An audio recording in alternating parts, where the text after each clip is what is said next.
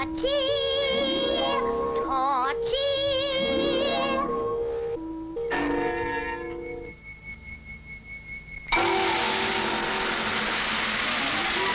Good luck with your channel, son. Good luck with your channel, son. Good luck with your channel, son. I'm a walkie-talkie toy. Press my switch, see my bulb start to gleam. It's the most magic light you have seen.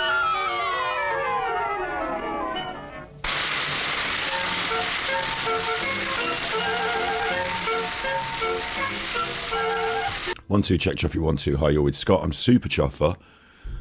I'm Torchy, the battery boy. It's midnight. It's always midnight. This is your right ear and your left ear. Good luck with your channel, son. Torchy, Torchy, the battery boy. Torchy, the light on. Yeah, Torchy. I remember Torchy when I was a little tiny boy. I used to love Torchy. Torchy, the battery boy. So it's somebody's birthday, isn't it? It's somebody's birthday. So coming up tonight, we're going to celebrate this man's birthday by taking the piss out of him for an hour and a half. He's done old episodes of ASMR that I haven't caught yet. So there's an ASMR video I want to watch of his with his lady's blouse on, and it's going to be an interesting view because I haven't watched it before, so that's going to be good. Alan is not himself doing a show tonight. Of course, this is not intended to cause Alan alarm nor distress. This is for our entertainment. Alan shouldn't be watching because he's banned off YouTube this year, isn't he? So banned off YouTube. We're on YouTube, so he shouldn't really be watching. Big up to all you chuffers in chat. We've got his post from his patron. We've got a patron post to read to you. Birthday Birthday patron post. The blonde one, the dark one, and the butch one. And then, I don't remember the names. And then we'll be looking back over some of the past, I think. Well, my past with Alan. I think we'll go back. I'd like to go back and see where it all started, watch a couple of those old videos, go back and see a couple of the highlights, the classics. I haven't got anything like that lined up. I'm just going to have a skim through and be like, oh, do you remember when we did this? Oh, what's in this one? Have a bit of a look through the old playlist of all things. So we've got a special playlist for this. It's the Saga. It's called The Saga. Angry Alan Vinicum, the Armchair Detective. There's a full playlist here, and the full playlist is now a burgeoning playlist of 109 videos. 109 videos. Quite a lot of them over 4 hours long. So it could be upwards of 400 hours of content. Really? That's good, though, in a good way. And we went all the way through from Armchair Dick Attack Super Chuffer to Alan in Ruin, banned off YouTube. Leave this poor man alone.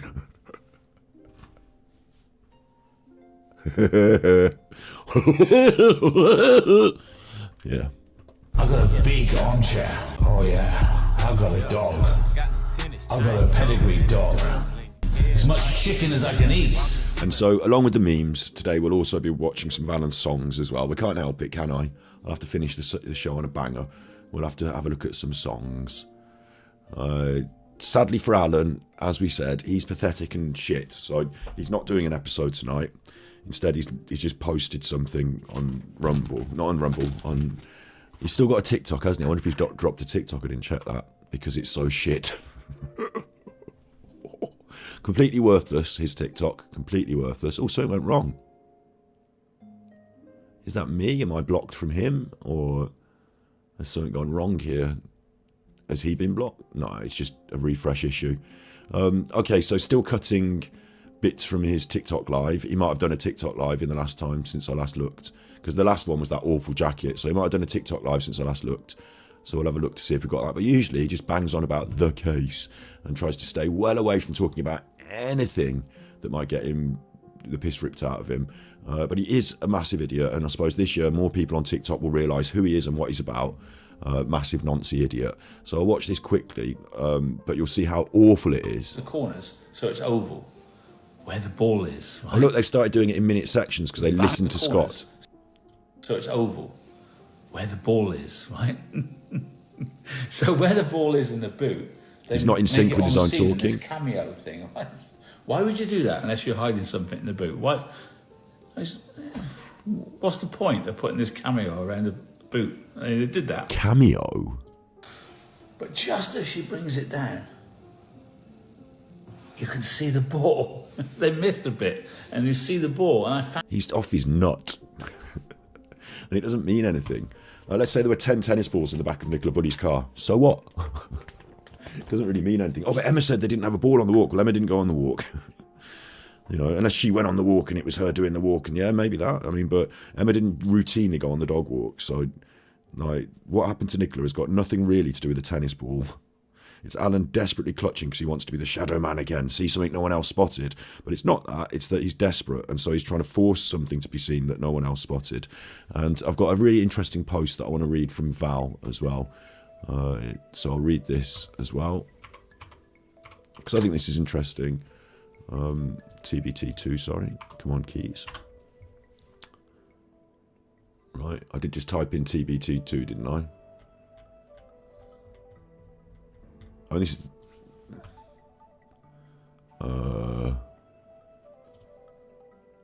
there we go. Oh, it's been TBT 257 now, truth be told. Okay, that's my own fault. Right, so there's a community post. And it says, I want to just say something. As we know, Alan is obsessed with apophenia and pareidolia. Pareidolia is a type of apophenia where people often see human faces in inanimate objects, like looking at faces in clouds or something, yeah?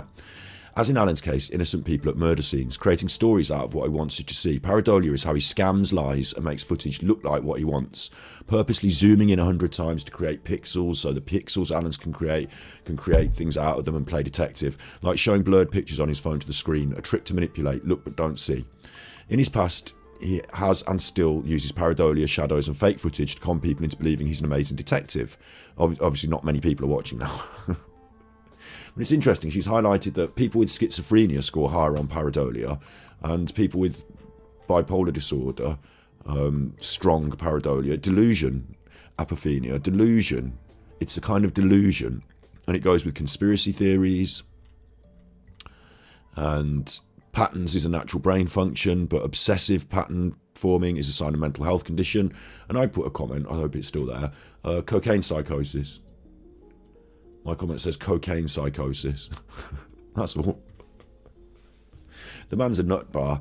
So all this BS about this ball, I won't have it. You know, I'll just put that to bed right now. If you look at the video, which he hasn't shown you there. The vanishing tennis ball. But he might show you here in this one. Which is, you know, it's awful. It's tiny. It's hard to see. There is no tennis ball over her shoulder, really. It might have been something on her wrist, because she's got a hand up like this, and you see here. But realistically, if there is a tennis ball over her shoulder there, in that shot there,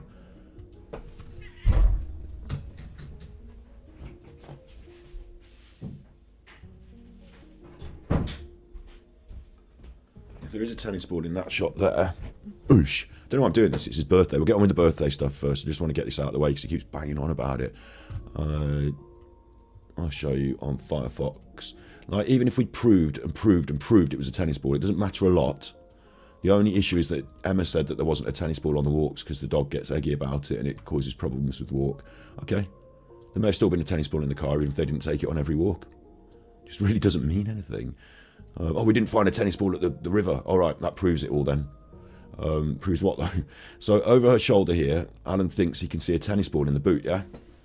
You can possibly see what looks like the thing that throws the tennis ball. It may be there's a tennis ball in the boot. But my question is from this distance, if Nicola is stood in front of the boot and the tennis ball on her shoulder appears to be the same size as a tennis ball, how big is it when it gets into the boot? Because like when you look through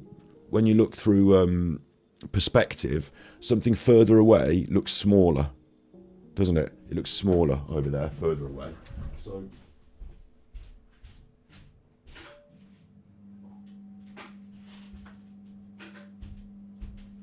Of course, this is an image that Alan's manipulated. He's turned up the colour and the brightness on this image to make that tennis ball look brighter. But here I've got a tennis ball, the sort of tennis ball you'd see on a dog walk, a rough, scruffy one. And if it's on my shoulder there, or if it's over my shoulder there, then you see the size of the thing, yeah? You see the size of the thing, like in the picture. See the size of it, about the same size as her shoulder there, isn't it? Like, Okay, yeah, got it. Right, let's put it over there. Big ups Marilyn Monroe. And then fruit. Marilyn Monroe sent tippies. Happy birthday to you. Happy birthday to you. Happy birthday, dear former YouTuber Alan. Happy birthday to you. Many happy returns. Thanks for the laughs. Super Chuffer owes 5 hugs. Thank you. Get your messages for Alan. They'll be read out. Coffee.com. Tippy me. I love the money. Thank you. I need it. I deserve it. I survive on it. Thank you very much. And get those messages out to Alan. We've got a couple of phone-in messages. We didn't get a lot, so we're going to sort of abandon the phone-in aspect of today. I might play one. But I'll just tell you about this tennis ball, aren't I? Look, while I'm at it. Telling you about this tennis ball. Torchy, the battery boy. I mean, people might agree with me, disagree with me, whatever, I don't care. It's not a major issue. Remember, this is not a major part of the Nicola Bulley case. So it's only a minor thing. But if you've got the tennis ball like that, it's on your shoulder, you know, it's about the same size. If I go and put it over there now, literally over there, like that's arm's reach for me. Yeah? Arm's reach. That's about as far as it would be in the boot, yeah, if it was in the boot of the car. Now look at how big it is compared to my shoulder. Can you see that? Like if I put my shoulder near it, look how big it is compared to my shoulder. It's almost dull. Like it needs to be a brand new, bright, luminous tennis ball for you to see it, because it's been dulled by a few walks out in the park. So if I put it in my shoulder, it's much, much smaller. Much, much smaller. So if we go back to this picture of Nicola Bullis, and this apparent tennis ball, in the boot, that tennis ball is supposed to be. It's supposed to be in the boot, yeah? And it's on her shoulder and it's that size. So comparatively, if you look behind me, is there anything that's about the same size as my shoulder behind me? I suppose that hat, you could say that hat. The tennis ball behind me, you can't even see it now. It is there. It is there. It's nearly as big as... I don't think it is as big. And you've got to consider how far that is away from her. You know, it's just one of the... Do you remember on Father Ted where it was Dougal and he said, like, you know, some of these cows are close nearby and some cows are just very far away. Do you remember that? That's the wrong button. Do you remember that? I hear you're a racist now, Father. Right. So that cap over there, it was about the same size as the tennis ball in the picture that we just looked, you know, about that. When I bring that close, it's about this big. You see? It's about the same size as my head. When I make it further away, like that, it's further away, yeah? So it's smaller. See that? So the tennis ball over her shoulder here, I mean, I think I'm proving it. Actual size tennis ball.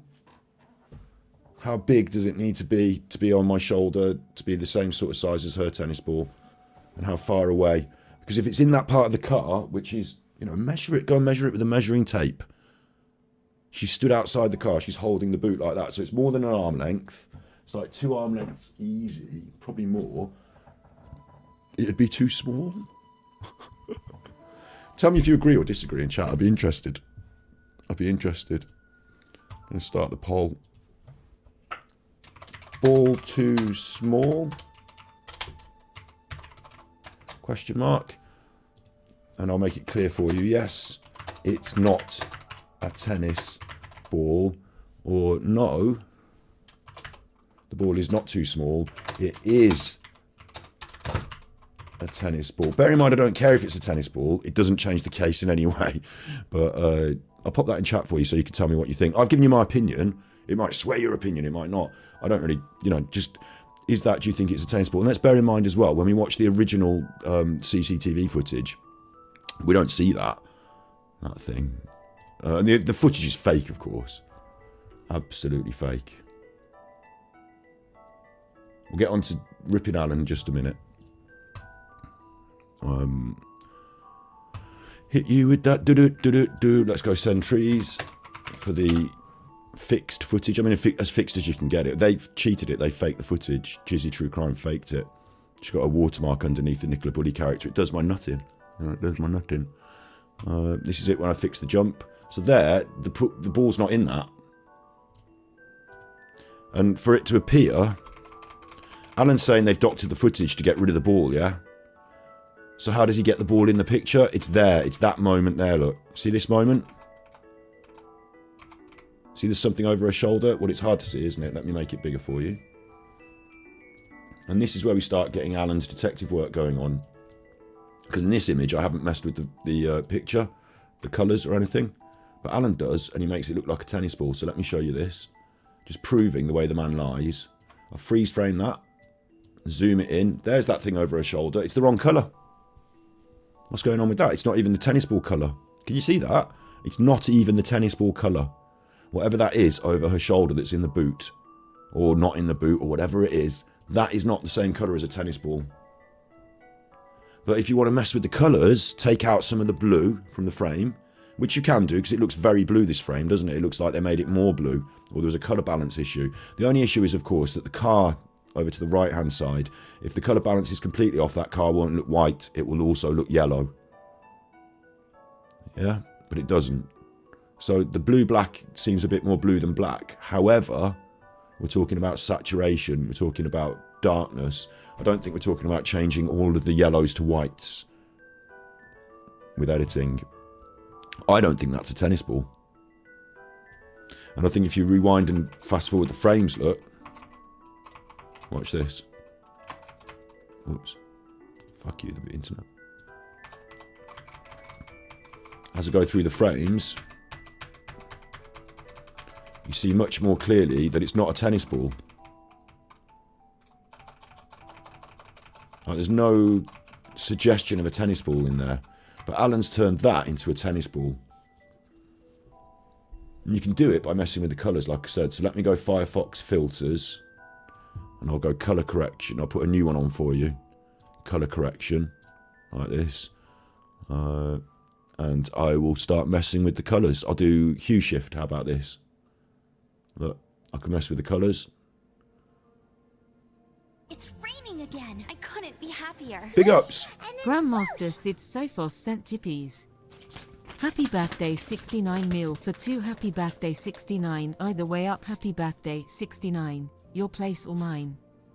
Super Chuffer owes 6 hugs. Okay, I'm ending the poll.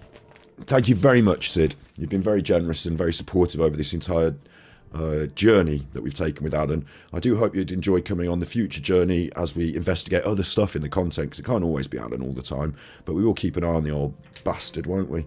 And that's not me being ageist, that's just a phrase, isn't it? You old bastard. On his birthday. So look, yeah, I can. This isn't specifically the only kind of colour change I can do to it, but I can change all the. My back. Excellent connection. I think I'm back. Okay. Don't know why it did it then. Usually it does that on Twitter. Twitch. It doesn't usually do it over here. Oh, give me just a second then to get this fixed up again. There we go. I was just messing with the colours. It's obvious to everyone you can mess with colours. Yeah, it's obvious. I've shown you how to create the tennis ball out of nothing. And it's obvious this is not a tennis ball. Whatever it is an item that's behind. It's in the boot. It's, you know, she's in front of it. It's behind her. But the distance from her to it, and the fact that it's not yellow, and it's actually quite a lot bigger than a tennis ball, that proves that Alan's a fripping idiot. Doesn't it? A fripping idiot. And if you're going to say, oh, but you've changed the colours, not just that, they haven't. They could have changed the colour over the whole picture and affected stuff. I don't think they've edited out a tennis ball there. It would be extreme to the point of nonsense, because even if there was a tennis ball and they threw it in the river and did whatever with it, it wouldn't prove anything, and it doesn't mean anything. So this is exactly the problem with the Nicola Bulley case for people like Alan, is a year down the line, they're still confused and focused on little tiny nonsense instead of stepping back and seeing the big picture. We've all looked at the crime scene. Obviously we haven't, because we haven't looked all around our house. I have on that one video, but we've all looked at the day, what happened on the day, and we've been doing that for a year now, so it's time to move on. It's time to think about the bigger picture, trying to solve some crimes with some actual logical step-by-steps and add more evidence. You can't just make things up and say that you're a good detective. In the face of nothing to say, you can't just fake up some evidence. It's rubbish, isn't it? In fact, it's almost criminal. So that's my feelings on that. I've said that. I've got my egg off. Let's move on, because otherwise that's all he's up to at the moment, though, isn't it? Look, he's desperately flogging that dead horse. And you notice from these numbers as well, he can do a video and it can get... And he says he's not paying for these. Well, a video can get 3,000 views and the next one can get 30,000 views. Yeah, That's normal, considering they're both basically the same video. Yeah, that's what it was like. Yeah, you're not paying for that. You're not getting any fake engagement on that, are you? It's not that your normal numbers are down here in the doldrums of 1,000 that are only pumped up and inflated because you paid for loads of views on other videos. It's not that, is it? No, you're really getting those legitimate views on TikTok, which add up to nothing, aren't you? Yeah, yeah. And you're from thousands and thousands of people watching your content, you're getting a follow through of about 1 onto your Rumble, yeah? 1. Come on. Come off it. It's rubbish. Game over, man. It's game over. AD's sexual deviant, AD's a con man, AD's a crook, AD owes tax. There is no child porn on the internet. I hate to warn you that. There is no child porn on the internet. I checked. So, now I've got that off my egg. We will go on with the show. A bit more fun. I think I need to blow my nose. Excuse me. Hang on just a minute. I'll read this message. This Alan's birthday message. I'll read this for you.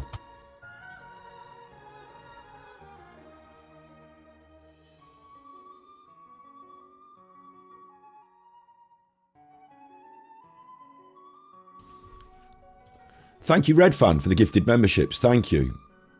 Can I do that as well? I wonder if I can do that as well. Membership gifting. You have 10 membership gifts left to gift. I've got gifts left to gift. Here we go. There's some from me. Thank you very much, Red Fan. And I've thrown in 5 myself there as well. It's a YouTube system that gives me them to give. So I'm very grateful that I get that. And I'm very grateful to share it with the rest of you as well. Retrobate Jess picked one up. Well done, you. Well done, Mickey. Well done, Carolyn. Well done all of you that just got new memberships. And thank you very much to Red Fan for the gifted memberships. It really does help to keep pushing things along. Fiona, you never get anything. You're already a member, Fiona. You've got the membership already, so you can already see all the... Make sure to check out the members' content on this channel. It's got its own little panel. Raining again. I couldn't be Thank you, happier. Bizzle. This is what annoys Alan most. Happy birthday, Nance. Tippy for Scotty Koss is worth it. Super Chuffer owes 3 hugs. Thank you very much. I'm going to change the Tippy's picture as well in just a second. First of all... Oh, I just closed a window. That was annoying. Oh, that's okay. It's only my own stream. Let's get this and let's read this out. I'll do the reading because I can't be asked to do it any other way. Hi.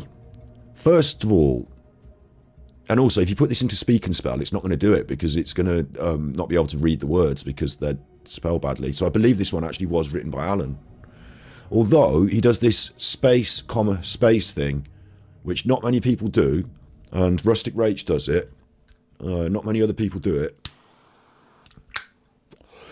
It's a real indicator of who's writing it. And it could be Alan or it could be Rustic Rach. Well, obviously, I'm not saying it's Rustic Rach. I mean, it could be someone else who makes the same mistake in their typing. First of all, thank you for your kind messages for my birthday. Can't see you got many. So many birthdays, and that's so many birthdays, or it says birthdays, passed by this one. I mean, he says he's dyslexic, doesn't he? He claims to be dyslexic, so he might be dyslexic, or he might just be illiterate. I'd like to see the actual, I'd like to hear the story, see the actual diagnosis of when he got diagnosed dyslexic, because when he was young, there was no diagnosis of dyslexic. So he must have gone somewhere and done some tests and been diagnosed dyslexic, yeah? Or he might just be saying he is because he didn't want to go to school and learn. I'm not able to go live as the last week we have been working flat out on legal issues to stand up to the crowd justice. Like, that's ridiculous, isn't it, Alan? Because you're not going live because you're on holiday having a party for your birthday. You said it yourself on your channel. You said you were going out for a meal.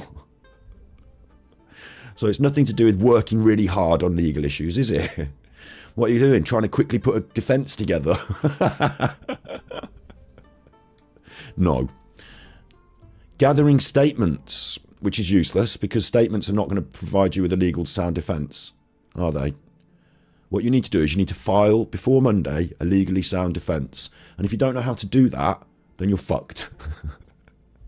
It's not whether you know about what the law is either, Alan. It's not about whether you know, and I'm not talking to Alan. Reminder to everyone, today's show is not to cause Alan Vinicum alarm nor distress. I'm not talking directly to him. He's banned off YouTube. He can't talk to me. I'm talking to you, the audience. We're having a lot of fun. We've already had a bunch of gifted memberships bombed in the chat. We've had buttons such as... There is no child porn on the internet. I hate to warn you that. There is no child porn on the internet. I checked. AD, AD, AD, AD, AD! I know it's childish. but you enjoy it. So don't worry, this is not a hate campaign.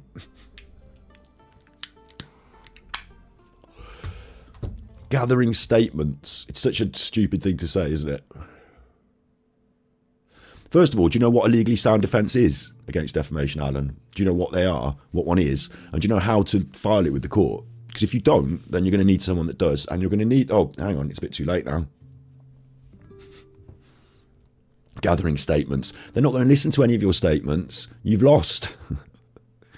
It sees, I think he means seems, it seems, and I need Grumpy Grannies to read this one really, don't I? It seems Chris Watts' mother has I lot to say. Why are you still talking about this? Seems a mistake. Chris Watts' mother, what she got to say? She doesn't know fucking anything about what her son did, so it's irrelevant. Is it any wonder I had to be removed from YouTube? Well, Alan, you got removed from YouTube for hateful language. It said in the email you read out on your stream that the reason you've been banned is to protect the other people. In fact, for all the joy it will send us, we could watch that as well today if we've got time, after your ASMR watch along, which is what I'm hoping to watch.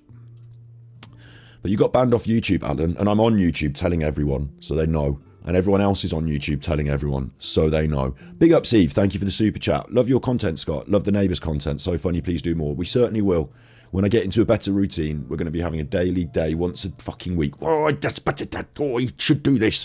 Where we react to at least one Neighbours, and then it's up there, and we can do maybe more than one in that episode. You know, I should be doing a stream once a week where we do 3 Neighbours, and then we can upload them. I should be doing that. But thank you very much for the super chats. As I get better and better at waking up in the morning. It's been a hard road for me to get my body clock into sync, but I am certainly getting there.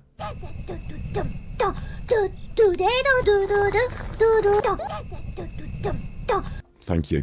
And I will repost this one in chat. This one reads it out for you, so I don't have to read it out. This one reads it out if you've got a message for Alan that you want him to hear on his birthday, because he will be watching. You know, I don't think he will, actually, because he's not allowed to, because he's banned off YouTube, isn't he? Banned from YouTube, so it's not my fault if he watches. He shouldn't be watching. But if you've got a message that you want him to hear, then... Oh, God, I've got so many buttons now. I'm trying to find this particular button. Hang on. There you go. Now, hold on, Lorraine. There you go. Oh, hang on. Oh, Hello, Moto. I'm getting a call from John Wedger. Hello, how are you? I am under the water.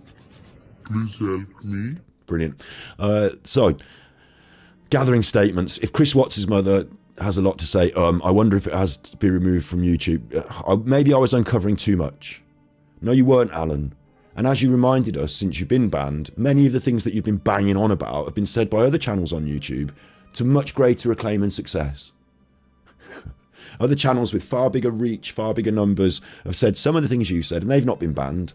They've not been done for defamation, this and that. The actual ideas and thoughts about a crime case and stuff like that, and evidences and facts, people can talk about it. It's fine. It's the nature and the things you've said about the people involved that have been the problem, Alan. And you've never stopped doing it, and you're still doing it to this day. Being horrible to people.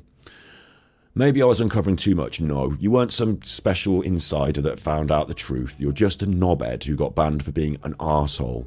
Drama channels go on. Investigating ones are attacked, ? Well, you don't do any investigating, you're still talking about the bench. You don't do any investigating, you're still talking about a fake tennis ball that you made appear in the picture by painting it yellow. You don't do any investigating, you read out things that other people put up on the screen for you to read. You don't do any investigating, you don't even edit your own videos and run your own show properly. You still need YouTube in order to run your show. You watch other people's documentaries, you shambolically squash together some random bits of clip and then make a bad bit of media out of it and sort of ramble. What you do, Alan, is you take a small piece of a story and you talk about it endlessly for years and years and years and years and years without ever getting off page 1. If you were a storybook, Alan, you would be the page 1 podcast. That's what you'd be. The page 1 podcast. We never get through to the middle bit. We never uncover the plot. We never get through to the resolution. It's always the page 1 podcast. Oh, let's, in 2024, a full, like, how many years now? 10, 15 years, is it, since Chris Watts? Now, in 2024, let's watch the crime scene footage again. Let's watch the body cam footage again and see if we can find any clues. In 2024. No, you haven't got anywhere with anything. The only place you've got with anywhere is downhill. Your gambling debts have mounted up. The money that you made, you pissed away. You're in the shitter. You're in the gutter. You start to stutter. You splutter. Like a fading candle, you flicker and go out. IKEA sent tippies. Gratis par födelsedagen Swedish for happy birthday to Alan, our best fashion customer. Wow, 84 years young and still gambling. Enjoy your day, still a free man. Super Chuffer owes 3 hugs. That was a good one. That was a particularly good one. We're closed from IKEA. We're closed from IKEA. We're closed from IKEA. We're closed from IKEA. We're closed from IKEA. I've got a big armchair. Oh yeah, I've got a dog. I've got a pedigree dog. I got all the bling, as much chicken as I can eat. I've got a big armchair. The blonde one, the dark one, and the butch one. I don't remember the names. Okay, I've got a picture of someone wearing a clothes from IKEA for the next tippy, but I'll start changing them around as we go. It's kind of fun.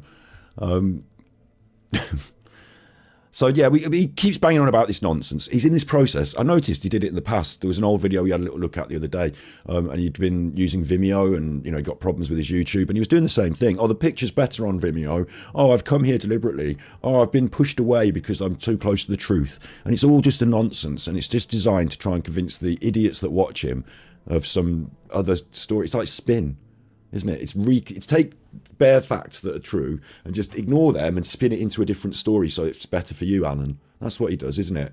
So this is the spin for that. The Chris Watts story that he spins is the Chris Watts story he spins for that. The spin story he spins for Nicola Bully is the spin story for that. Get them all excited. Get them coming back. Let them listen to me for an hour talking about a tennis ball that doesn't exist. No, it's a nonsense. It's just a nonsense. What it's the equivalent of, Alan and everything he does in his life is the equivalent of someone turning up at a market and going, hey, I've got this snaky oil tonic and it's going to fix you right up. It's going to fix you right up. It's going to, and then, sell 3 bottles and gone the next day. Like, he's just terrible. He's a con job, an absolute con job, and he always has been. And that's why everything he's put his hand to has turned out to be a failure. Everything he's touched has turned to shit because he's got no substance. What the fuck? I'm going to push through this, but it just did it again. How did it do it again? We're back, yeah, we're back. Yeah, I'm back. I worry about that. I'm going to stop messing about with, in the background, I've got a lot of windows open, so I'm going to stop messing around with coffee in the background. I'm going to close maybe the speak pipe being open is an issue, so I'm just going to close that for a minute. I apologise. It's not the internet, Fiona. It's certainly not the internet. My internet runs very high speed and I'm connected to it at a very high connection. So it's not the internet. It's a glitch in my software that runs my stream, and it happens on Twitch, but it shouldn't happen here. The software I run is not StreamYard. It's called OBS, Open Broadcast Software. And somehow that window is just seizing up. And because it's... OBS Open Broadcast Software is a community project where people keep updating it and it keeps getting better. Sometimes an update can cause a little bug, so don't worry about it if that happens tonight. If it happens and I have to start a new stream, I'll start a new stream. We'll push on. We'll have fun. It just seems to be in the water tonight. Don't know why. It doesn't always happen on YouTube. Just is what it is. Anyway. Drama channels go on. I don't have a drama channel. I've got a YouTube lolcows and eccentrics channel. This year, battery exhausted. We're going to talk this. We're going to say this briefly. I love talking about myself. We're going to get on to watching and reacting to Alan, obviously. But this year, what's going to happen on battery exhausted? I'm determined, is that we're going to keep Alan, of course. He's going to keep doing stupid things. He won't stop. He will never stop. We want to know what happens after the court case. We want to see how far financially in ruin and disrepute he's in. So we'll keep an eye on that. But you'll notice that there are other people we talk about now as well. There has to be, because Alan is not entertaining enough to run a reaction channel for my purposes.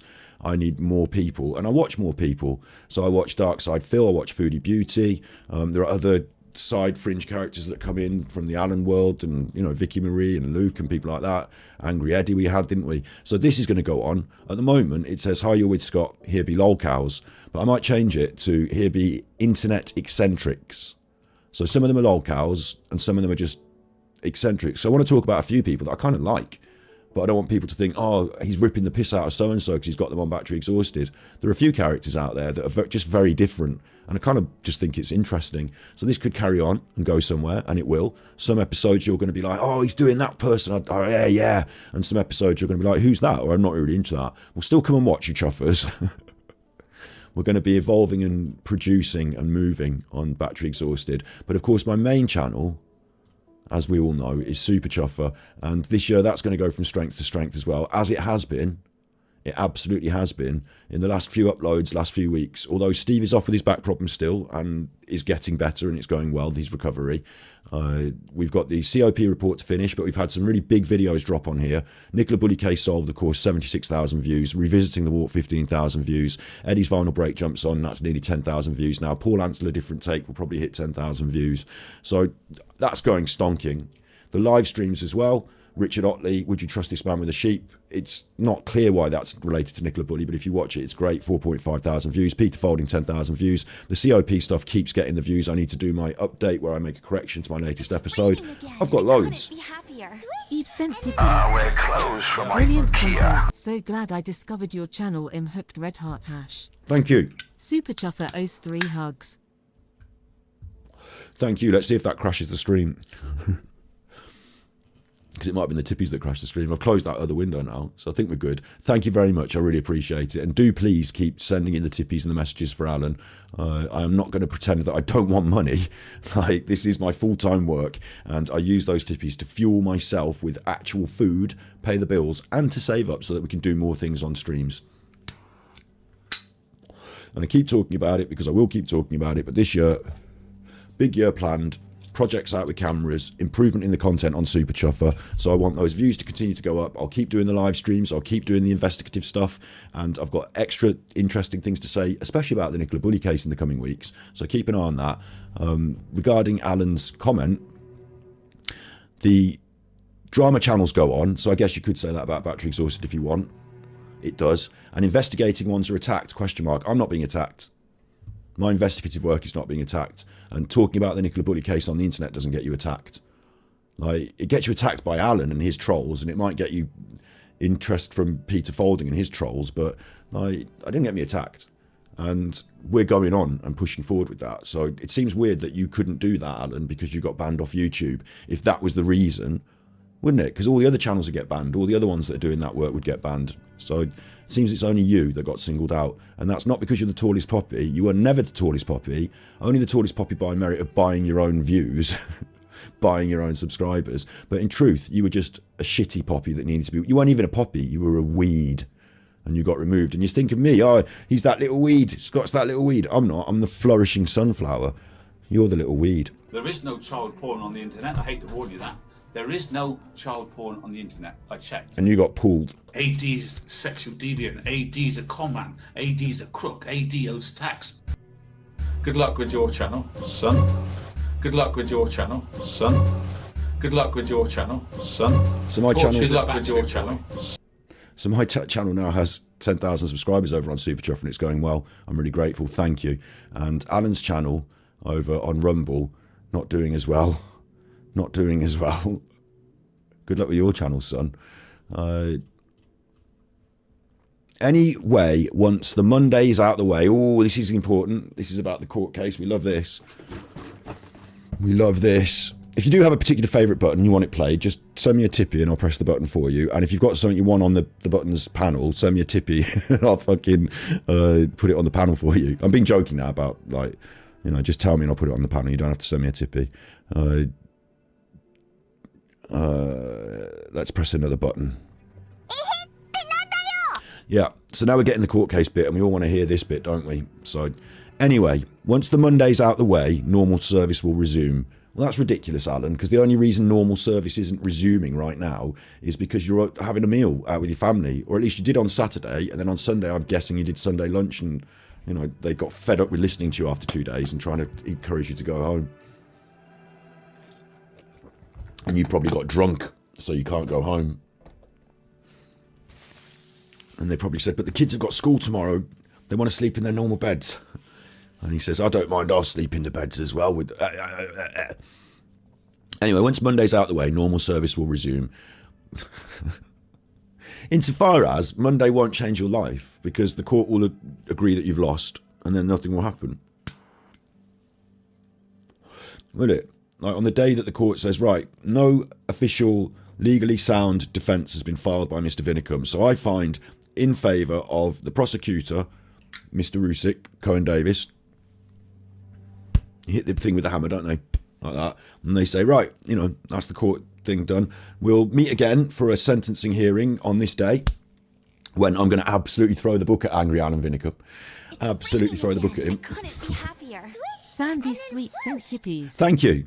Love your streams even though I am in America. Even though you're in America. Super Chuffer owes 3 hugs. Even though when you get to America, you know, the love of these streams starts to wane because there's all sorts of other good stuff in America. No, I get it. Thank you.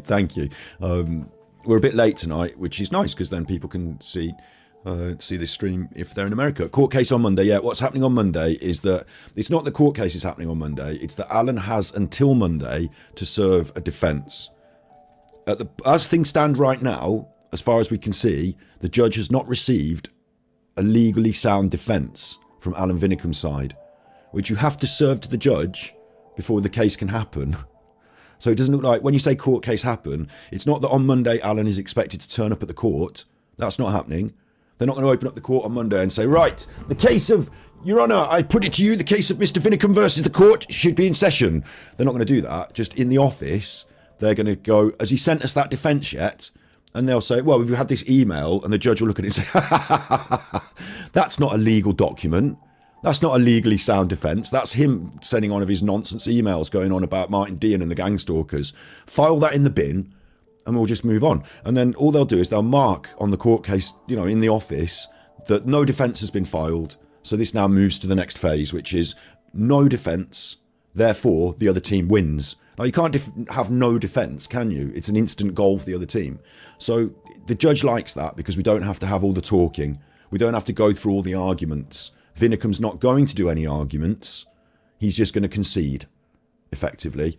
So he could have, along the way, he could have negotiated. He could have settled out of court. He could have done X, you know, all these things. He's done none of that. He hasn't even filed the defence, right? So on Monday, the judge is going to say, case closed. Maybe they legally have to do it in the court with the gavel. I don't know. But he's going to say case closed. He, she, could be a woman, you know, these days, huh? The judge is going to say case closed. And then it's simply a matter of sentencing, hearing like how much Alan has to pay, working that out. And they don't do that on the same day, do they? Usually they just say, right, put that on the day for the sentencing, because we've got another day where we do all the sentencings. And then he'll be given a date on this where the sentencing will happen. It'll be fairly soon. They're not going to leave it for months and months after. And he'll be, it's up to him if he turns up to the sentencing or not. But he'll be losing, and the sentencing will only be about how much money he's got to pay. It won't be about arguments and this and that, and it'll just be about how much money he's got to pay. Because that's what it's about. And when he says in his retaliation, I don't have money and all this, they'll order, I hope, you know, and if Frankie Rusick can hear me, or if anyone that talks to the Rusicks or anything like that hears this and wants to say it to them, push for this, push for an audit, push for the tax, push for the HMRC tax, ask about where the money went into the other places over the last few years, because from what I understand, and I might not be understanding this right, because I'm not the smartest chuffer about law stuff, am I? I don't know the laws. I'm not a solicitor. But from what I understand, from the minute the action was filed, which was a couple of years ago now, that anything he's done financially since then can be brought into account. Like, so if you file and you try and sue me for defamation, I go, oh no, I'm being sued for defamation. Quick, I'll give you my house. So that I'll give my house to my mom or my sister or my friend, so they can't take that. Then when it comes to this last bit, they'll say, oh look, you gave your house away since this thing started. We'll have that back. You can't do that. That's recorded. So what I'm really hoping for is that, because the judgment is irrelevant, really, isn't it? He is guilty of this, and he will lose. But just simply having that hanging around his neck like an albatross to Alan doesn't matter, because he can get banned off YouTube and pretend that it was because he was fighting for justice. So like he'll lie about it. It's raining yeah. again. I couldn't be happier. Swish, and then All in the Iron sent tippies. Alan here, happy birthday to me. It's all about me. Don't forget him first. AD.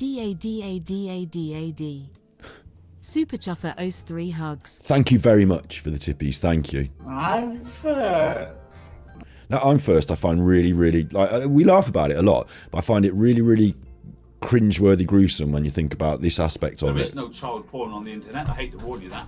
There is no child porn on the internet. I checked. I mean, what's he first doing? I'm first. I hope he wasn't the first person to touch that. AD.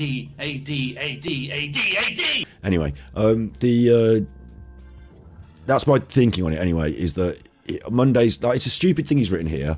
Once Monday's out of the way, why? What's going to happen on Monday? You're not even going to be served with the judgment. You might get it as an email, I don't know, but like, you will lose, and then you'll have to wait longer to find out what's going to happen. And what's going to happen, hopefully, will be a full financial audit, full HMRC getting on your back about all of it. And I don't know the rules about whether you can pretend you don't earn money this month because you spent it all, or whether they're going to go through all the money you received and have a look at that. You know, whether it's net profit or whether it's gross, revenue. I'm not an expert on that, but ultimately from that point forward, you will never be able to show another profit again, and you will have them on your back and, looking over you, and all this cooking the books you've done in the past. The best hope we can have as an audience here, the best hope we can have, in my opinion, is that all this tax evasion, cooking the book and fraud, all that will come out, and then that will become criminal. Like, if he tries to avoid paying the court thing and mess about, that's criminal. So like, he could engage, like, after this, he could be engaged in a criminal problem of his own making. That could be, and that could be serious consequences. That would then be the Crown versus Alan Vinicum, not a defamation trial. And then the next step as well is that Cohen Davis themselves have been maligned and slandered by Alan Vinicum, so they might have their own thing they want to do. Like, it might be this isn't the last defamation trial he has. And certainly I've got enough in my arsenal to do him for defamation as well if I wanted to. So I'm going to watch the outcome of this and see what happens. Because if there's a resolution that finds in the favour of the defendant, he has to pay all the costs, and they make him, then I might do the same, eh?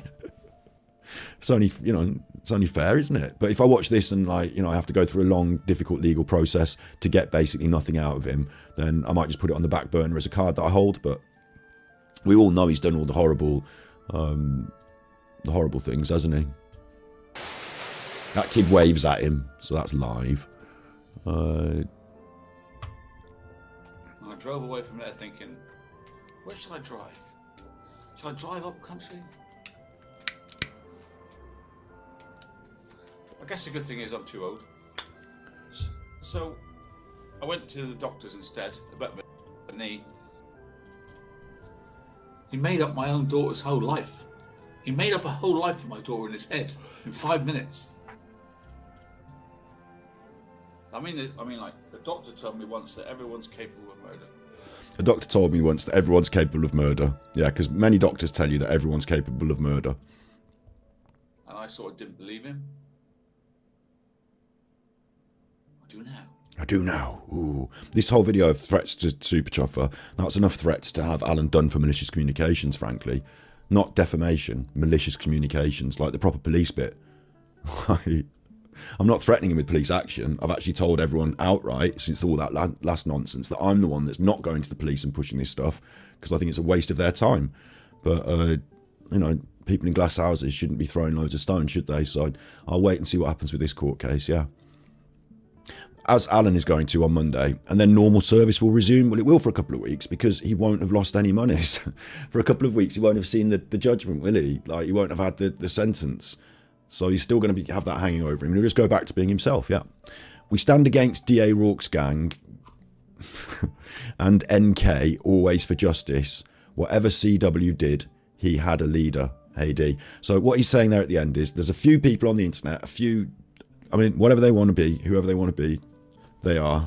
And there's a few of them out there that really got it in for D.A. Rourke and Nicole Kessinger. Still, all these years later, still, they've got their hate campaign against these two people. And they're not going to stop. So those people will continue to support Alan because he won't stop. Which is a look, I suppose. So that's Alan's post for his happy birthday. Is that? It's not a very good happy birthday post, is it really? It's a bit shit, really. But he did put that picture in that he liked, didn't he? Oh, bless him. So happy birthday, Alan, I suppose. He's not watching me now because he's banned from YouTube. We will be watching, as I said, the live ASMR watch along. This is going to relax me now because you can tell I'm a bit eggy. And we are going to be... I said there was something else that we would look at as well, didn't I? That I thought was funniest. I put on the back burner. And I've now forgotten off the top of my head. Oh yeah, it was some of his songs, wasn't it? Some of his songs. So are you in? Are you in? I don't think the thing will crash today now again. I think it crashed because I had either SpeakPipe or Coffee.com live. Like, I had it open and I was updating the settings. So I think the live updating the settings was the thing that was making it crash. So we've got the IKEA man now when you tip me. And no live grift. Yeah. Do you know what? I think he, tonight, like I said, he went to... I'll show you just quickly, like, low down from the high ground. He went to the family house, didn't he? Sometimes he goes away. This tennis ball stream he did. He's not in his normal setup, is he? Look.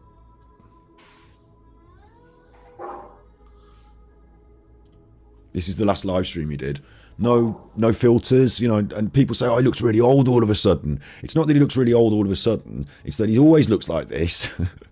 But he puts on all the filters so you don't notice. The filters make the beard just like mush into his face and you don't see it. All the spots on his head and all the lines. It's okay to be old and to look old, but it's the fact that he puts on all those heavy filters makes him look different, doesn't it? But he hasn't got that here because he's away, isn't he? Whoopsie. It'll take about a minute for him to start talking, of course. Can you see me? Hello? Hello? Hello? Hello? Hi, guys. Hi, guys. Hi, guys. Hi, guys. The armchair.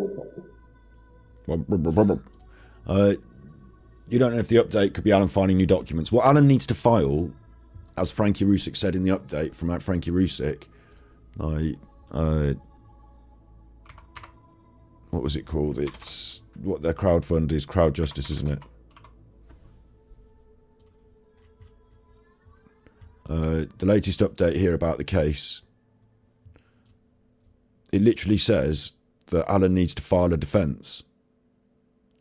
So he can file as many fucking documents as he wants. They're irrelevant. He can send forward as much evidence as he wants. It's irrelevant. What he needs to do is file a legal defence. Oh, got a bit of a background thing, haven't we? Like the judge and all these people won't care with whatever he sends them unless it's a proper document legal defence. 1 second. That's better. Hopefully you can hear me and see me. Someone will tell me. Someone will tell me. Rumble and jungle. It's raining again. I couldn't be happier. Swish! Sally Lovejoy sent tippies. There is no CP on the internet. Alan checked. Thank you, Sally. That's a Super lovely. Chuffer owes 3 hugs. That's a lovely birthday message for There Alan. is no child porn on the internet. I hate to warn you that. There is no child porn on the internet. I checked. What does he mean? What did he mean when he said he checked? How do you check for child porn on the internet? What do you do? Google it. What happened if there had been some? Would you have found it? Then would you have been in loads of trouble for having child porn on your computer? I mean, he's lucky there was no child porn on the internet, wasn't he? Because if he had checked and found some, he might have found some. I mean, if you walked in the room and you saw him checking for child porn on the internet, that'd be fine, wouldn't it? He'd say, oh, what are you doing on the computer there? And he'd say, don't worry, I'm just on your computer checking for child porn on the internet. And you'd say, get off my computer. Wouldn't you? Or, you'd say, that's fine, wouldn't you? You'd say, that's fine. Good job, Alan. There is no child porn on the internet. I hate to warn you that. There is no child porn on the internet. I checked. And interestingly, if there's no child porn on the internet, what the fuck are all these pedos doing? Like, I think there might be, actually.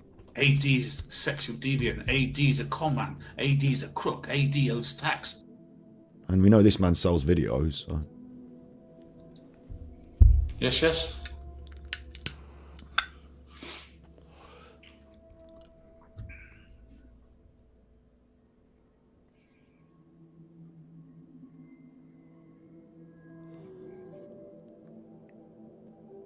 You alright? 1 minute 30 on this now. All right, so I'm here. You are here, yeah. You've been here for the whole 1 minute 30. Yeah. Since you start the recording. Content. I mean, this has been happening since he started Rumble. In the past, do you remember this? Oh, wait, I should have started the show with this, shouldn't I? What am I doing? Oh, wait, it's a happy birthday, mate. Oh, God, I can't believe I didn't do this. What an idiot. What an idiot. How come I didn't start with this?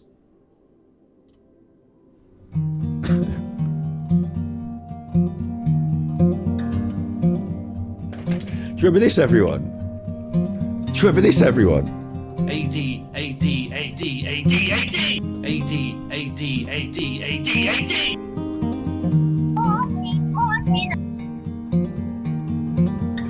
don't know what you heard about me. Torture the battery boy. Torture the battery boy. Dun. Do do do do do. Do dee do dee do. Do dee do dee do.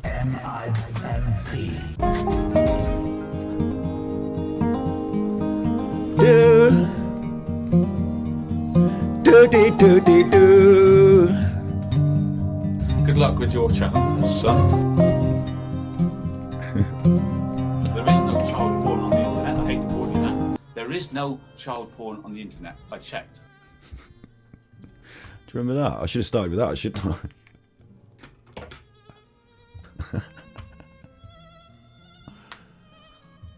Yeah, I can see you now. Hello. No hat tonight, no. I have my haircut. You had your haircut. What did you do? To quote Meerkat from That Being Said, what did you do? Just go in and say, fuck up my shit, my man.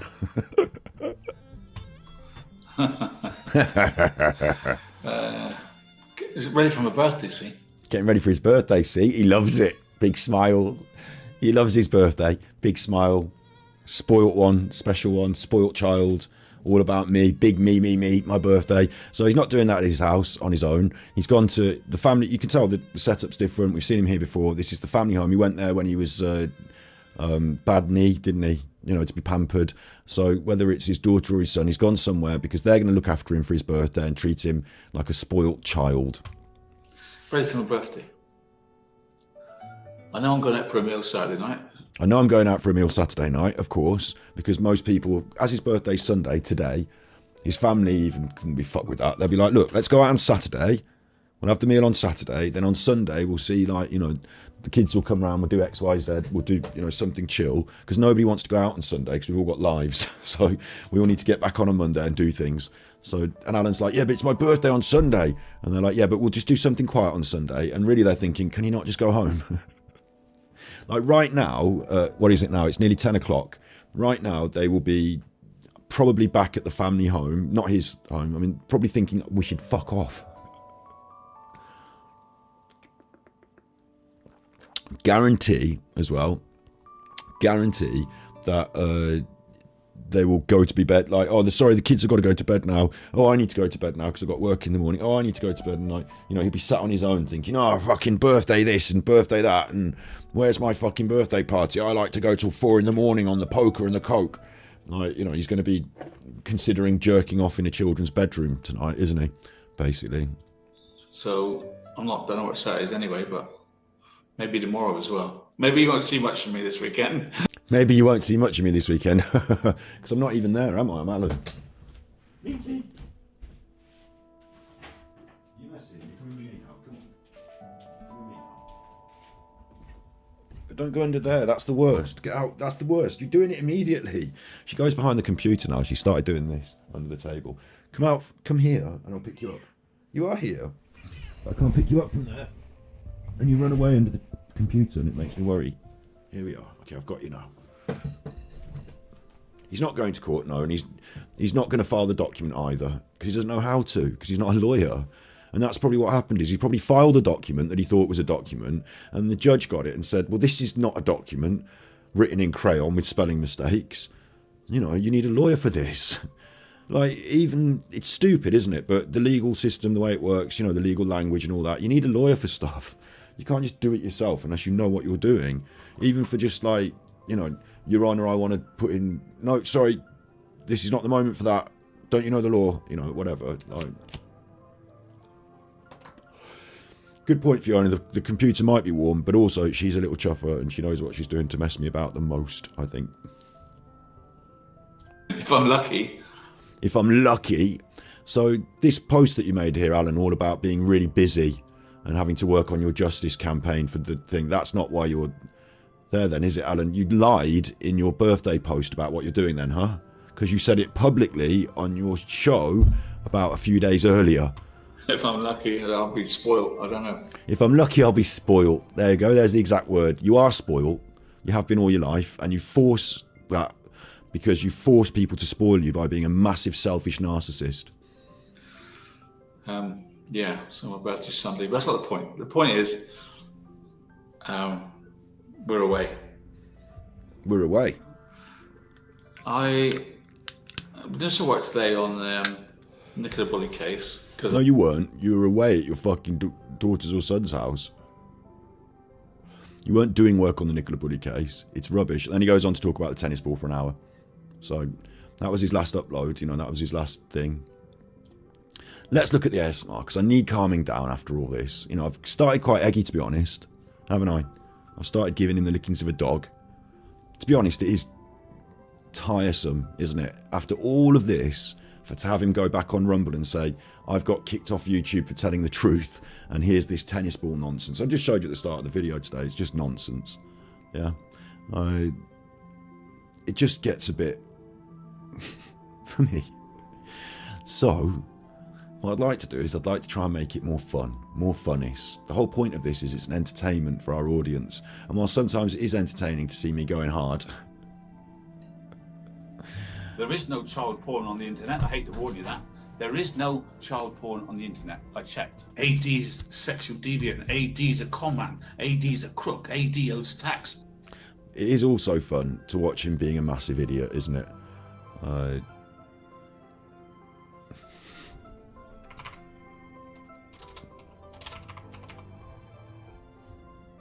For example, this song by Alan and a child. Don't really want the child's...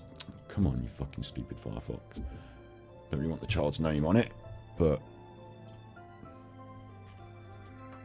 just like this other one.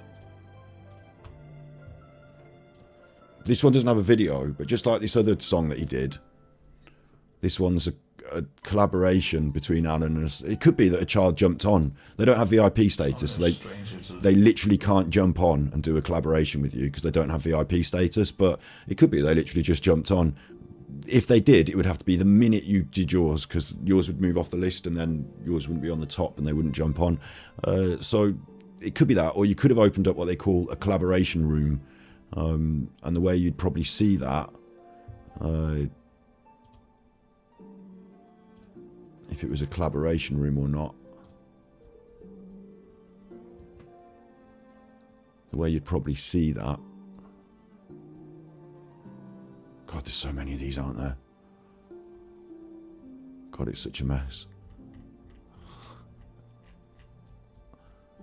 It's such a mess.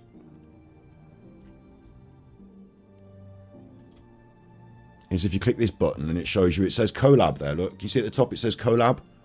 Collab. You see that? It doesn't say duet, does it? It says collab. And it says 2 singers have joined the collab. Collab. Let's Google that. What is a collaboration on Smule? When you join the collab. I couldn't be happier. Swish, and then Princey swoosh. sent tippies. Once I was 7 years old. Big up, Scott. AD is a shitbag. Super Chuffer owes 3 It's hugs. raining again. I couldn't be happier. Grumpy Granny sent And then tippies. swoosh. Happy birthday, Alan. WER way. I still say he has a missus. Super Chuffer owes 10 hugs. Good shout. We're away could have meant we're away as in the show is rolling now. So we're away. Let's get this show rolling. Like, you know, oh, am I started? Oh, I've started. We're away. Like, cast away, on the boat, we're away. We are away could mean we have gone away as a group. Could mean the whole family's gone somewhere. We're away could mean me and my partner have gone somewhere. Yeah, there's a lot of different interpretations to that. I'll leave that open because I don't trust that Alan could get someone to hang around with him. And I don't think that I know for a fact whether he might have meant the episode is off or we are away. So, yeah, interesting. Finding or identifying group collabs. I just joined Smule supports group collabs. I'm a non-VIP member using the app. So if it's a group collab, it will show up as a user started a collab in the app. It's different from user sang part 1 or part 2 for duet invites. Different. If you're in invite search as opposed to join, then it will show user plus 1 singer or 2 or 3. And if it was a collab, I haven't found any way to specifically search for collabs other than just going through popular songs until I find one where there's a collab. They're quite rare. I did find, however, collabs are comparatively more popular for freestyle rap and other genres. I still haven't found out how group parts work, so this is people trying to help other people use it. It's defined by the person who uploaded the song that's talking about group parts, duets and group parts, like that, yeah? So what we could be doing here, as it says here, is we could be doing a group collab showing up as user started a collab, different from user sang part 1 and you just join in later, different from that. Okay, we could be doing this, and it could be that if you're in invite search, it will show as user plus 1 singer, so you might get an invite to it. Alan specifically told us he'd never sent an invite on this, and I thought, that's strange, I never thought you had. I don't know what an invite is, but he specifically said he'd never sent an invite. So I don't know how this kid has found this collab and joined it.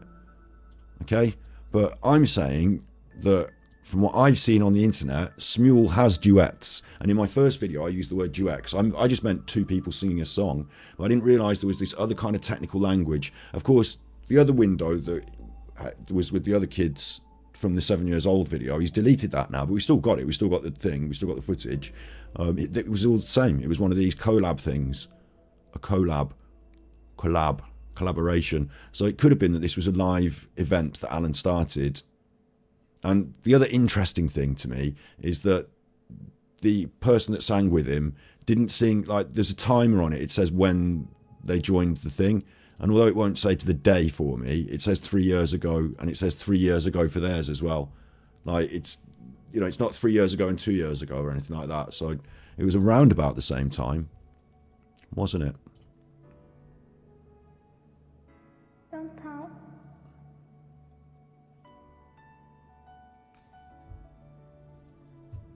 I'm no stranger to the dark.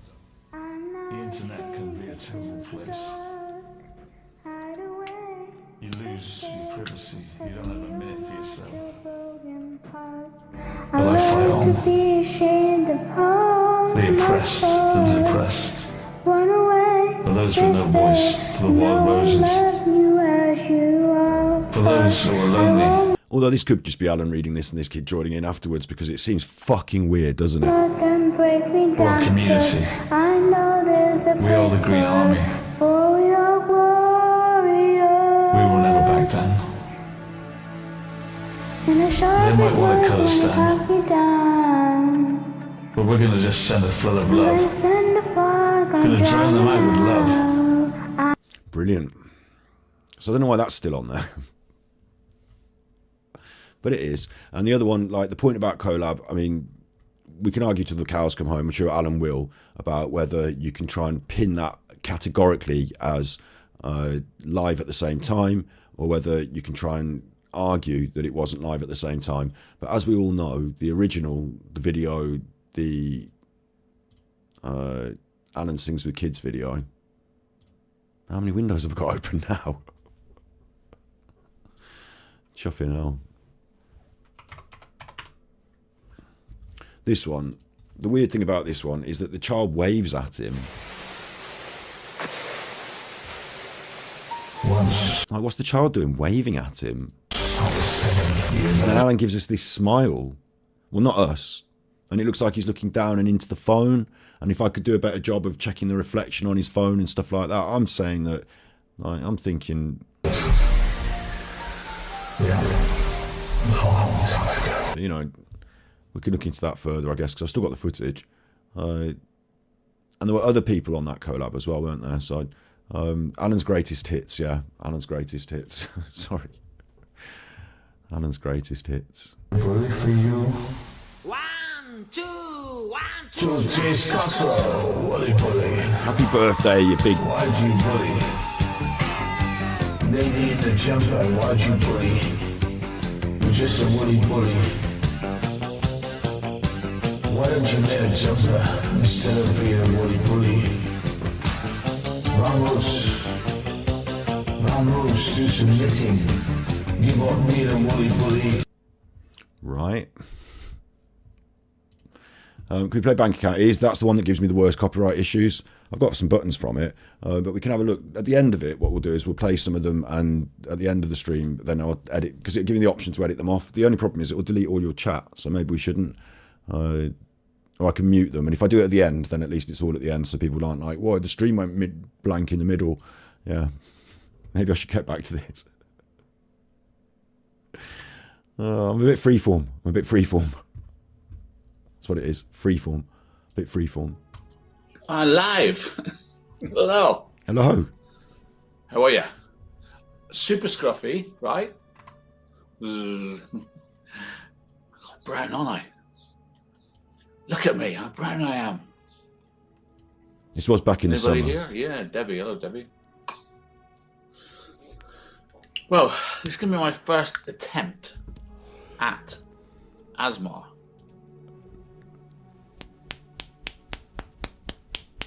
Brilliant. This is so good. This is so good. This is back in the day in the summer as well. Like, what occurred to me is that he's tanned because he literally just does fuck all. So he's been outside in the sun, just asleep in the sun, hasn't he, in the park or whatever, drunk and asleep. And he's caught the sun. ASMR. ASMR, or ASMR as people call it. Right, which means autonomous sensory meridian response. I don't. Which means autonomous, something that happens without you doing, it just happens without you trying. It's automatic, autonomous. Does it itself. You don't have to. It's a system that works on its own. Sensory, you've got senses, you know what they are. It's how you touch, taste, smell. But you've got other senses that you're not that keenly aware of, but you have, like where your elbow is. What? It's called proprioception. Proprioception. And proprioception means if you close your eyes, you can touch your nose because you know where it is. Well, of course you know where it is, yeah, but what happens if you put your hand up like that or move it around? Yeah, where is it now? I've got my eyes closed. Well, I still know because I have proprioception. It's there. That's my sense of where my hand is. So you have these other senses. And thank you, David Foley, for the £5 super chat. Do you want me to press your button? I've got a nice button, actually. My friend Linsky. Okay, alright. So thank you so much for that super trooper. Okay, alright. You get the nice sound for the super chat. Thank you, David. The other senses that you have, so you've got this automated response, this automatic response, this sense response, sense. And the sense that it happens for the ASMR is sort of a tingly feeling they describe down the back of your neck, like a warm tingly down the back of your neck is the best description people have, like emanating from the back of the brain, so to speak. And so people describe it as brain tingles, stuff like that. Very relaxing, a bit like if you've had your hair brushed or something. Some people might get it in different situations, but... Smarty Hearty sent tippies. Thank you very much. Happy Gin Gin to me join Patreon. It's not free. Give me your money. Come on, Nancy. Happy Gin Gin to me. Happy Gin Gin Super to Chuffer me. 03 hugs. Join Patreon. It's not free. Give me your money. Yeah, Nancy. Happy Gin Gin to me.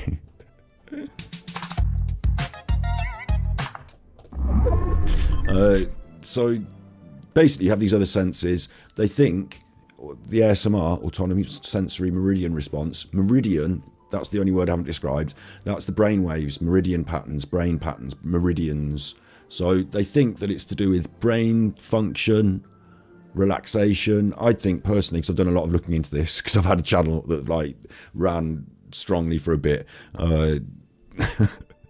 I think it's got to do with concentration, perception, and the ability to relax allows your brain, you know, when you relax, your brain doesn't have to do all this concentrating, does it? Winston Big sent ups. tippies. Help me. Alan is a maniac. He's going to prostitute me and send me out to stud. Send in the RSPCA. Super Chuffer owes 3 hugs. Uh-oh. Because you'd be in jail. Poor Winston. I think Winston's probably having the day off, isn't he? Although I wonder if Alan's, you know, seeing his old friend today. Yeah, so autonomous sensory meridian response. It's something that happens, they think, in your brain. It's a relaxing feeling. I think it's got to do with perception as well. So whether you're concentrating on stuff or you don't have to concentrate and your brain is used to concentrating and stuff. And you can do different things on the internet to invoke those reactions in people. So initially it's a real thing. Before the internet, people would get this feeling from combing their hair or having other people do their hair, from, I don't know, someone whispering in your ear, or I get it when I go to the opticians and they come really close with the thing and I'm like sitting really still and I'm like, ooh, like it's not a sort of, you don't get a hard on or anything like that. It's not like a physiological response in terms of other responses that people have been able to very clearly identify as certain sensuous responses. So it's a different kind of thing, and lots of people have described it in lots of different similar ways. And so what happened on the internet, for anyone that don't know, is a few good years ago now, and I've made a documentary about this actually, if you want to watch it. So I might as well get it up on the internet. True Binaural and ASMR is my ASMR channel. And over here, my videos that have got the most views, one of them is the ASMR road trip documentary. And in here, I actually describe how it started and what happened and how it got going, or at least the characters in the film do. So there's like a full background in here. There's a little section where I play little chunks of other ASMR artists. So this section here has some of the classics. Amazing. Like it's really low tech, but it does the job. It's so fantastic. This is Head the Feather specifically, and I do another section where I play some other classics, I'm sure, or some people that I like generally anyway. So she's just doing quiet stuff with this book anyway. Point being, what started happening on the internet, the original ones were by people who were just whispering. I think there was Scandinavian, there was all sorts of weird, like, just whispering. This is one of them back here, hang on, I found it. Which led way to whisper videos as they were at the time. And it was just whispering. It's a bit gloomy here today in Wales.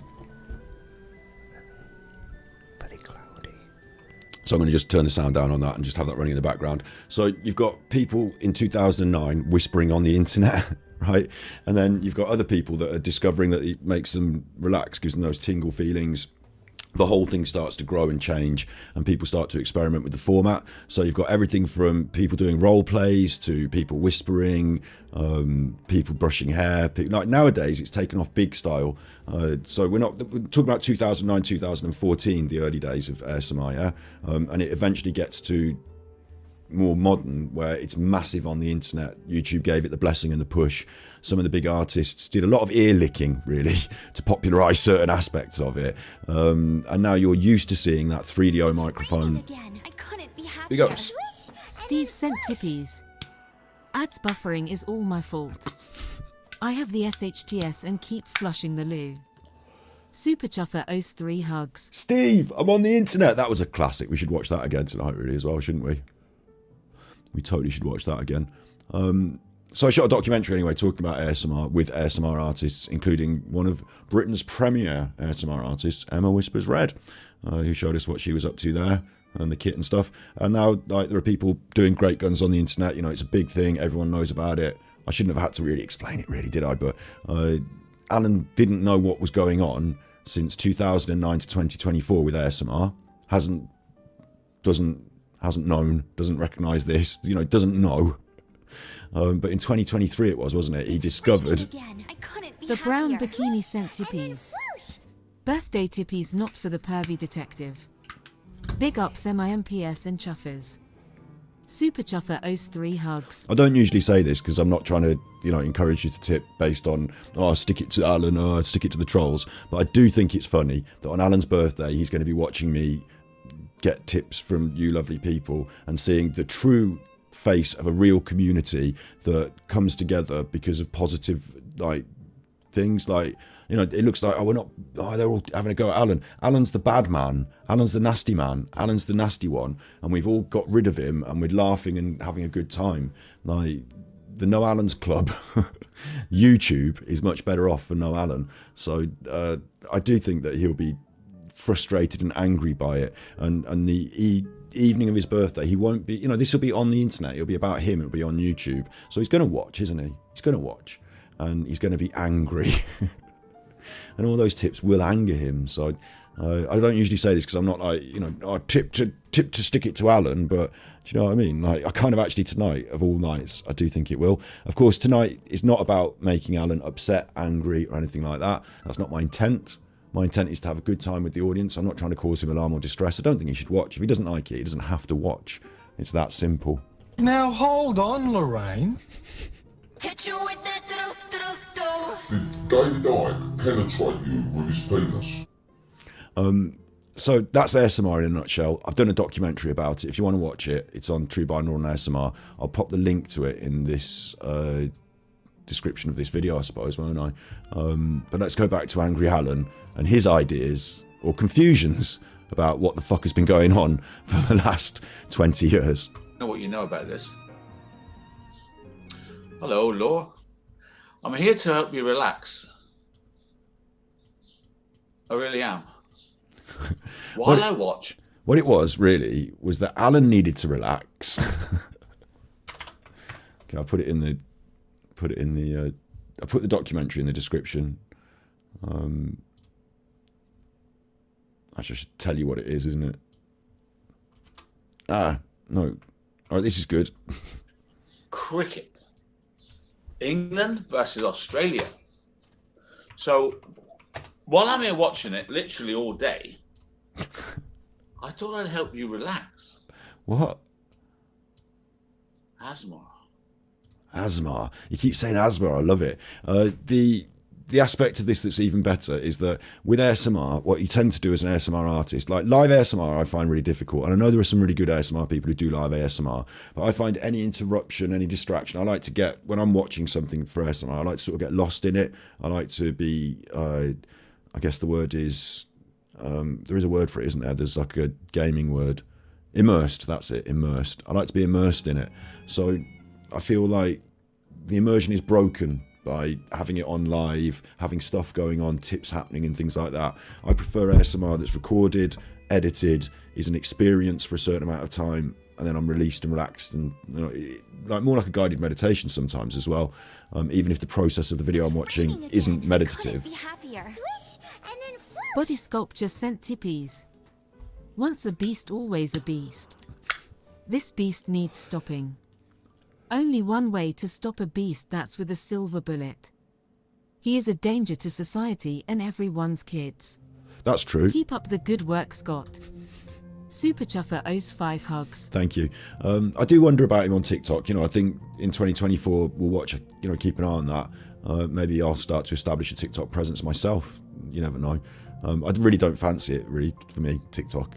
Don't feel like it's my place, but it does worry me that Alan's on there, with his account. What did he say? It's so young, didn't he? It's so young on TikTok, which is a really fucking weird thing to say. And that's a fair worry. Yeah, a fair worry. So with ASMR, you try and perform to the audience. Like you try and, if you're good, in my opinion, like you might have a natural, it's about music or something. You might have a natural talent for it. You might not have to put any effort in. But if you're good and you're thinking about it, what you're doing is you're focusing on the audience, that's you, the microphone, and you're listening to it in your headphones because it's an audio performance. And then whatever you're doing on the microphone, whatever microphone you've got and whatever thing it is that you're doing that's relatively ASMR relaxing. I'll do this for a minute. Hang on.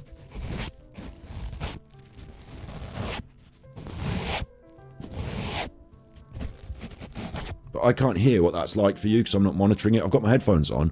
I'm not monitoring it. So now I need to monitor it. And then once I'm monitoring it, I can actually enjoy it myself and find which bit I really enjoy and where that's hitting me. And then I can play with the sounds, the things I'm like. A lot of ASMR artists just think it's this. And that's the equivalent of sitting down at the piano and just hammering all the keys. It's a much more nuanced and a much more subtle approach that makes good ASMR because you're enjoying that. Some of it is, I've said this before, and people have taken it and moved with it, which is good in a way. But I think I shout my trumpet a little bit about this. But I decided to approach ASMR videos sometimes with. I did a couple of videos where I gave choices to the audience as to which thing they thought was better, and I sort of thought about why they like it more. And I did a lot of thinking, so I was trying to make really good ASMR videos, wasn't I? Thank you, John Main. Thank you, John Main, for the tippy. Thank you.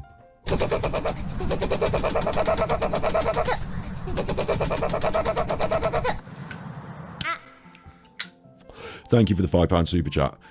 So I thought about this stuff. I'm not ignorant here. So you try your best to craft good ASMR, you listen to it, you get the feeling yourself. There's something I believe in pattern setting and breaking, because when you're concentrating and listening to these sounds, if you establish some sort of pattern and then you break it, there's that moment where you break it, the brain sort of says, oh, hang on, what's that different thing? But you're not in a panic situation, you don't have to worry, it's actually just like a little tickle that happens. And then there's another aspect of it I believe in about concentration and focus, what you tend to focus on as a human being and how you draw that concentration and focus, much like being a musician or a violinist here, slowing down the draw of the bow and really, or like with food, taking a mouthful and really tasting the flavors before you swallow. It's about time and stretching of that time. And another aspect of ASMR that I wanted to put across here, or I'm just talking on it, but it's about all this nuanced stuff. Yeah, okay. It's about all this nuanced stuff as a performance, a sound creation, to give people these feelings. I could also include the edit in that. The colours, the visuals, the lighting, all that. So you've got a spectrum now, though. You've got people who are really good looking. It's like pop music. You've got some people who are really popular and they don't necessarily do this that well, but they're really popular. Okay, whatever reasons, marketing, good looking, all the different internet reasons. Maybe they've also done some really good videos as well, whatever. And at the other end, you've got people who are not good at all, who are not even popular. And then you've got everything in between. It's like the world of music or cooking. You've got high-end restaurants that charge loads of money or work really hard to craft a really special product, and then you've got burger vans, and you've got you've got the whole range. It's the same with music. You've got pop music, you've got punk music, you've got jazz music. Everyone's got different taste, so you can't tell people that like the pop they're wrong. It's out there now. ASMR is massive, and you've got a whole diverse group of people and making it and enjoying it, and it's gone in all these different directions and spaces. So I think that's great. one of the spaces I don't think so great is people thinking they can just sit down and do fuck all and call it ASMR or do this loads. He's not even doing this loads, but Alan doesn't even have the basic understanding of what it is, what he wants really, and what he wanted here. There's 2 reasons he's doing this. So back to Alan, right? 2 reasons he's doing this is that he needed to relax, and someone told him ASMR videos are good to relax for. It was at the same time as he did all the squashy squeezy things, didn't he? It was at the same time as he did this. This is bizarre and brilliant. One of my favourites. Where is it? One of my favourites. I made a clip out of it. It's so good. Stress for the last 4 weeks. 4 weeks, yeah? Although last night, him doing that with the squeezy things and this, look. Oh. At one point he goes like this. Bouncing around as you relax and relax. And relax and relax. Do you remember this? Yeah, baby. Yeah, baby. So what actually happened was Alan needed to relax because he was getting well eggy, wasn't he? He was getting really, really eggy. He was getting like really AD. really eggy. So he needed to relax, and obviously someone suggested ASMR to relax to. So he watched a little bit of it and he thought, hang on, these people are doing what appears to be fairly small things, like not much, and people are watching it and giving it loads of views. So I can do basically fucking nothing and people will also watch it and give me loads of views. And so the beauty of this, like I say, is that this isn't really an ASMR video. It's somebody who has heard about an ASMR video watching the cricket. So it is actually going to be absolutely glorious. I've saved this for a special occasion as well, and I think his birthday is probably the best occasion. Yeah. Yeah? This is what ASMR is. The sound of something. The way that comes up. Yeah, I love it. I absolutely love it. The way he's just like, it's like a magician. He's got that hidden. You didn't know it. And all of a sudden it comes up. I really am. With the While I neckline. watch cricket. Cricket? England versus Australia. So while I'm here watching it literally all day, I thought I'd help you relax. ASMR. When he brings it up. Yeah. This is what ASMR is. The sound of something. Yeah. Also seems to be the sound of something. Seems to be the look of it as well, from what you seem to be doing, because you're holding it up, Alan.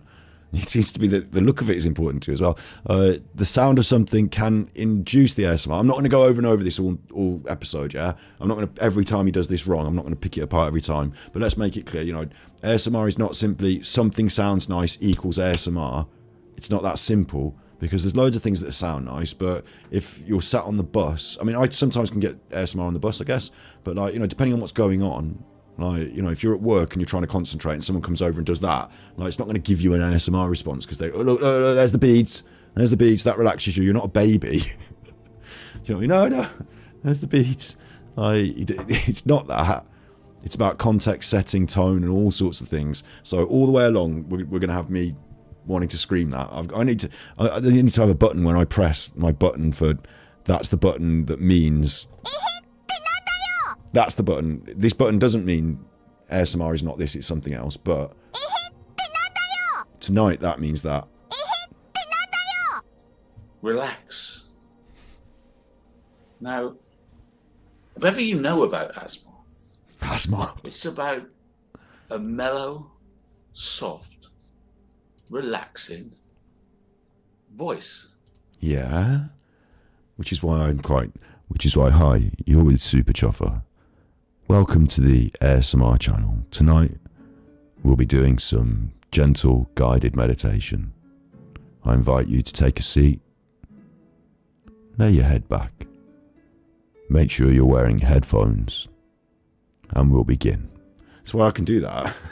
But Alan, Vinicum.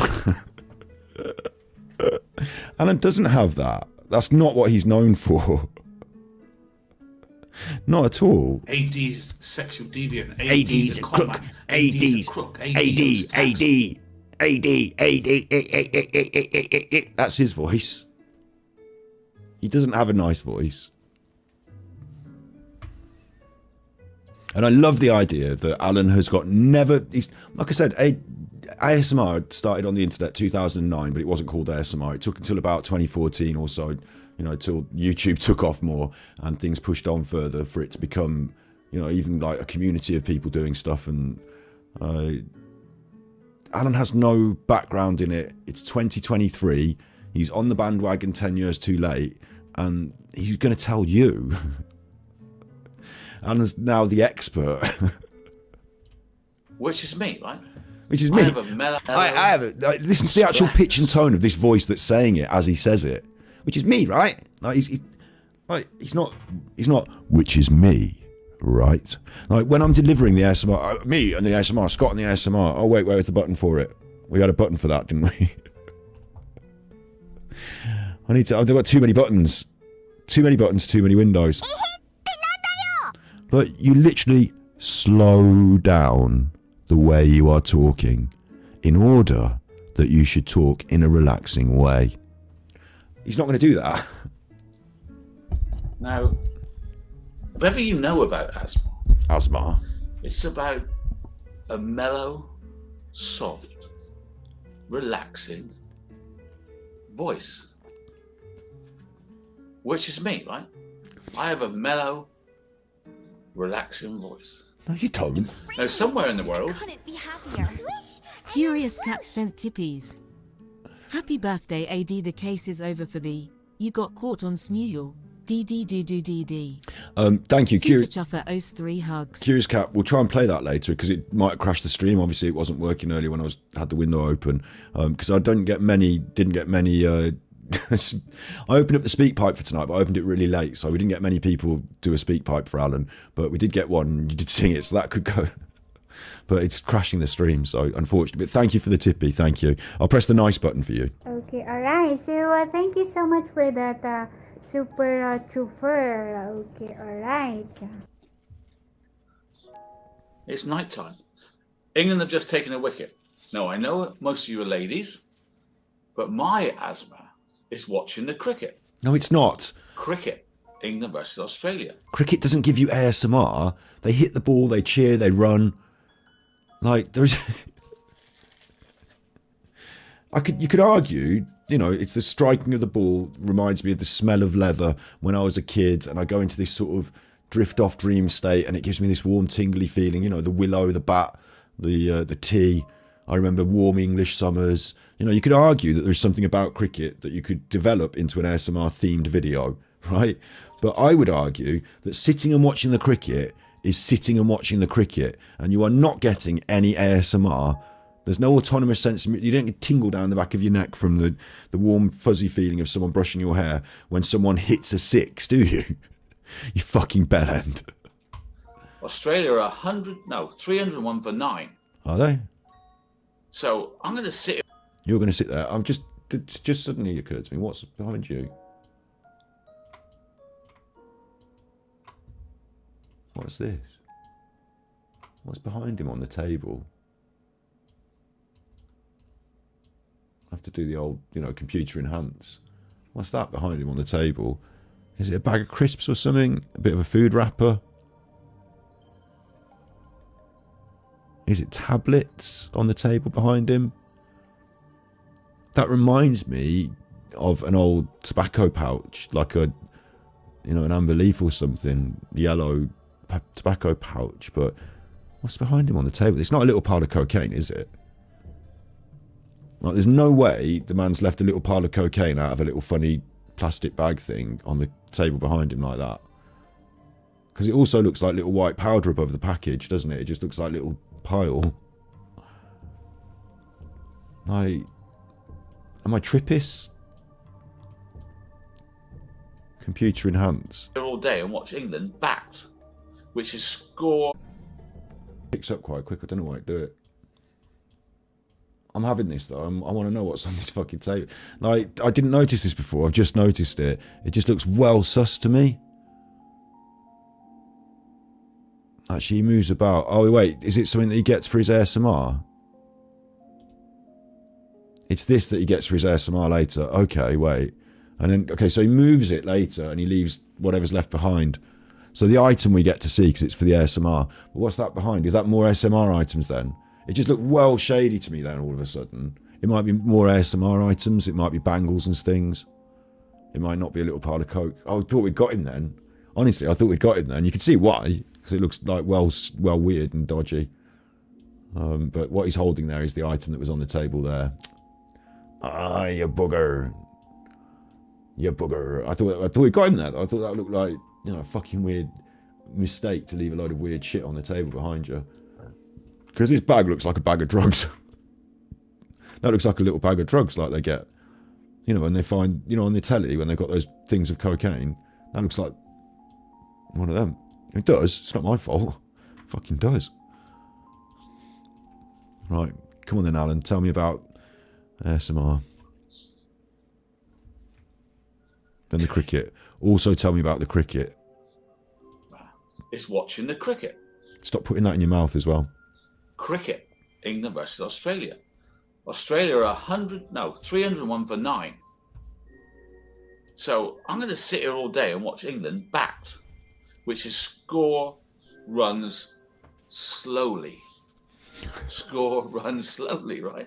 And I thought, well, what better way to relax than relax with you guys? And make some monies. Why not? Why not? Because none of your audience Maybe you can fall on asleep. your channels want to watch you watching the cricket. That's something that you do in your own time. Unless you're one of these lifestyle vloggers that just, you know, always got the vlog on. Like, why on earth did you at any point decide to upload a video of you watching the cricket to your true crime channel on YouTube? You are a fucking banana. Or Stone maybe you bonker. can stay awake. Or maybe it's too hot outside. Or maybe it's too cold outside. But I'm here because I'm Can you hear the birds cheeping? up to date with the trends. Up to date with the trends?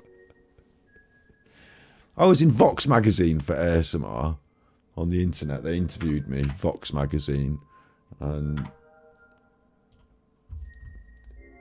when was this?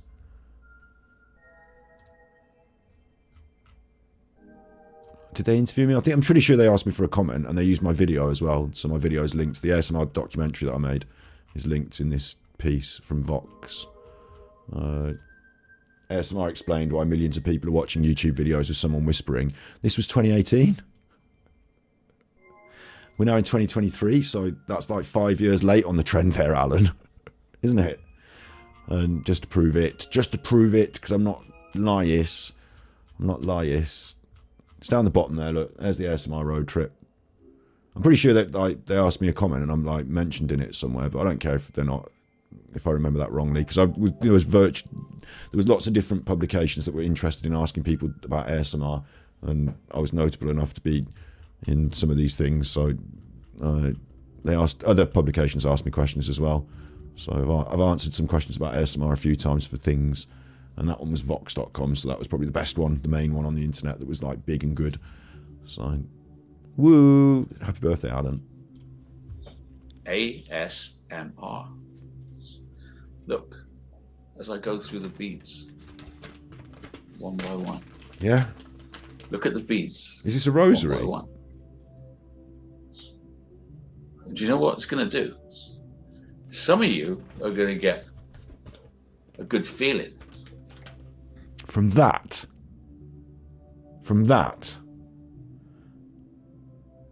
You misinterpret it, Alan. The beads might move, but it's your hand moving them. So that's going to be off-putting and grim. Like already in the frame, it's bigger than your head.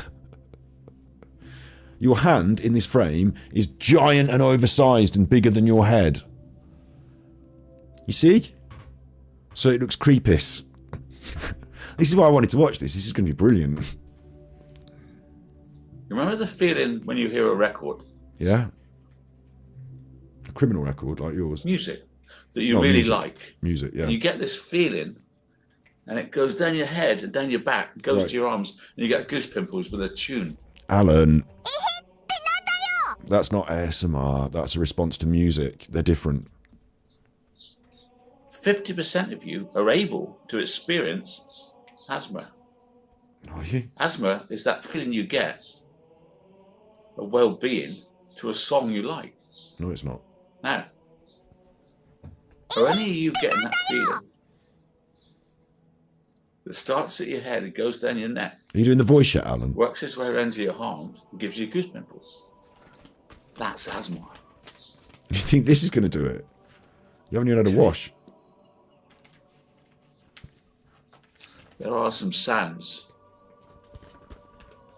Makes your hair go up on the neck. Now, the most famous one is chalk on a blackboard, isn't it? No, that's the opposite. You mean nails on a chalkboard.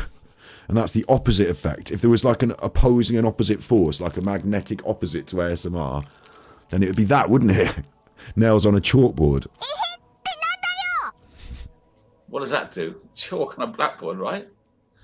That's a negative asthma. Negative asthma. I'm doing positive.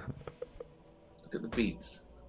Look at the beats. Why would you remind people of something that's negative Does that then? make you feel good? No, because you were describing the...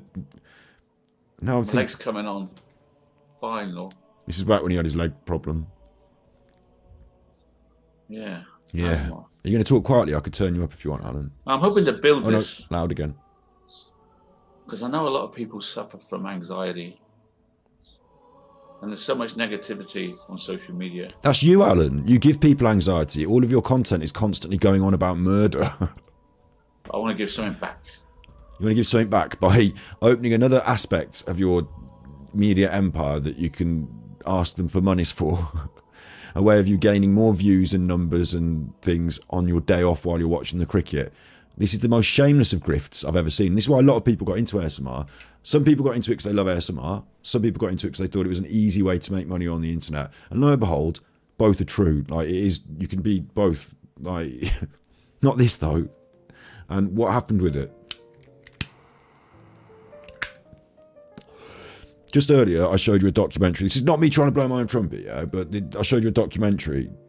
I made it. I said I was going to make it. I asked for a crowdfund. I didn't get as much money as I wanted on the crowdfund. Didn't matter. I still went and made the documentary. It wasn't as big and expansive. I wanted to go to Europe. I didn't go to Europe. I went around Britain instead because I couldn't afford it because I only got 10% of the money I wanted on the crowdfund because I was nobody and who gave a fuck? Not many people, but the people that did, I was very grateful for. And I still remember their names as well, you know. I still remember Adam and... Like, anyway, I'm not going to list all the names from the people in the crowdfund. But the point is, I took the money that they gave me and I made the best of it and I made a film. So I deliver. Whereas Alan, over the years, has made promises to do, like, this book that he did. It's like basically illegible nonsense, copied, pasted off the internet. He had... a documentary he was going to make that never happened. He's had a crowdfund for the documentary, which he turned into using it for the book because he wanted the monies. He didn't deliver all the books that he was promising to people. He didn't make the documentary. He did a crowdfund for a legal battle, which he's facing without a lawyer because he took the monies. He promised lawyers, no lawyers happened. He did a series of different promises about we're going to do a series on this. We're going to have videos on that. We're going to do this, you know, work with these people in the future. It's all petered out and gone to nothing, hasn't it? Like, Alan is a man of broken promises. Everything he touched fails. And this next idea he's got is next week's failure. So this is an example of one of those. He didn't take off. He didn't go anywhere. He didn't start to do it. He got banned off YouTube instead. And this went completely in the bin. So he has no passion or commitment to it. He just thought it would be easy money. Asthma. Okay, that's what it is. They're not babies. It could be with anything. Oh, there we go. That's what that is. It's chocolate. I thought it looked like wrapped up cocaine. It's chocolate. I'm sorry about that. Sorry.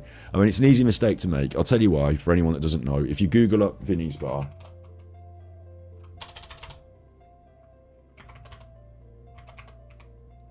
and you go to the reviews on TripAdvisor, because Alan, from what I understand, I don't know if he paid the money for the bar or, you know, whether he's financially invested in it, but his son runs a bar and Alan goes up there at the weekends, from what I understand. Yeah, a reasonable thing to understand from public stuff that's on the internet. And on TripAdvisor, it's rated a 1-star drug venue. 20 minutes in, drunken chap starts talking to a young lad, clearly buzzing high on cocaine. The drunken old guy purposely knocks the drink off the end of the table, drops a bag of cocaine on the floor and tells the young lad to grab it. The young lad takes it and mutters, empties the wallet and continues and contents onto the table. Obviously, old guy, very obvious, and security 2 feet away. This goes on to basically explain that there's an old guy that goes up the bar on Saturdays and sells drugs, and that the security basically turn a blind eye. They seem to know he's doing it. So that's an interesting one. And it's not a random one, and this isn't some fake person. Like, this person goes around places having a good time rating things on TripAdvisor. They're a real person. That's what TripAdvisor's about. So you can verify that, and you can have a look through the other terrible reviews Vinny's Bar has and make up your own mind about who you think is the old man that goes up on Saturdays and has basically immunity from the door staff to do whatever he wants selling cocaine. You can work out your own mind about that.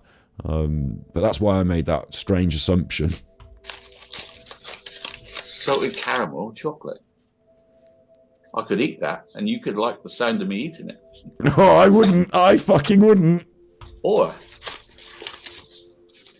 we could. Or we could, with again, no headphones, so you don't know if this sounds good or not, do you, Alan? But to me, this is going to sound too tinny. It's going to be too much, too close to the microphone. The balance is out, and the ASMR quality that it potentially could possibly have, if you played it like an instrument, is completely lost because you're just scrunkling up a bit of paper. And in fact, I'm finding it the opposite. It's that anti-asthma, isn't it, Alan? Enjoy the sound. Enjoy the sound of this. Of paper. Which is going to be annoying, isn't it?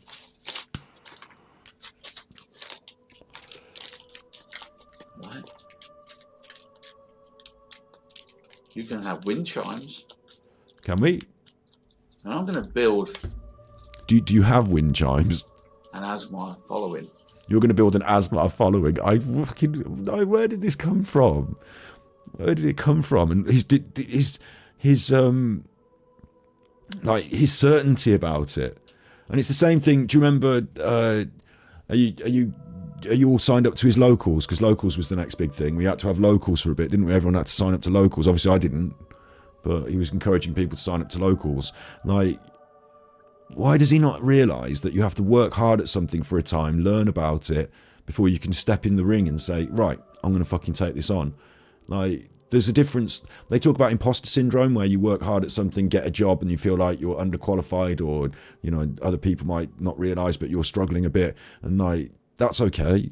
But to literally step in as an imposter and on day one be the expert, it's just, it's incredible narcissism. And this is what's led to his downfall all his life, because he still thinks he's expert at certain things that he has no fucking idea about, like running businesses or poker, really. Like, he might know a few things about the game of poker, but obviously his record of losing all of his money is a big negative, isn't it? So like, he's just this overinflated ego on legs. For older people. Because most asthmas are. No, basically, I've got background music to make this better as well, which I'm going to pause now, because as any good content creator, I'm thinking about the whole product, yeah? So I've got you that background music, which you were listening to and not realising it's quite nice in the background. But now I'm turning it off, and we're just going to listen to the real sound of Alan's asthma. 20 to 30-year-olds. What about you older ladies? He's talking about the demographics there. That was a bit weird, wasn't it? And I'm going to build an asthma following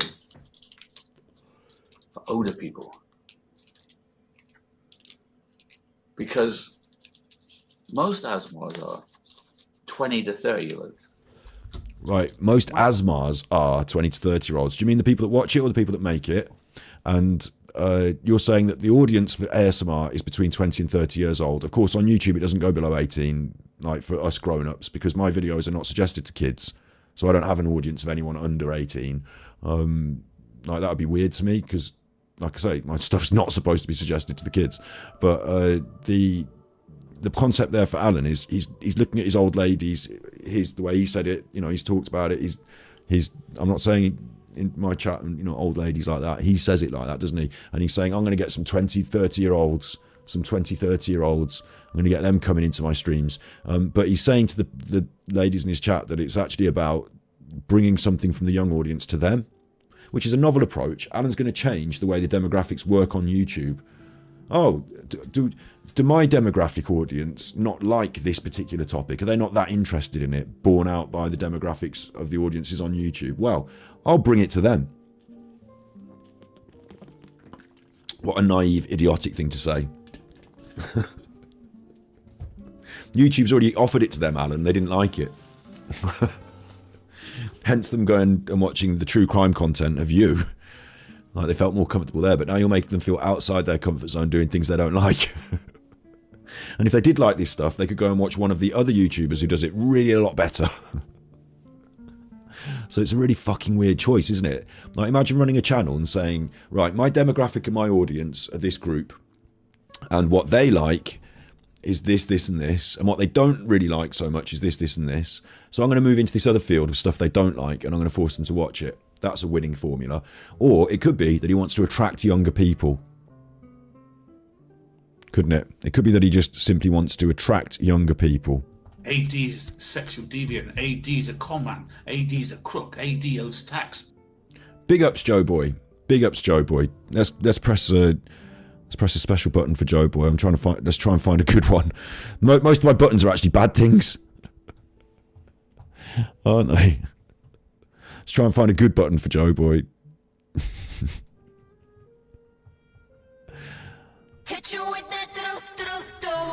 You got Blackpink. That was a good button. What about you older ladies?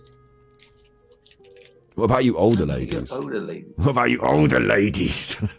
This is so fucking creepy. I've never seen anything more creepy in my life.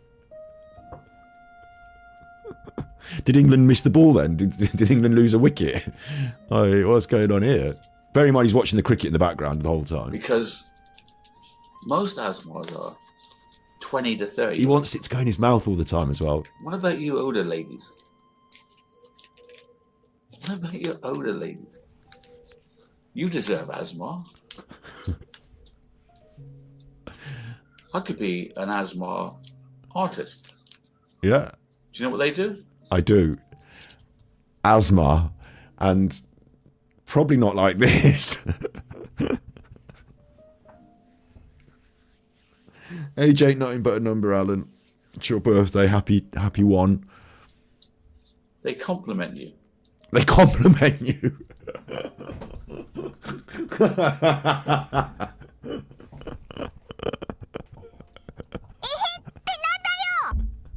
There's a genre of ASMR called personal attention, and there are people that like having nice things said to them in a nice way in videos. So there are ASMR artists who do create videos. You could even go as far as some of them say girlfriend experience and boyfriend experience and stuff like that, which takes on a bit of an extra tone getting into the sexual, doesn't it? Especially when they're terminologies that you can call up and request from an escort agency. But the whole concept of personal attention is an aspect of ASMR that is like a genre. There are these different genres now. It's not something I really go in for, and it's not necessary. But apparently they compliment you, and Alan doesn't even like the concept. He'd rather be the one getting the compliments. Nothing. Alan's taxes. Do you not know Alan's taxes? Alan was disqualified from running a business for 6 years or so, or longer, I can't remember, by the Inland Revenue HMRC because he didn't fill in the taxes and hand them in at the end of the year. You know, he didn't do the books properly. And so he took that on the chin and said, well, that was my fault. And they said, well, you're disqualified from being the director of a business now. Stop doing that, you naughty. And when it runs out, that disqualification, he might start up again. It's better than getting asthma compliments. But hopefully, I mean, we all owe tax at the end of the year. We all do our tax returns. And Alan's a sole trader like I am, I think. So he will tell the Inland Revenue. I think because as well he's got a universal credit doing his pension. He'll have to tell them monthly how much money comes in, how much money goes out, and then what money he keeps as profit. And he will try and tell them it's no profit at all, spend it all. But they will want to tax him on any profit. Like if you're a sole trader, you can literally cook your books to say you've got no profit, so you don't have to pay tax. Well, hey, But then the negative is that you don't make any profit. So you can't say to like the bank, I want to get a mortgage or XYZ because I don't make any profit, so that's bad. So actually there's like a point in the start of your business where you might try and put all the money back into the business legitimately to try and grow the business, and then later on you want to actually start paying yourself some money so you can survive, live, and do those things with the extra money, like put them against loans and stuff like that to, you know, finance a house. This is how we live, isn't it? This is how we live in our society. So Alan's stitching himself up in lots of ways, but he thinks he's stitching up the tax people because he'll never pay tax because he won't show it. And then he's got the extra problem of after the court case, they'll try and, you know, take the money. So I don't know how he's going to work it. I hope they keep their eye on it. Is that? It's probably better just to tell the truth to the Inland Revenue and the HMRC and let them fucking work it out and pay whatever you owe. Like, that's probably just the best way to do it. Only some of you can be affected. Joe Boy Watson Big ups, Joe sent Boy. tippies. Vince McMahon did not have defecation relations with that woman. Big ups to the battery boy. Hope you're well, mate. I'm doing Big all right. up to the Mimp Big ups to squad. you. I hope you're doing well. Super Chuffer owes 3 hugs. The Vince McMahon scandal, I was going to think about covering that, but like, where'd you start on that? I don't know what you heard about me, but no bitch can get $1 out of me. No Cadillac, no perms you can't see.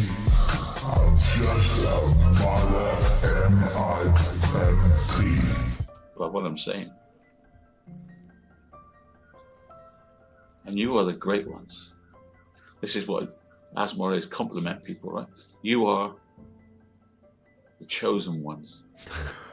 That's not a compliment. That Alan has selected you for victimhood is not a compliment. You are the chosen ones. You're the ones that will easily be, like, if you're watching him live, which obviously no one is on this is an old video, but like when they were, those people have been selected through a process, like an idiot filtering process, to be they're the ones he wants to manipulate, grift and grind. Like the hard narcissist who has a small following of people who he hard grinds. Like those people are the chosen ones, yeah, but it is not a compliment. You are the lucky ones. Lucky is not a compliment. I'll have to get some bubbles to pop tomorrow. This is just my introduction to it today, but next time I will bring the bubble wrap. We saw that, didn't we? We saw that one. And the stress ball. Right? Bring some anger into the ASMR, I like it. And I will relax you. Is that a threat? Relax you. And I will... I am the chosen one. Loving him is so much fun. I am the chosen one. I love him with my hat. Compliment you. I will compliment you. On being so wonderful. Go on then. And caring. Thanks. You have such empathy with nature. Thanks. He's checking how that went down in the chat there. Hypothesis. He said hypothesis out of nowhere. Someone must have put in chat, I like the way you say hypothesis. And he thought, yeah, hypothesis. I'm like Barry White, giving you the hypothesis for a bophysis. Why don't you take yourself up those staircases and get into that bedicis? And I'm going to lay down a hypothesis that you're going to remember as a murdered hypothesis. Just forget. Look, get in the bath. I was working Asmar as a trial.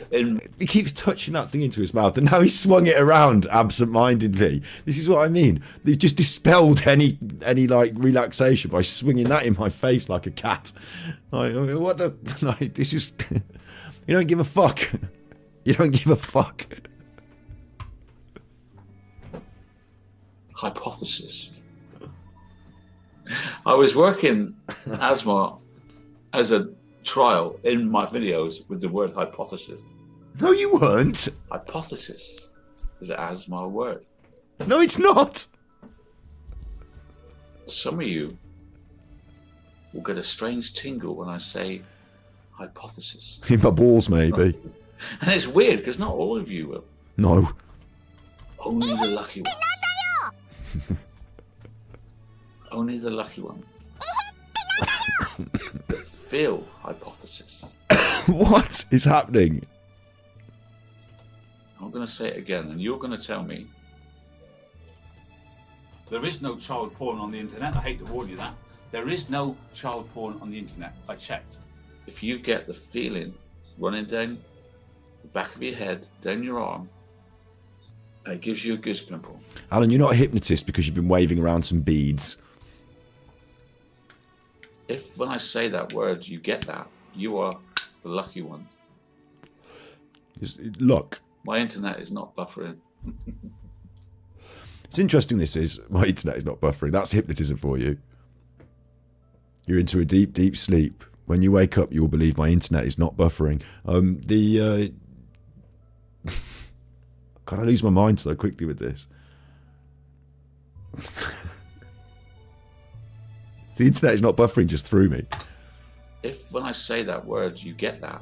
Oh, that was it. Luck. He said it's luck. You're the lucky ones. So to Alan, in some way, he thinks that the ASMR and whether ASMR is good or not, it's not down to the performer and how well they put together their media product, how thoughtful they are in their delivery, how they listen to it, how they sound. Like, I used to put my audio through sophisticated sound modulation at the end, like EQs, layering on bass that is like sub bass and all sorts of different, not just EQs, but you know, all sorts of different things and bits and pieces going on to make a sound mix that I felt suited what I wanted for the video, because it's mainly sound based. And like, Alan's not doing any of this. He thinks it's just luck. Some people get the tingle. If I sit here and mess about, some people, it'll be luck. So it's the same as a casino, 50-50, roll them dice. Some people are going to like this. It's not luck. You have to work at it. It's the sensation is thought to be felt by 50% of the audience based on some questionnaires that some people did. We haven't got like hard, fast, good data. Even years later now, I used to complain about this in 2014, but I'm thinking nowadays we've got probably better data. But the only data that I wanted to see was, and we have had since I was talking about this, MRI scans done during an ASMR process, I think, but fMRI scans, which are difficult because you need to wear headphones and stuff, and like you're going to be in an MRI machine and it's going to rip them out of your head. So I don't know how it works, but you're going to need your brain scanned when you're having an ASMR experience, aren't you, to know exactly what's going on in the brain. And like, how many people have that sensation and stuff statistically, I don't know if we really know. Alan just made up a stat, but he thinks that means that you can just do anything and it's luck. You are the lucky one. You're the lucky ones. My internet is not buffering. Good try. And that, good try. No, he's got, if you were getting relaxed and chilling and stuff like that, he'll drag you out of it every now and then through his own random ignorance. Torture the battery boy. I've got a big armchair. Your internet is buffering. I'm afraid. Gail Gardner. Fuck you, Gail Gardner. You interrupted everyone's chain of thought. No, you interrupted your own chain of thought by reading Gail Gardner's message that fucked you off, and then you had a pop at her. This is the worst ASMR stream ever. Internet is not buffering. Good try. Your internet is buffering. I'm afraid. I'm afraid. Gail Gardner. You interrupted everyone's chain of thought. I'm getting them to think. I need your internet is buffering. God, I'm not going to do it now because we're on a battery exhausted live stream. That's a Twitch stream, that is. That's admin. But yeah, I do. We'll have to remember it's 8 minutes in, 8 minutes 57 into this. In their mind of the word I'm going to say. And you're going to tell me if you get a tingly feeling when I say it. M-I-M-P. You ready? Be honest. Okay, I'll be honest. Headphones. Be honest. Got my headphones. I'll turn off the music. Hypothesis. Hang on. Did you feel that word? No. Hypothesis. Hypothesis. Feel it? I'm actually, I would say that the balls, the little clicky balls, the fact he's still doing that with the beads, that counts. Like, as in the sound mix, that's acceptable. The birds are a little bit annoying because they're irregular and they make me think of daytime. So the cheepy birds are like, they could be relaxing and chill if it was just one every now and then, a little cheepy bird like lying down in the park in the summer. But the constant sort of chip it of the birds, not so good. And you and what you're doing, bad. And the mic quality, you don't have to have a good microphone to do ASMR. You can utilise the low-tech feel of a mic. But Alan's not doing that. Yeah, it's a good feeling, isn't it? No, shut up.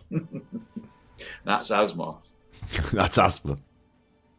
I want to ask you what's in your head when I say the word. Please don't put that. He just really wants to. When Alan gets something in his hands, it doesn't matter what it is, he wants to put it in his mouth. And we're going to have this problem all through this episode. Please don't put it in your mouth. Hypothesis. Because I know. I know what it does. Apparently, hypothesis makes them wet. So, while I'm doing that, I'm also watching the cricket. Listening to the birds cheep eat. Which is, if you're not interested in cricket, it doesn't matter. Because cricket's a number. And Australia have the bat. And England have the ball. And Australia have 307 runs. Right, I'm not a child. They run between the wicket. And the higher the score you go, the more likely you're going to win the contest. Yeah. So Australia has a 307 score. Write that down. To get rid of 10 people by hitting the wicket with a ball. England have got rid of 9 people. They need one more man to be out. Right. And that's the end of Australia. Okay, so... And it's tense because you just need to get that one out before the score rises higher. Get it? Yeah, it's tense. Yeah, it's almost as if I should be interested in this and want to pay attention to it. Maybe I should just watch it and not watch you talking about it. That's what it is. That's what it is. Okay. Okay, calm down now. Because so if you have joined me today, and there's not many of you here, I know, 23. How many have we got now? 238. So we just managed to 10x. Alan had 23 on that original. We've got 10 times the viewers for this. I mean, it is his birthday today, so, you know, we're going to get a few more today. Special birthday stream for Alan. If you've got messages, tip me. They'll be read out on the thing. And thank you very much for everyone that's given me tippy so far and the gifted memberships. Since we've got 238, and I should be able to gift out some more memberships, I think, shouldn't I? Let's see if I can do that as well. I should be able to do this. Membership gifting. Gift 5. There you go. Have a few more of them, you chuffers. There's a few more members now, and all of you chuffers can now get access to the members-only content. And if you do enjoy the memberships, and you are a member and you enjoy it, I will keep putting members-only content as it comes through, bits and pieces. There's no big promise. It's not a big deal, big promise. But as and when you do get the B-side stuff, you do get the extra stuff. So I really appreciate it if you do, like all the people that renew their memberships when it's not a stream and when it's offline and stuff.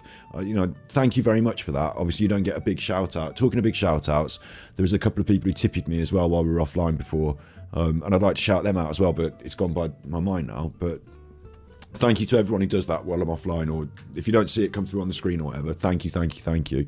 I do appreciate all of it. It's my introduction to Optimus Century Meridian Response,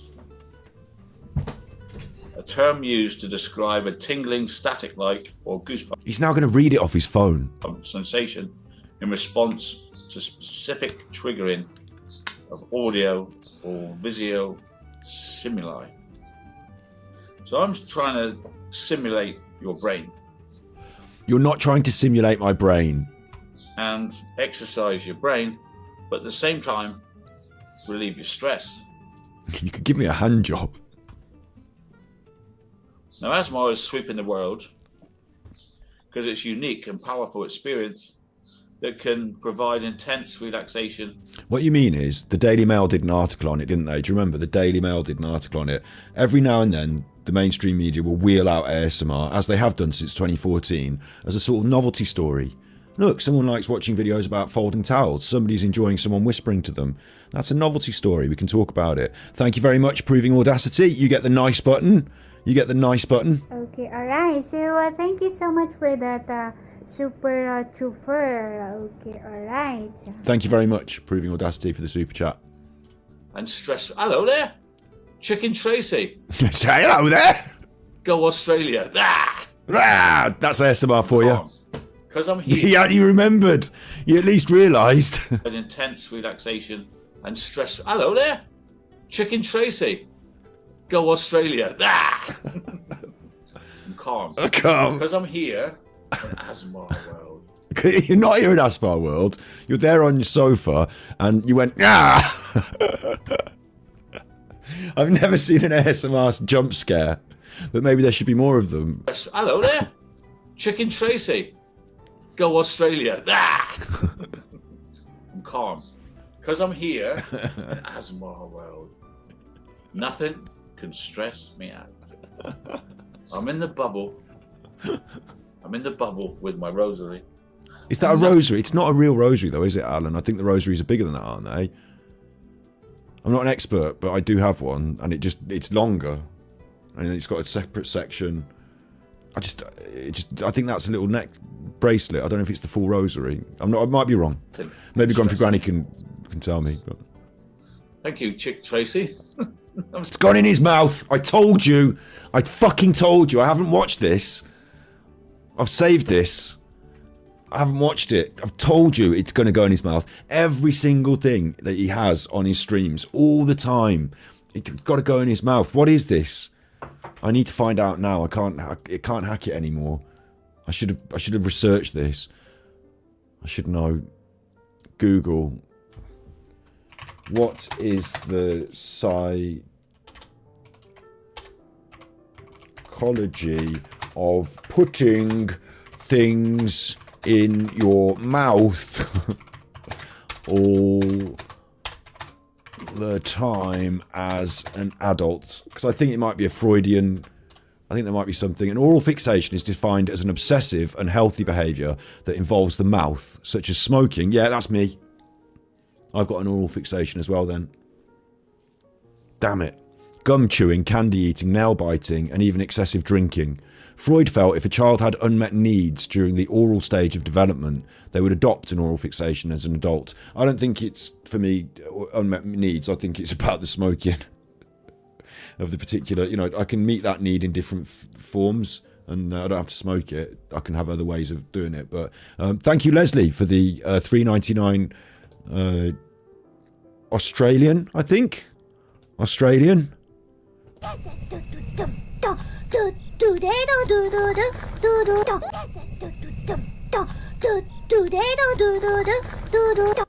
Thank you very much. So we're saying that Alan had unmet needs during the oral stage of development.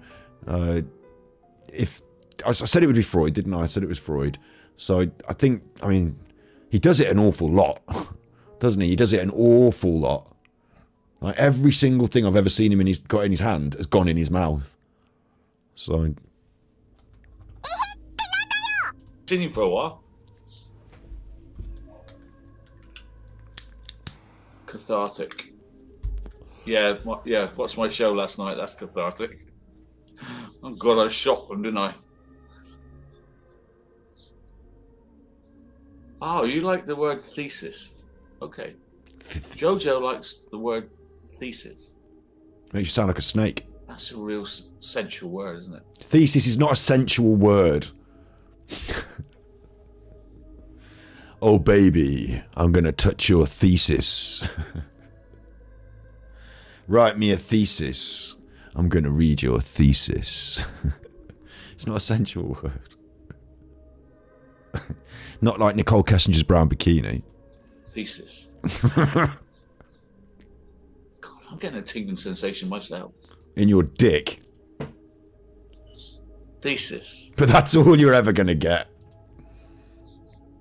How does a word travel through your body? It doesn't. You hear it as sound waves. They vibrate the bones in your ear which creates a pattern that your brain turns into your perception of sound. Well, how does a musical note travel through your body? Same. How does a tune give you that tingling sensation? Tingling sensation. That's different from ASMR. Again, music can invoke all sorts of strong emotive feelings, and they can give you lots of emotive responses. It's different. And that's what I'm trying to get. What you're trying to get is people to give you money. That's what I'm trying to get. And younger people to watch you on YouTube, apparently. It was back then. Now it's gone on to TikTok. Have you got a trigger word? I've got a trigger word. Vinicum. Kiddie cum. That's my trigger word. Have you got a trigger word that gives you goosebumps? Nothing rude. Nothing rude. Sue, it's not sitting right with you. It doesn't matter. This is you don't have to watch everything I do. This is asthma, relaxation, relaxation, relaxing word thesis. I think of Morse, the original. Right, Inspector Morse. Yeah, I like Inspector Morse. I like Inspector Morse. If Yeah. you're perturbed by what I'm doing, you need to get with the 19th century.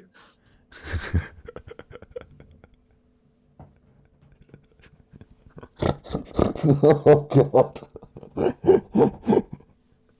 You can't give someone shit and say, hey, you haven't caught up with the times, and reference the wrong century, can you? Like you can't do this. This is just buffoonery of the highest order. There is no child porn on the internet. I hate to warn you that. There is no child porn on the internet. I checked. AD's sexual deviant. AD's a con man. AD's a crook. AD owes tax. Like he nearly popped on this one stream, didn't he? Which is why he had to do this relaxation. AD. But I think we sent him back 100 years. Morse, the original. Right, Inspector Morse. Right, Inspector Morse, I like yeah. Inspector Morse. Yeah, I like Inspector Morse. There's something we've got in common. It doesn't have anything to do with ASMR. If you're perturbed by what I'm doing, you need to get with the 19th century. This is relaxation. I'm not going to charge you. I'm not going to charge you for tuning into a YouTube video where I sit and watch the cricket and play with some beads. There is no upfront cost. You get this bit for free.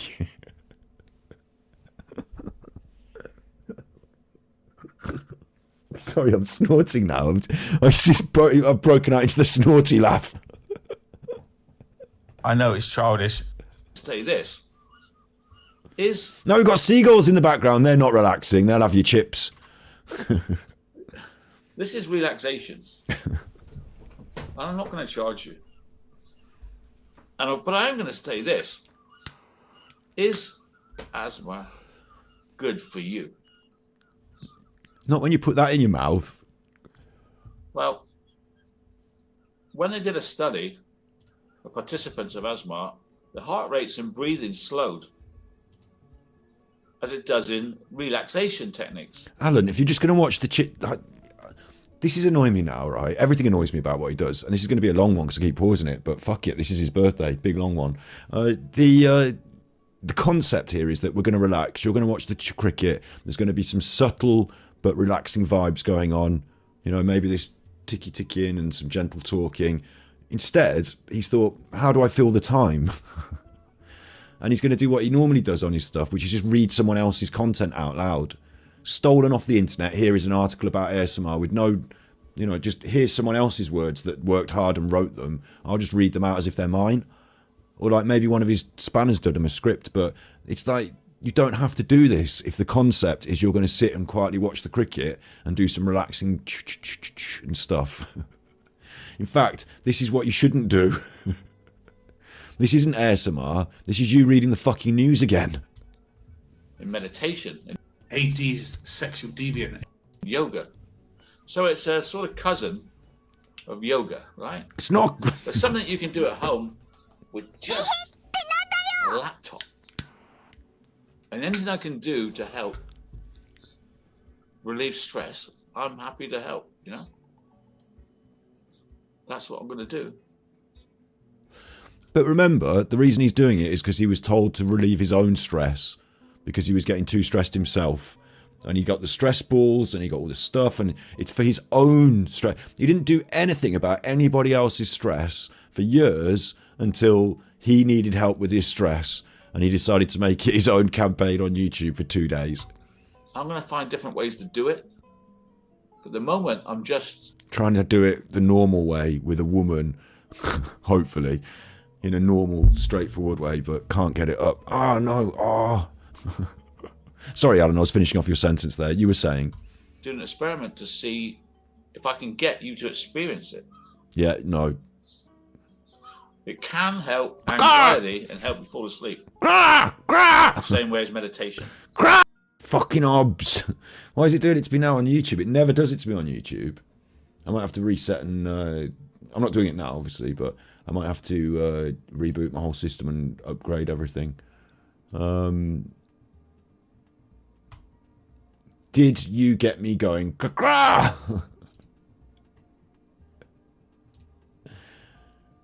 Did you have me going? Have I done that? Because there was a bird in the background and he was saying it was relaxing. I wonder how much of me you missed then, because I was going, Did you get that? Experience it. It can help anxiety and help you fall asleep. The same way as meditation. Is it good for the brain? Nobody knows. Well, it's got a potential to improve your mood. This is improving my mood. And alleviate symptoms of insomnia and depression. I'm not going to sleep after this. So what I'm doing, even if you don't like it, is a good thing. Nice gaslighting. ASMR gaslighting. Asthma is a good thing. Now, social media is a negative thing. Nosy Nana. Nosy Nana walks her dogs. That's great, right? Nosy Nana. If you can walk. What if you can't walk? Thank you, Blind Bee, for 5 gifted memberships. I hope that you're getting this all in nice HD, because obviously I've had a little bit of technical issue there, but I hope you're getting this all in nice HD and it's all working nice. At my end, it's now saying it's running fine. It just every now and then, it just like freezes up. Don't know why. But thank you very much. Tattoo Jesus, Deanne, Intelligent Counterspell, Nick Linick, Kaz Collection. You're getting gifted memberships. And make sure to check out the members' stuff that's on the channel, because there's now a building library of it. And as I say, I'll release more. There will be every month something for members for sure. I'll try and make sure to keep that up, just because I feel like thank you so much for being members, and you know, we'll try and keep doing that. And there's also there's always some stuff that I don't really know if I should say it publicly, so that becomes members stuff. We're having a good stream tonight. You know, I'm really grateful for all the support. I am. I'm really grateful. It makes a difference. It really does to me. But yeah, it is like this is really like. Thank you. Like we've come a long way with Angry Alan, haven't we?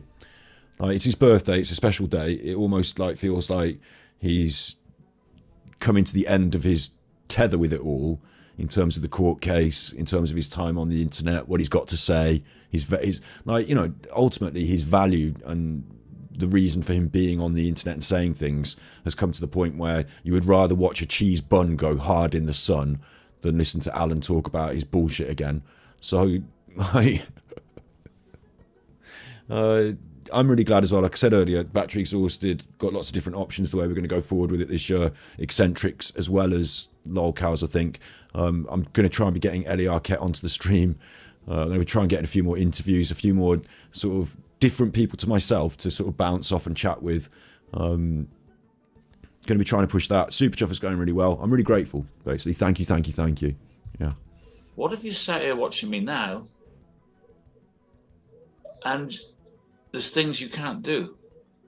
I mean, that's right, Adam. There are people who are, you unable to walk. The only reason you're thinking about it is because at the current moment when he's doing this video, he's got a bad knee, hasn't he? And he's doing this because he's sofa bound with his bad knee. Well, I'm here for you to hopefully relieve the stress a little bit, just a little bit. By watching you watch the cricket. Does it help with your anxiety? But the point is, I'm supposed to be soothing. My voice is soothing. I'm not being begetted. I know it's soothing because I get letters all the time. AD, there's nothing like no more than watching a video of you and falling asleep. That's because you're boring and you don't get letters. Ever. People are not sending you letters. Like, this is not... It's not Jim will fix it. So I know my voice has the ability To send people to sleep. to make people... Bored and fall asleep. It's not your voice, it's that you go on your streams and then you put on the news for like an hour, you watch a documentary, you yourself fall asleep on your own streams. fall asleep. It's raining again. I couldn't be happier. Swish and then whoosh. All BBC sent tippies. Happy birthday, Alan sent your tip to Scott as you are not on YouTube anymore and maybe he can give dogs home. At least you did one good thing apart from all hate you did. Super Chuffer owes 5 hugs. Thanks, yeah. Like, we've got to get back on, like... we could potentially pick a charity sponsor for the evening at the end. With the technical issues that I've had so far, I feel like if I open up another website right now, it might crash the fucking thing again. Yeah, like, I'm really grateful as well that it allows us that extra, like, when we do event streams and stuff, to give a bit to charity. I wonder if there's a special charity for people who are affected by narcissism. Did you know that? It's a fact. I have the voice that makes people fall asleep is deeper, mellow, and consistent. My voice is deep, mellow, and consistent. So if you're tired, I hope you fall asleep. I mean, like, rainstorms are good, aren't they? To fall asleep to. Just relax. Relax. I'll try. I mean, like, I might just read a book to you, you know. Read a book. ASMR 101. When you first start an ASMR channel and you run out of ideas, usually after the 5th or 6th video, you might turn to your book collection and decide to read passages from it. Because it's nice to hear people whispering and reading and bedtime stories. Unfortunately, it's quite an oversaturated market with the fact that all the books are already on audiobook. So if people really want to hear a good book read to them, they can listen to the actual audiobook. And then it's only ASMR, I nearly said asthma then, it's only the ASMR quality that you can bring extra. And then you will also find that you have to select from all the books that are over 50 to 80 years old or whatever, because anything in copyright is still copyright and you can't just read a book on the internet. So that's a mistake as well. But usually something that people go into, like when you have a sort of artistic drought, you know, you run out of the more... It's harder these days as well, because initially when ASMR was going on, there were fewer ideas, like in terms of people hadn't explored lots of different ideas. Like, you copy people, don't you? Like, someone did a role play like this or a whisper video like that, so I'll copy that format. Like, okay, fair enough, like, it's your version of a similar thing. But coming up with new ideas as well, when there aren't so many ideas that have already been done, maybe that's easier because anything you do might be new, whereas now lots of things have been done. But for Alan, coming into this new 2023, he's got like 1 billion ideas that he could rip off and copy. Got coffee tippies on the brain. But he could also use his own ideas and come up with stuff. But on day one, he's devoid of all content and ideas. He's going to watch the cricket and read a book. But the main thing is, I want to help. And he literally just did read an article off the internet. That's the same. Look, social media is so negative. I want to do something positive.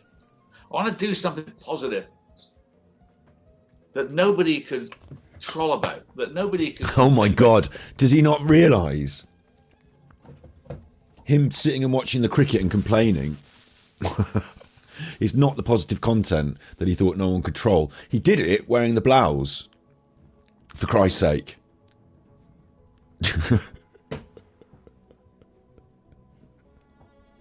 Sorry, I did blasphemy. Sorry, there are members of the audience who don't like it when I do it. And I only do it when Alan drives me to it, to be honest. I feel like I've reached the edge of a certain tether myself. How can he say that this video is untrollable when he's sat in his lounge watching cricket, complaining, waving the beads around, putting them in his mouth, wearing the blouse? Like, this is the most trollable. I'm not even a troll. I just like react to what he does. You know, if he does good stuff, I'll say, well, that was interesting and that was good. And if he says things like, there is no child porn on the internet, I hate to warn you that. There is no child porn on the internet. I checked. then I'll just, you know, refer to that as well, won't I? It's not my fault. I don't do it. Good luck with your channel, son. That nobody can be offended about. Nobody could be self-righteous about. Nobody could be a Karen about. See, my voice went too loud there.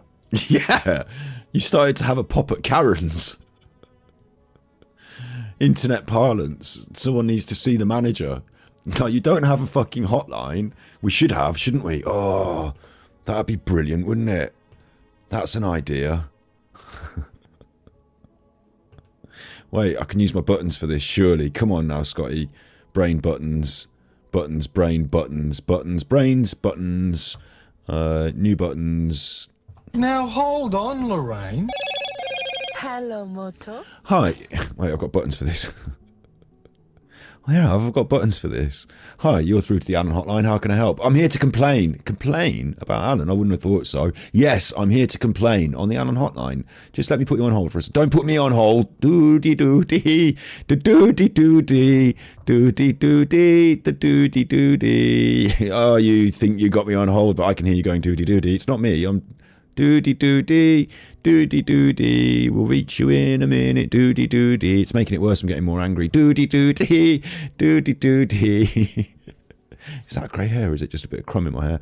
Doody doody. No, I'm doing the doody doody. Look, forget it, you. Me? I'm the customer. I'm calling the Alan hotline.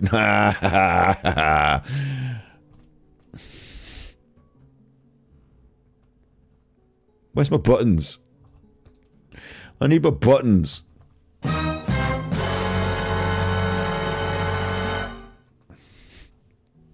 So, you haven't got a hotline, Alan. Positive. That nobody could troll about, that nobody could complain about, that nobody can be offended about, nobody could be self-righteous about, nobody could be a Karen about. Karens are not coming to the help desk. I'm here to complain about angry Alan Vinicum at the help desk. See, my voice went too loud there. I went out of character. I went out of character? You mean you behaved like yourself? That was naughty. Naughty? You have been naughty, but we're not at the end of the show yet. Relax. Relax. Lottie Martin, I haven't seen you for ages. Lottie Martin, do you know about this? The old-fashioned 1980 narrators gave me relaxation, but modern radio or tape narrators are that you can't get relaxation from them now. They're too noisy. They're too noisy.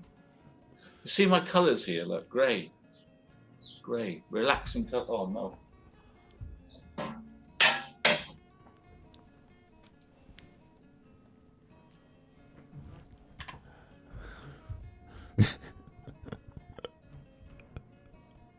I mean, I've never felt that the man has been an arse more than watching this in so many ways.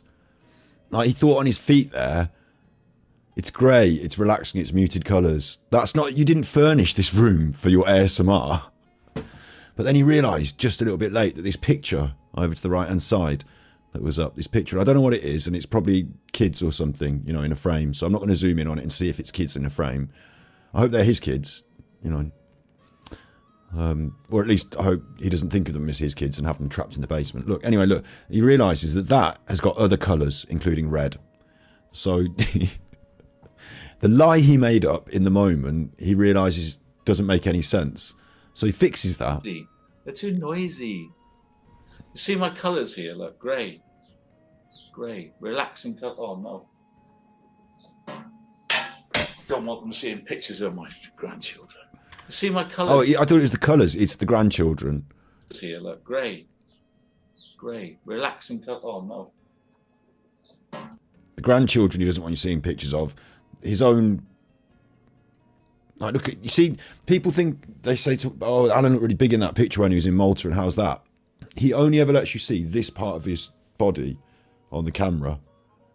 Like, from there down, it gets, like, really, as he rolls around on the sofa here to slam down the picture of the grandchildren, drawing attention to it, if anything. Doesn't matter, Alan, we couldn't see their faces because it's in, like, 480p on your crapo stream. Don't want them seeing pictures of my grand. You see my colours here, look, grey, relaxing colour. Oh no.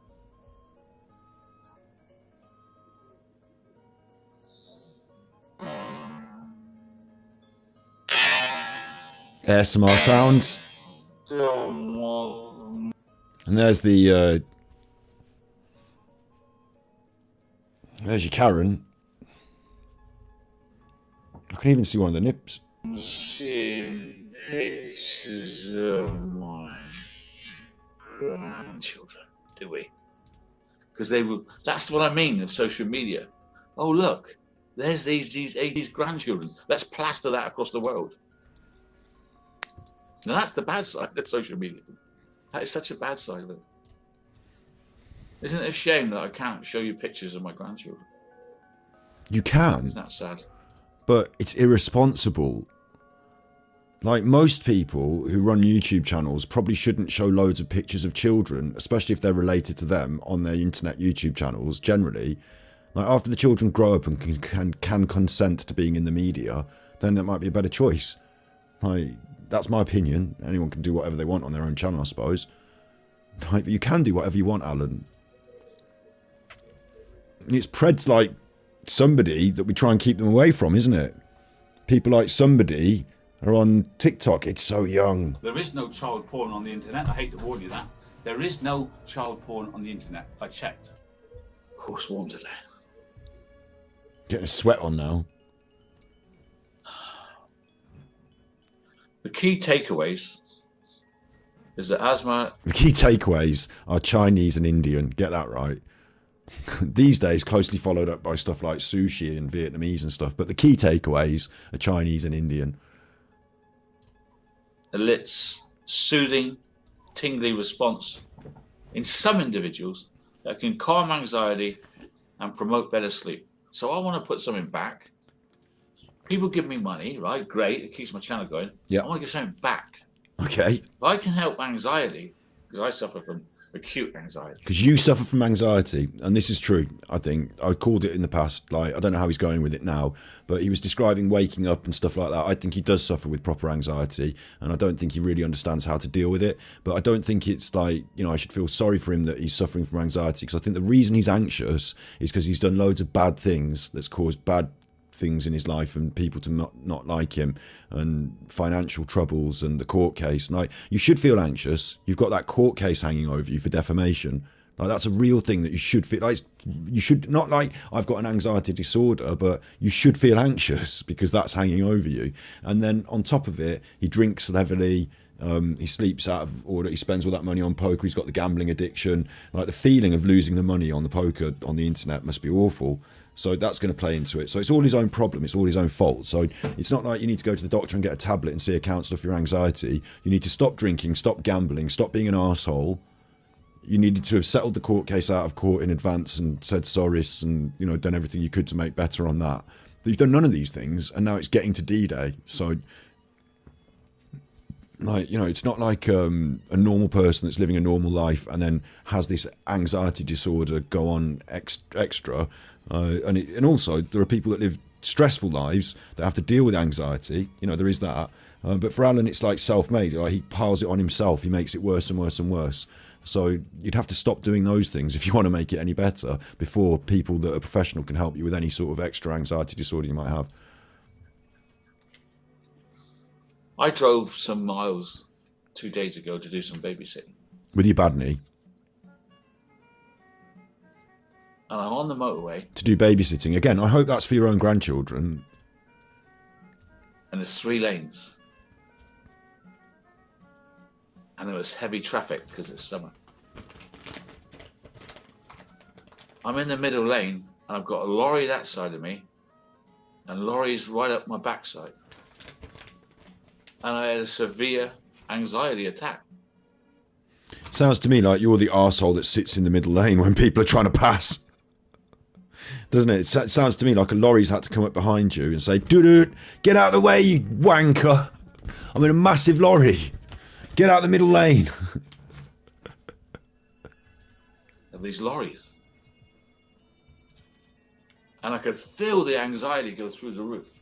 Yeah, but that's because you're in a situation that there's a lorry and like there is an anxiety there, and I suppose you can like I would give Alan this. I don't want to because I don't want him to be like using it like the narcissist would. Oh, I've got an anxiety thing. I've got an anxiety. Like again, if you have, then you can remedy it by doing things, but you're not doing those things, so it's your own fault.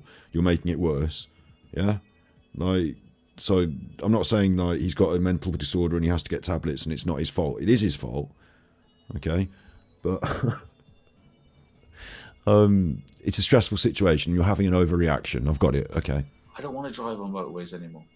I'm 68. That's the real truth. 1955. The trolls will tell you I'm 70. The trolls will tell you I'm 65.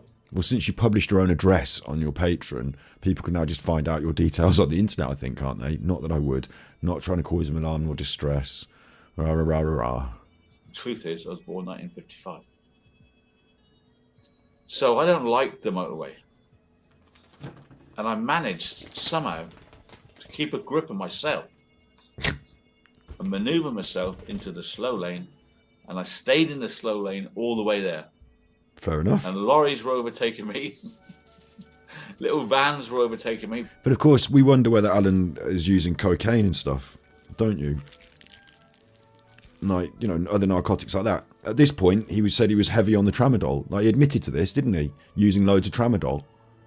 Like, at this point, his knee was bad as well. Like, using loads of tramadol.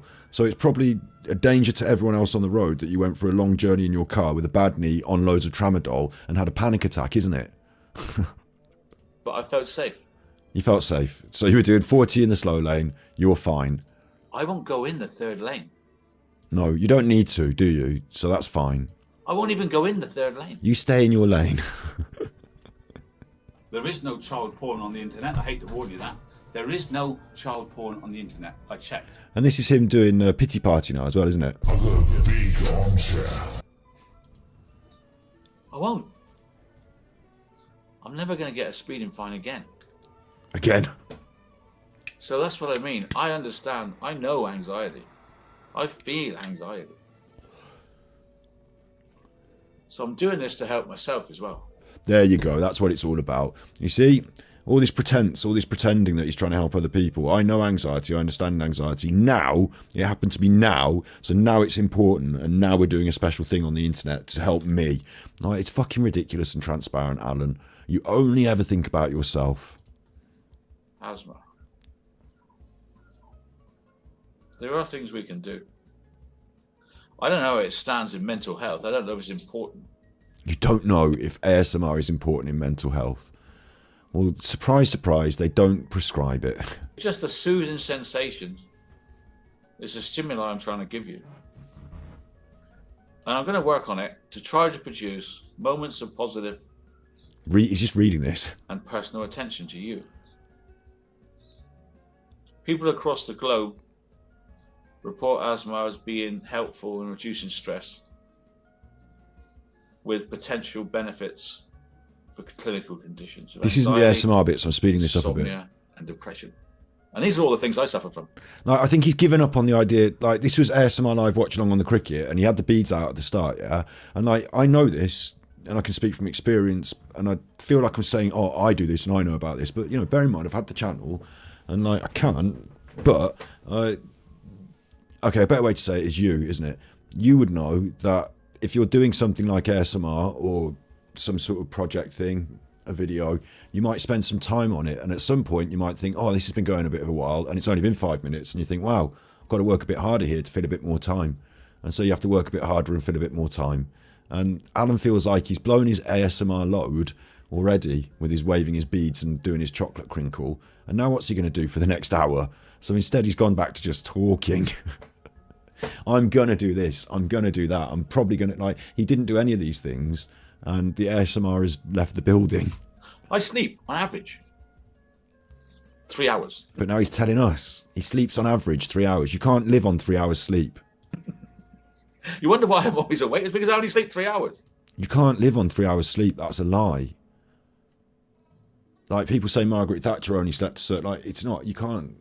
Alan's not some superhuman with his superpowers who only sleeps 3 hours. What he means is... They wonder why he's never asleep, meaning his spanners. He means he stays up all night on the poker, losing all his money. And then he sleeps until he has to wake up and do his show. And then he wakes up and does his show, and then he does the cycle all over again. That's his sort of routine. And yeah, in the night time when he's supposed to be asleep, he only gets like 3 hours between like 5 and 8 to 10 or something. But then later on in the daytime, because he's been caught doing it, the spanners have caught him doing it. You were supposed to be at the meeting to talk about the show you're about to do, but you were asleep. So he sleeps in the day instead. That's verging on insomnia. Verging on insomnia. Really. So I don't believe me when I understand you. I understand you. And I'm here for you. That's what it's about, yeah. And if I give you positive comments, that will make you feel better. Right, but you still haven't done that. Best thing is not to drive at all, I suppose. Well, it would have been, wouldn't it? But as I get older, I'm driving less and less distances. So in a way, I'm glad the trolls made me give up poker, because I don't have to drive to London or anywhere anymore. Since this, he's driven to London and everywhere, and to Malta. Well, he didn't drive to Malta. And that's why I'm going to be here more in the day, especially this winter. And I'm going to press... But it was funny, wasn't it, when the trolls made him give up poker. What he means is he went to Malta and we got photographic evidence from the people that were taking the photographs in the Malta casino that he was there. And he was so scared that if he went and sat at the table, then we would follow it up, like that Super Chuffer might even turn up in Malta. He was so scared that, because I was talking to journalists in Malta, because it's a public thing, the casino and the poker. Like, it's a poker tournament. And if Alan Vinicum, public poker player, you know, super poker player, man of the internet, is going to go and play at a poker tournament, some of his fans might want to see it. So I was going to try and arrange for a photograph of him playing poker. And he was so scared that that might happen. He got on a plane and came home and pretended he'd been at home the whole time by using a newspaper from W.H. Smith in the airport to prove it. It was bizarre. It was really bizarre. But that's from this, you know, what he means when he said the trolls stopped him playing poker was he was too scared to go and play poker at public events because he was worried because Super Chuffer and people were watching him on the internet. Severe with this asthma because I like it. I like it because I don't have to be a doctor to do it. I like it because you can just switch it on and switch it off. And like his alarm and distress and his fear was not my intent.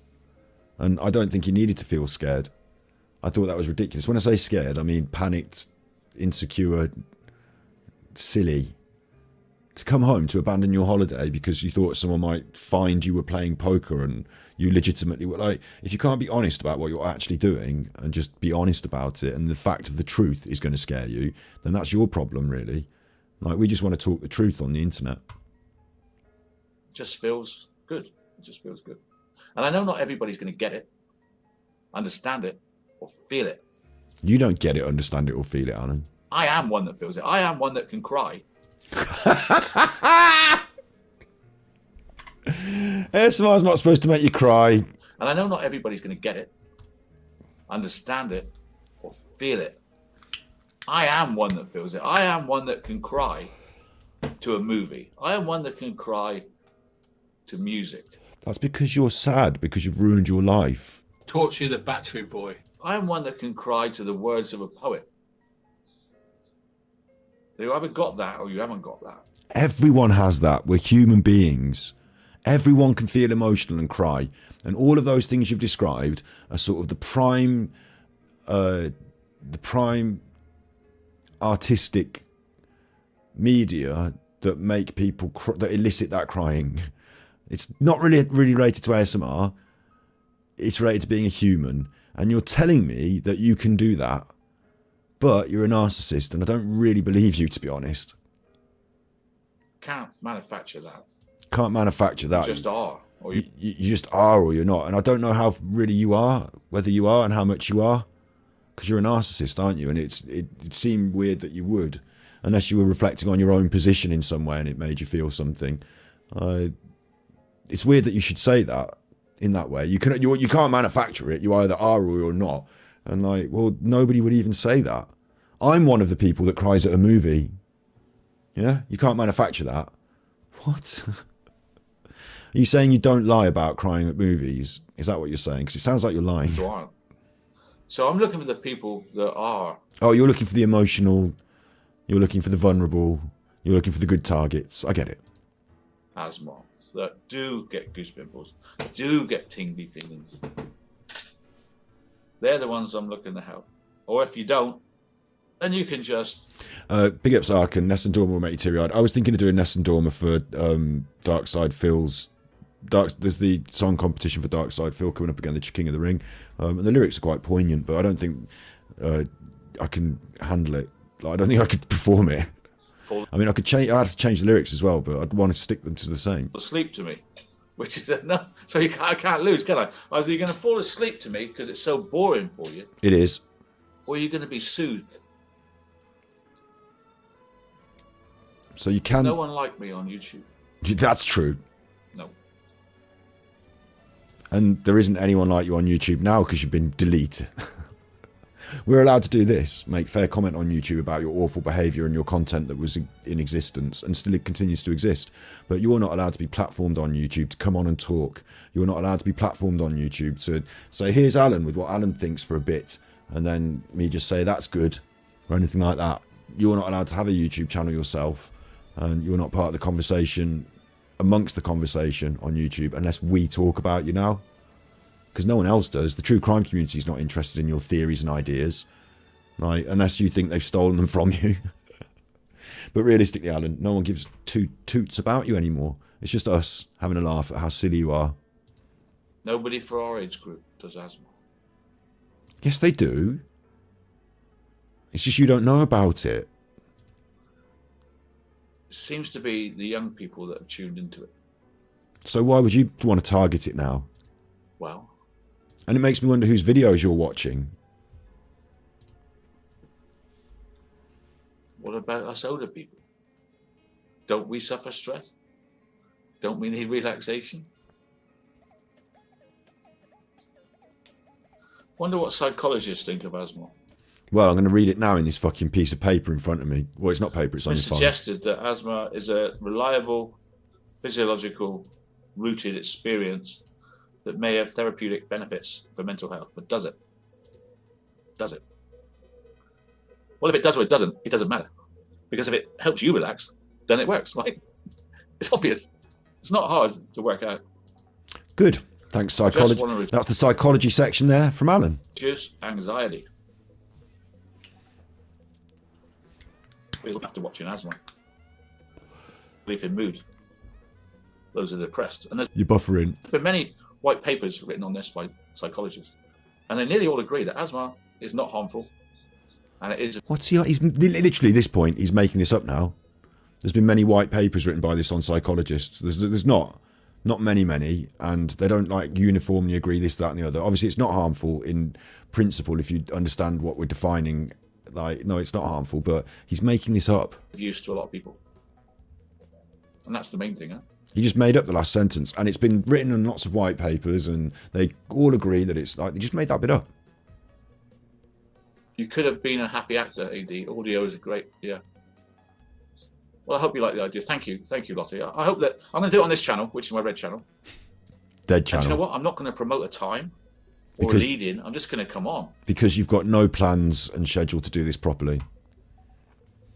And I'll never be late or early because you won't know when I'm coming on. Brilliant. You never get anxiety.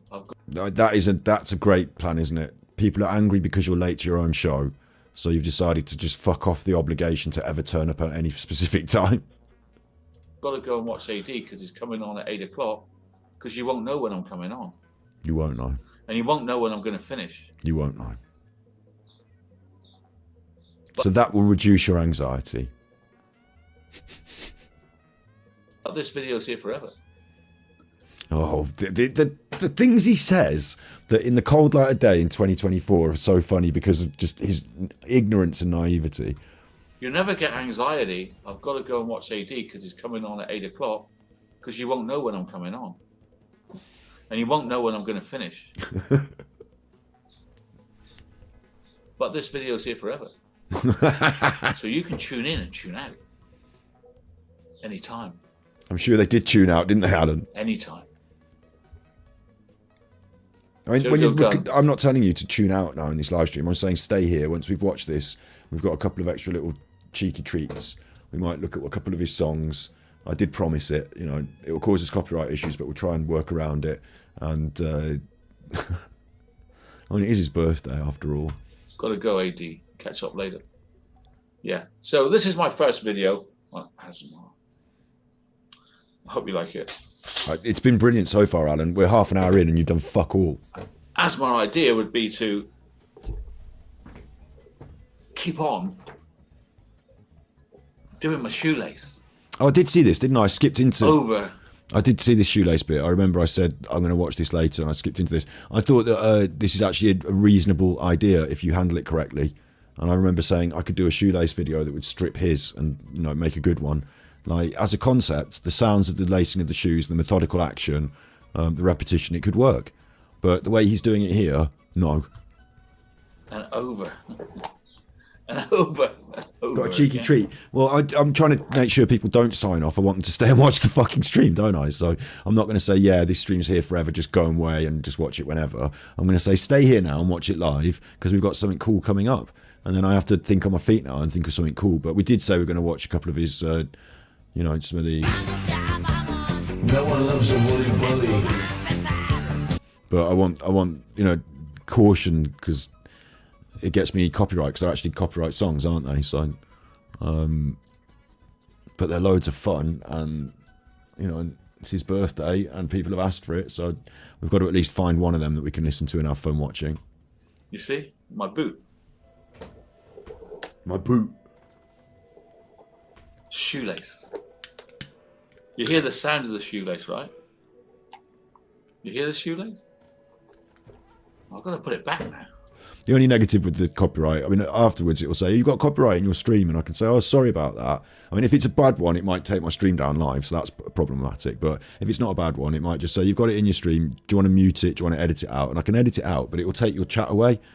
Like the live chat experience on when people rewatch it, that will go, because you can't edit the chat as well. Like, it can cut bits out of the video, but the chat won't fit in anymore, will it? Because it'll be out of sync. So it bins off the chat, but we keep it above our head. Big ups, Jess. How you doing? We keep it above our head, the chat, so you can. It doesn't matter if I edit that out later. Yeah, we'll do the music after this. Put it in the hole. Put it in the hole. And then go to the other side. Put it in the other hole. Put it in the opposite hole. That's just what you do with the kids. Torture the battery boy. There is no child porn on the internet. I hate to warn you that. There is no child porn on the internet. I checked. And pull. And then again. And before you know it, the shoelace is back. Now, I do think this is why he hasn't done this. I'm a bit... hang on, wait. Put it in the opposite hole. And pull. And then again. And then again. And before you know it. And before you know it, which doesn't seem like enough moves here. And he holds it up, right? Now, I hope this doesn't crash the stream again, because I'm going to try and get a zoom in on this computer. Can you enhance? Look at that for a shoot that's been done. Do you think there's a possibility Alan doesn't know how to do his laces? Like, that isn't how you do the laces.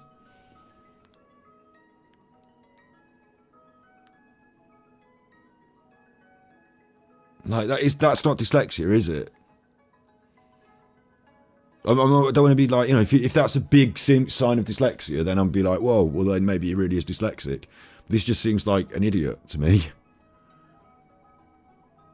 He can't...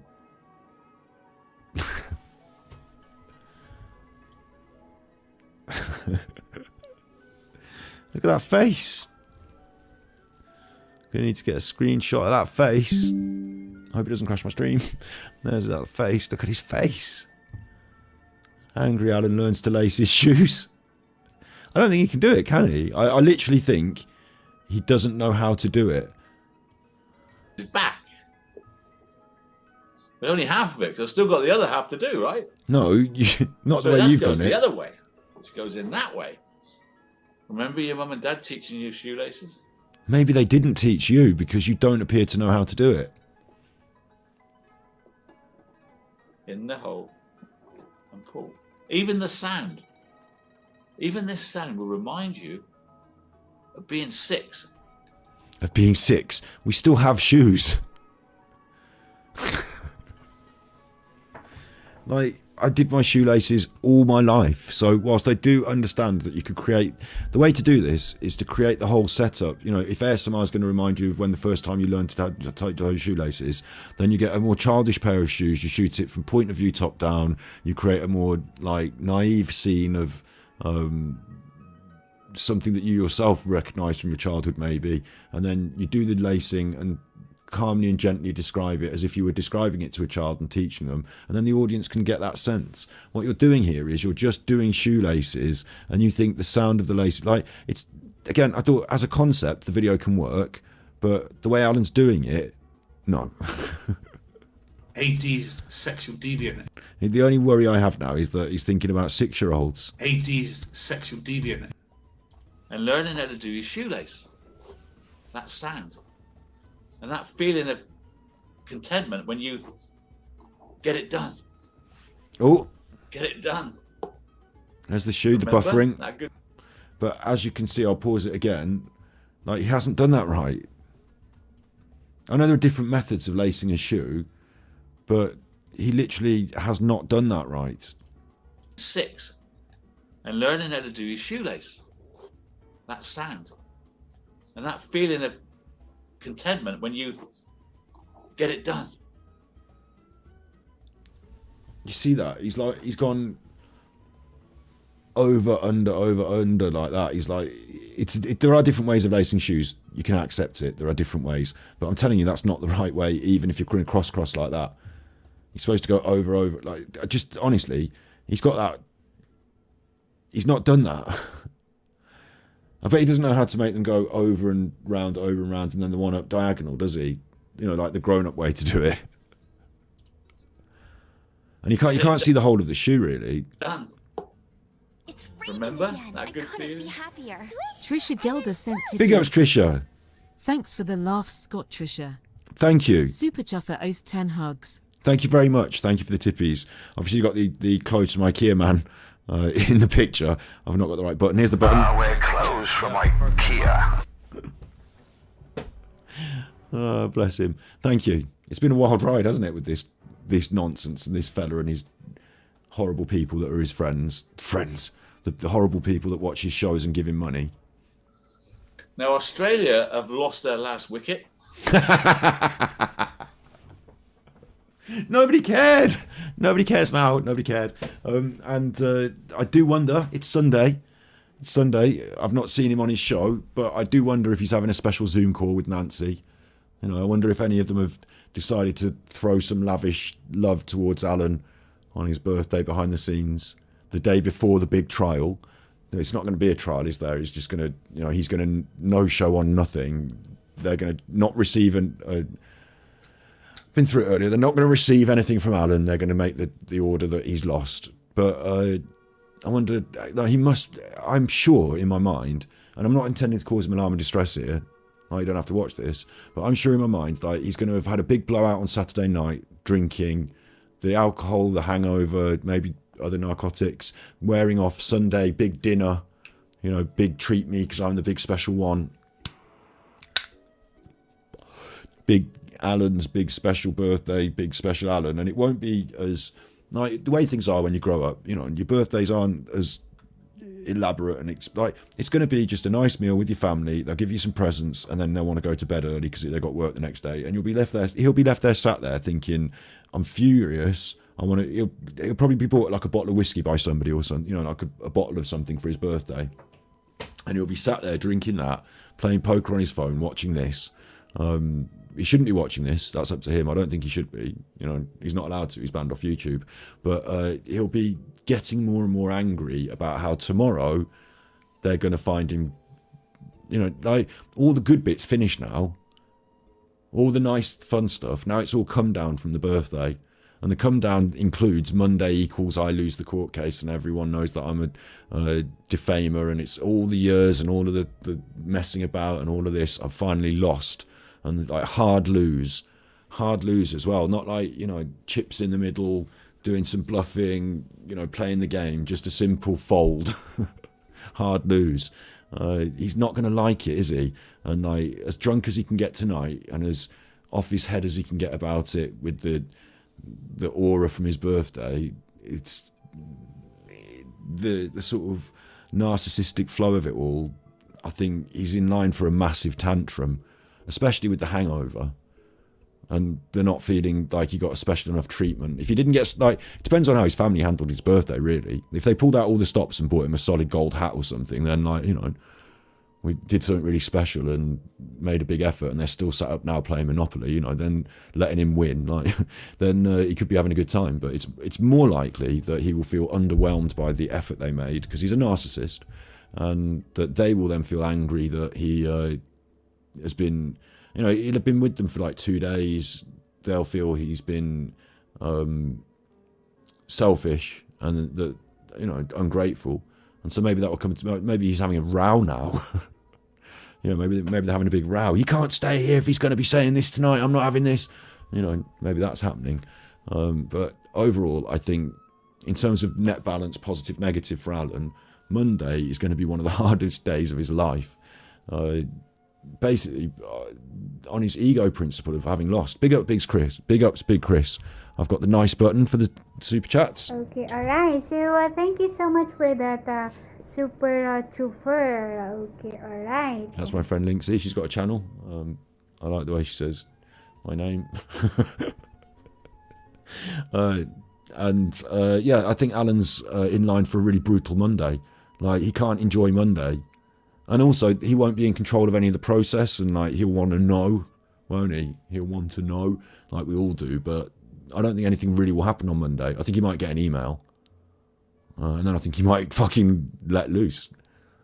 Or it might be a big relief to him, and he's got to wait. But he's still going to have it hanging over him until sentence, hasn't he? So between now and sentencing, all it is spend all his money, pretend he's great still, maybe. I don't really know, but I imagine, like I said, Monday's going to be hard. Maybe he'll need to do some asthma. And they're all out for 317. Now, England now, I've got to try to get more than 317. So my therapy today is to sit here and watch England now for 6 hours. Your therapy? Try to score more than 317. Your therapy is to watch a sporting event that makes you slightly stressed. I mean, I wonder if you put a bet on. Right? I've got to get a strike. I'm gonna buy us some of that popping stuff tomorrow for you. Now you know. Yeah, what? Big Chris. I did cover it earlier. His court date tomorrow is that he has to file a defence by tomorrow, so it's not a court date insofar as, in my opinion, from what I've heard from Frankie's update on the crowdfund, I don't think it is a court case where he's going to go and sit there and, Your Honour, I file my. I think that if he has not filed the document with the court by tomorrow, and I don't think he knows how to file that document or what even he should write, so I don't think he's going to do that. I think they'll just, as an administrative process in the day, say, by the end of play today, 4 p.m, we have not received Alan Vinnicom's defence. Therefore, he has lost the case. He didn't file a defence. And then it just goes to the sentencing. Whatever the summing up, the judge, the deciding about the money. Like, it's just paperwork, isn't it? So, and I don't, even if he sends, I think he'll try and send something in, maybe even, but written on the back of a fag packet, not understanding how the system works, unless he's going to use the accurate and correct legal terminology and write it in such a way as it, like, there might be certain formalities. It might have to say to whom it may concern and by the order of the court. And he might forget to write that, and it might mean nothing. You know, you can't just do some writing on an A4 piece of paper and send it in. It's a formal document. So he might just not be able to do that, and then that's that. I'm doing tomorrow. I'll be going down and buying some of that pop stuff. What do you mean? Cocaine? Stuff tomorrow. For you. Now you know what I'm doing tomorrow. I'll be going down and buying some of that pop stuff. And I'll be buying a stress ball. And I'll squeeze it. I did love this. Like I said, this was still, to this day, one of my favourite Angry Alan videos. And so I made a clip of it so I can search it up and bring the clip. Relax with Angry Alan. This is the one we're watching now is the precursor. I hadn't watched this other one, so I wanted to save it for a special occasion like today. But we did cover this one, and this was absolute insanity, wasn't it? His mate in chat. Blueberry. Comments in chat, please. What would you call his name? Blueberry. Blueberry. You've got a new name for that? Like, that was the worst ASMR video I've ever seen in my life, so that was fun. Funnest, but this is slightly different tone. This is classic Alan for his birthday. And between my fingers, you'll see it balloon out. As I squeeze it, it'll balloon out. What, your hand? This isn't even classic Alan. This is fairly modern Alan, isn't it? Classic Alan was a few years back, but... As I relieve the stress with the stress ball. Are you doing that? You could do that with your weenies.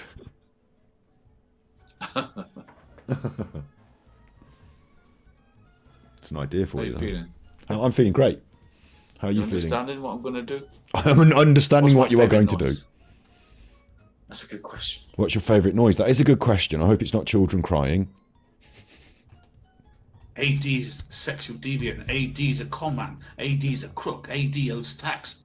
Torchy. Torchy that. I remember Torchy when I was a little tiny boy. I used to love Torchy. Torchy the battery boy. My favourite noise. That shouldn't be that hard. I can tell you categorically now, my favourite noise is clunk, clunk, clunk, clunk, clunk, clunk, clunk. It happens on Genshin Impact when you pick something up. I know it's my favourite noise because I've played Genshin Impact for over 2 years and it's a video game, and the noises in the video game that associate with picking something up, that's a good thing. It's dopamine in your head. I went further, I got something. It's like in Mario, the sound that you get when you win a coin, you know, ka-ching, ka-ching, ka-ching, or do-do-do-do-do-do-do, you know, the one-up sound. I used to really like the one-up sound. That, you know, as a kid, like that would have, oh, that's good. Or nowadays, most people in society, it's getting a McDonald's, which I didn't get yesterday. We didn't have any takeaway yesterday. My sister's friends came home and they were all eggy and shouty, and not at me. They just been having some, going and out and doing some yelling, so there was no takeaway. But you can have favourite noises that are intrinsically linked. I suppose you could also say the sound of birds singing, or the, you know, children playing, or like, you know, laughter and stuff like that, you know. But in general, I think something that's designed to hit your dopamine, and if I've been playing video games as hard as I have, which I have, it's going to be one of those sounds. For Alan, it's probably the sound in the poker app that he plays where he wins on the poker. He doesn't know it, but whatever the Sky Bet win the poker hand sound is, I wonder if there is that on the internet. I wonder if that exists. Sky Bet win poker sound effect. This is Alan's Pavlovian playing and winning slot machine. Well, there isn't a specific one for that app, apparently. But, you know, each app would have their own specific sounds that they pump so that you get that attachment to the app through this Pavlovian response, essentially. But this is Alan's.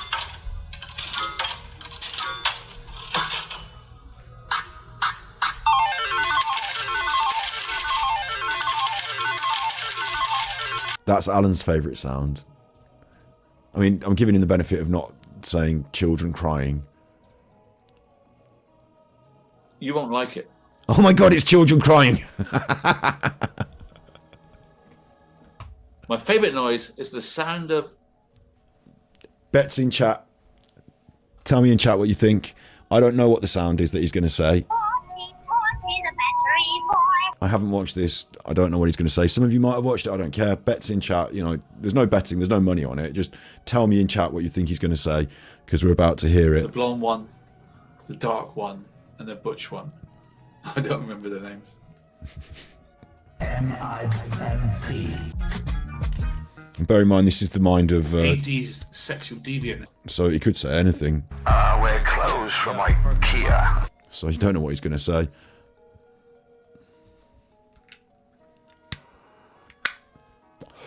This is a hard one. Like, he said you wouldn't like it. Do you remember? He said you wouldn't like it. Boys undressing. He said you wouldn't like it. So why wouldn't I like it if it's a nice sound? Huh? Why is it so specific to him?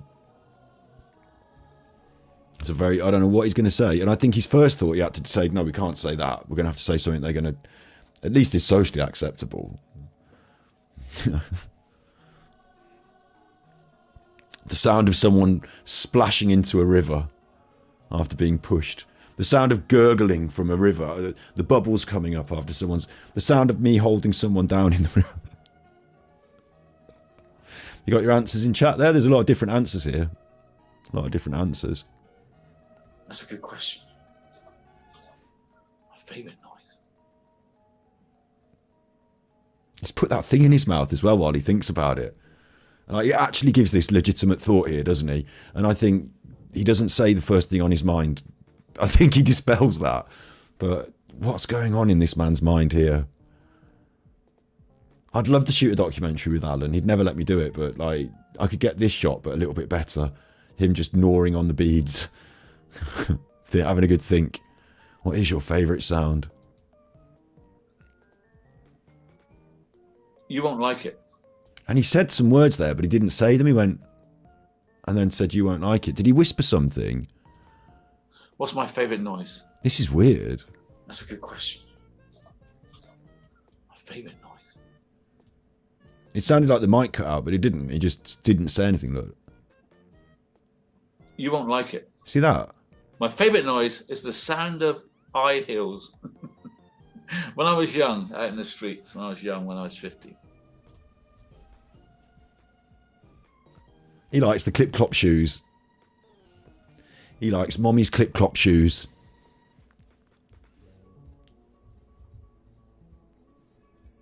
Well, I suppose it is your birthday, Alan, isn't it? Although it is my algorithm, which I'm going to fuck up here, but... I suppose YouTube can suggest to me more... Oh, look, they've done it as ASMR videos as well. Although I would critique whether this is really ASMR videos or if it's something else. But, you know... we can see it. Although now YouTube's going to suggest this to me, and I'm going to have to, like, you know, deal with YouTube suggesting these videos to me.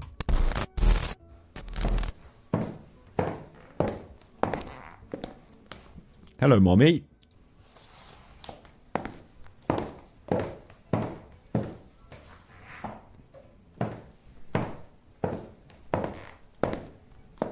Happy birthday, Alan. Happy birthday, Alan. It's your mommy in her heels. Happy birthday, Alan. I mean, not kink shaming. If people like heels and shoes and feet and stuff, that's, you know, that's all fine. But it's the Alan's favourite sound in an ASMR related stream. You know, because I thought we were going somewhere with relaxing sort of sounds. You know, I did say, you know, in chat even crunching leaves, you know, I did suggest some others earlier. I didn't realise high heels was going to be... It has these other attachments to it that may or may not be to do with the sound, and maybe to do with the fact that they're full of legs with people walking in them. And if you're wearing those sort of high heels, you might not also just be wearing joggers and, you know, chill out clothes, although these days you don't know, but back in the day. And then it also makes me wonder about Alan's, like, I'm not having a pop about gender and all this gender dysphoria and everything, but like Alan's told stories in the past that allude to a sort of you know, we wonder whether he likes wearing the heels himself. Let's just ask that. Let's just say that, eh? Before I get myself pinned off YouTube for homophobia or anything, which I'm not. I don't mind if he wears them himself, but it's just some of the stuff he said in the past and some of the strange things he said and done. Let's just move on. I could hear... Well, we can't, because he's now going to describe why he loves these high heels. My favourite noise is the sound of high heels. When I was young, out in the streets, Out in the streets? I could hear the clip-clop of high heel shoes walking down the street. I was fascinated by these clip-clop, clip-clop, clip-clop. Because eventually that clip-clop, clip-clop would catch me up. And I'd see the woman. And I thought, I didn't visualize that woman. I visualized a different woman. A heavier one, a lighter one. By the sound of the clip-clop. What?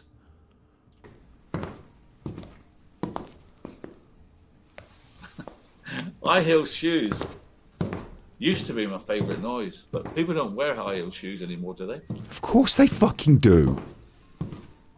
Don't think so. I also like the sound of rain on my window, particularly in a caravan. When do you stay in a caravan? When it's snuggled up at night, right? You've never, in all the time I've been watching you, which has now been over a year nearly.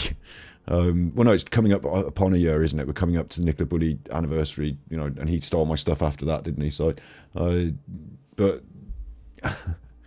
what are you on about? I've got nothing against staying in a caravan. That's fine. Go and have a nice caravan holiday. But you've never mentioned a caravan in all the time. You've never mentioned a childhood holiday in a caravan. You've not mentioned you want to go and stay in one. When you go away to Cornwall, you go to your Cornish bolt hole, all this sort of stuff. Like, there's never a mention of a caravan, but now it's your favourite sound. Oh, I'm in a caravan. And there's thunder and lightning outside in the field. Blanket thunder and lightning. Has this happened once? Or is this a fantasy? Because unless you're going to stay in a field in a caravan on a routine basis, you're not going to experience a lot of this, are you? So how is this your favourite sound? And you hear the rain on the roof. It's a beautiful sound. Yeah, also the clip-clop of horseshoes. Any clip-clop.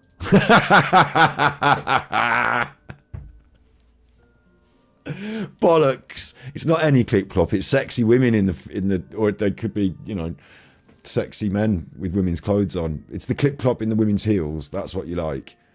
That's what you like. Don't tell me it's you know, it's Freddie Mercury, I Want to Break Free. It's not a clip-clop of fucking horses. Don't be stupid. I looked around, there was a Shire horse. Oh, I loved it.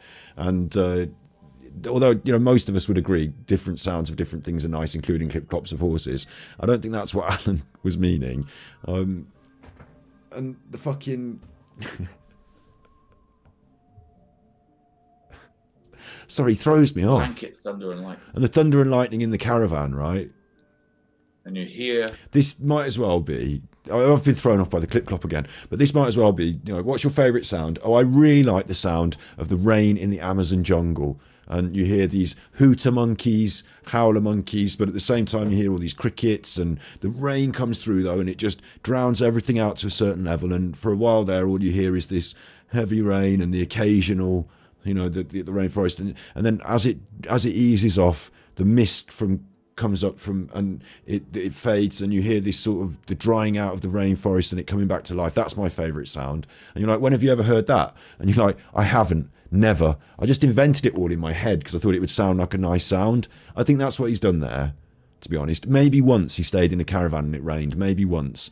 But this isn't his favourite sound. This is the right answer for what's your favourite sound. And the wrong answer is I've got a fucking like sex fetish about people chasing me in heels. Like, and he said that the heels catch up to him, doesn't he? He's like, there was a process involved.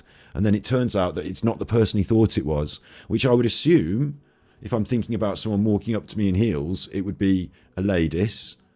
And then you turn and it's somebody slightly heavier, he said, or lighter. Like, that was just, I'm going back to that because it's just fucking insanity. Like, this is his favourite sound for real. And it's not even a favourite sound, it's one of his fantasies. Like, he hasn't managed to reason out a good answer for what is your favourite sound, because the one that came to his mind originally he couldn't say.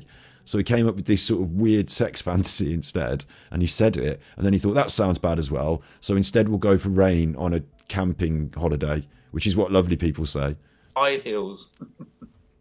When I was young, out in the streets, when I was young. And he says it's when he's young in the streets.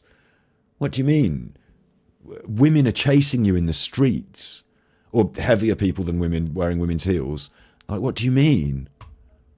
I could hear the clip-clop of high heel shoes Is this real? walking down the street. I was fascinated by these clip-clop, clip-clop, clip-clop. So why don't you turn around? Because eventually that clip-clop would catch me up. And I'd see the woman. So did you mean you would slow down and let them pass? Or, like, because you could just turn around and look at them. And he does specify woman. And I thought, I didn't visualize that woman. Are you a predator? Are you hiding from them in an alleyway, and as they approach, you hear the clip, clop, and then that's them? I visualized a different woman. I visualised a different woman. Well, you could have just looked. A heavier one. A heavier one? What? A lighter one. A lighter one. By the sound of... But by merit of having said a heavier one, lighter one now is just, you know, another option, isn't it? So he just says it. But I think he meant heavier one. The clip-clop. By the sound of the clip-clop. What? High heel shoes. Yeah? Used to be my favourite noise. And then it was the splash of someone being pushed in the river. But people don't wear high heel shoes anymore, do they? Yes, they do. Don't think so. Children don't. I also like the sound of rain. And like, this is where he just thinks, like, he starts looking at the cricket and his mind does the Alan thing of, like, go in the memory bank of something you've seen on the telly that's socially acceptable and say that as if it's you. On my window. Particularly in a caravan. Because it went from rain on my window to a caravan to thunderstorm to the field. It's building bricks again. These aren't real memories and things. This is just, I'm going to give you what you need to hear. When you're snuggled up at night, right, and warm in a caravan, and there's thunder and lightning outside in the field. Blanket thunder and lightning. And you hear the rain on the roof. It's a beautiful sound. Yeah, also the clip-clop of horseshoes. Any clip-clop. Any clip-clop I like.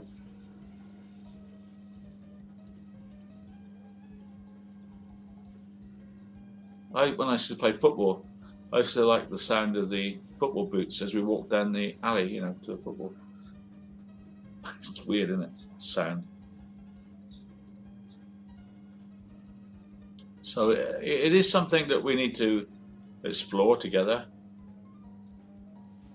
I don't know how many of you... I suppose I better do a little test before I go. A little test. Let's have a little test. Oosh. See if I can get a word. Oosh. Before he goes, there's still half an hour of this rubbish. I can get a word to give you a goose pimple. A goose pimple. One.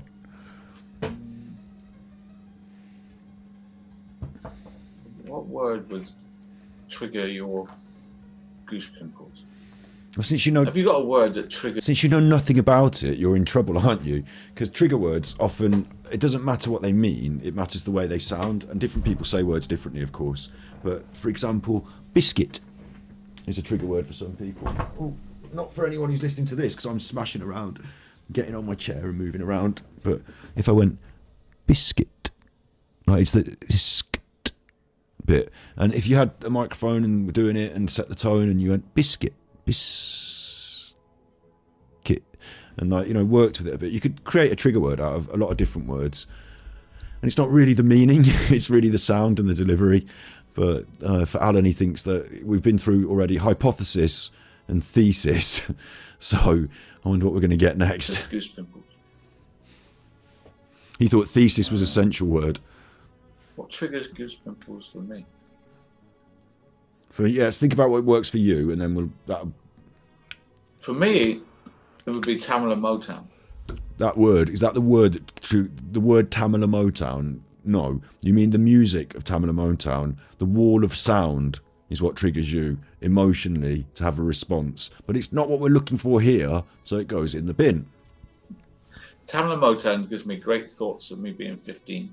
That's not ASMR. Collecting Tamla Motown records. Diana Ross. But I love it because we're going to learn more about Alan. I love this is what we miss. Alan, it's your birthday if you're watching this, which you shouldn't be because it's not designed to cause you alarm and distress and you shouldn't be watching it, you should be banned off YouTube. Alan, basically, you should be doing more of this bollocks. You should be doing more just Alan talking rubbish because you haven't got any content anyway, and this is much more fun for you and for me and for everyone. Torchy, the battery boy. So that one where you did Torchy, that episode, that was fucking banging, wasn't it? Torchy, Torchy, Torchy, Torchy. You know, that was a banger. Good luck with your channel, son. So listen to me, Alan, because I've got the best advice. Do more of this bollocks. We'll have much more to watch and react to, and it'll be more fun. That's the only way you're going to have a presence on YouTube, and that's the only way you're going to be buoyant in the algorithm, because everything you do makes it worse. You just be yourself and do your personality on Alan's. I keep saying it. Alan's Mad Monday. Alan's Mad Day. Couldn't be happier. Cornflower sent tippies. Thank you. I would be totally wound up by Ed's ASMR. It's a pity that those beads don't suddenly fly everywhere. X Super Chuffer owes 3 hugs. Thank you very much. That would be comedically slapstick, wouldn't it, if you broke the beads? Wear clothes from IKEA. But really, Alan, the only value you have is as a lolcow. So do more stuff, please, that we can laugh about. Four Tops, Marvin Gaye, Junior Walker and the All Stars. Here we go. Smokey Robinson, Martha Reeves, Torchy the Battery Boy. Those were there. I get look a goosebump. The blonde one, the dark one, and the butch one. I don't remember the names. I just got goosebumps from thinking about Tamla Motown when I was 15. I just did it. That's Big up, Samba. weird. I just got the sensation that I was looking for in a word. That's weird. I never looked for that before. That's the power of meditation. There is no child porn on the internet. I hate to warn you that. There is no child porn on the internet. I checked. I've got goose pimples now by thinking about Tamla Motown.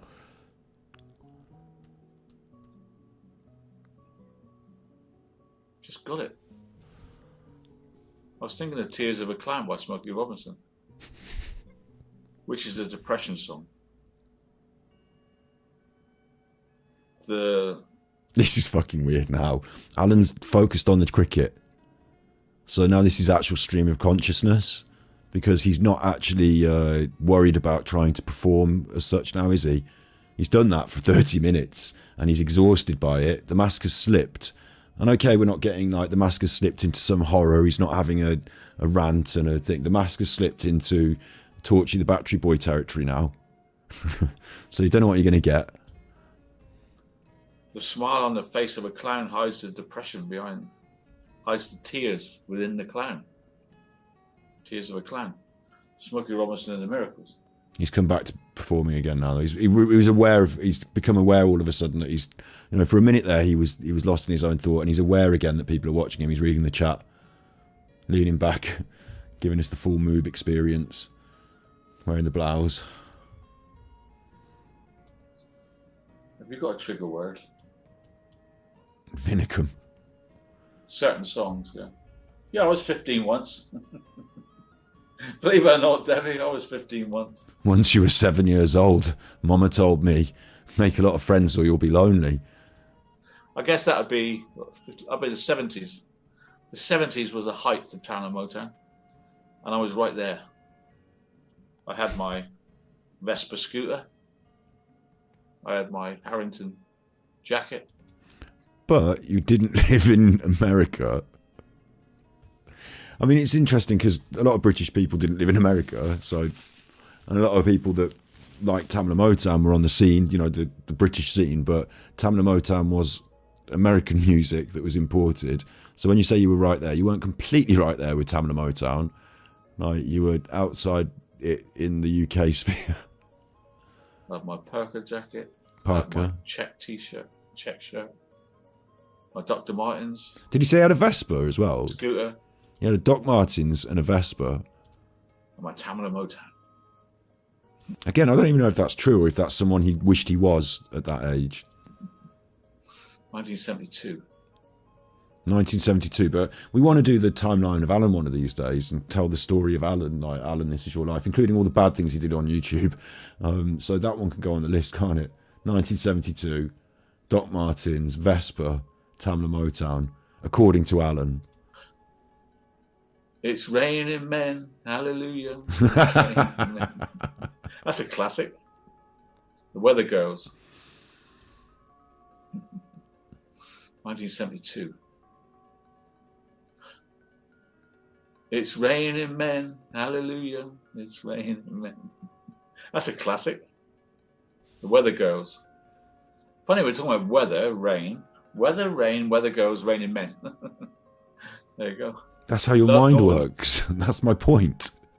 So, yeah, fantastic, KB. Yeah. Of course, the clown was ruined, like we said, with John Wayne Gacy. Ruined the clown, didn't he? Like, now we're on to John Wayne Gacy and the clown. Free association, this is called. And whilst it's useful in some contexts, in terms of, like, this is why his detective work, in inverted commas, is so fucking awful. It's because he doesn't think in some sort of special dyslexic brain where he can see everything and, like, the trees are so vivid green and that. He lives in a fantasy world that's made up of, like, the next building block. Like I say, it's free association, and it creates this fantasy illusion around him. So it's good for telling stories and making up a load of nonsense based on how many films you've seen and how much other nonsense you've consumed that you can process and repackage back.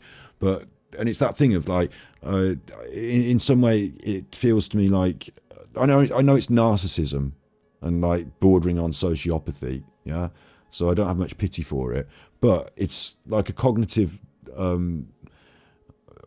impairment, like this delusional state where he sees things like that kid on the scooter example. It's like he sees something in the world that he thinks is good, or someone said it and it sounds good, so then he just takes it and puts it back out as if it's his. Like, that's how he does his content, but that's how he does his personality as well. And it's a really it's a slightly weird thing. Like, there used to be a kid at my school who used to seem to be well into wrestling, but actually what was happening is sometimes he was performing like one of the wrestlers he'd seen. Like, I remember once, like we didn't used to get on, and once after school, there was like this, like, it was a situation where it might have been we were going to have a fight after school, yeah. But instead of having a fight, what happened was he did all the wrestling stuff. Like, he was like, "Oh, I'm gonna get you, and I'm gonna put you in a headlock, you mean Gene, and oh, when you see these pythons roar," and, like, you know, he actually was like doing this sort of like speech like a wrestler, and, like, it was sounded just like wrestling. And I was like, just fuck this. I'm not fighting this kid. This kid's like, I just went home. Like, I'm not into pretending to be a wrestler in, like, some weird beef. Like, just fucking calm down, you nutter. Like, it wasn't like a proper fight where, you know, after school, okay, and then, like, you know, you have a fight. It was like he just wanted to sort of, like, have attention and be a wrestler. And, like, he'd watched too many wrestlers on the telly, and so instead of having a personality and actual things to say, he was saying things that he'd seen on the telly, like, in public. And you see it in people who, like, they might pull certain faces, like things like they've seen on the telly, they think they're cool. Now, I'll do that. I'll pull that face when I think it's time.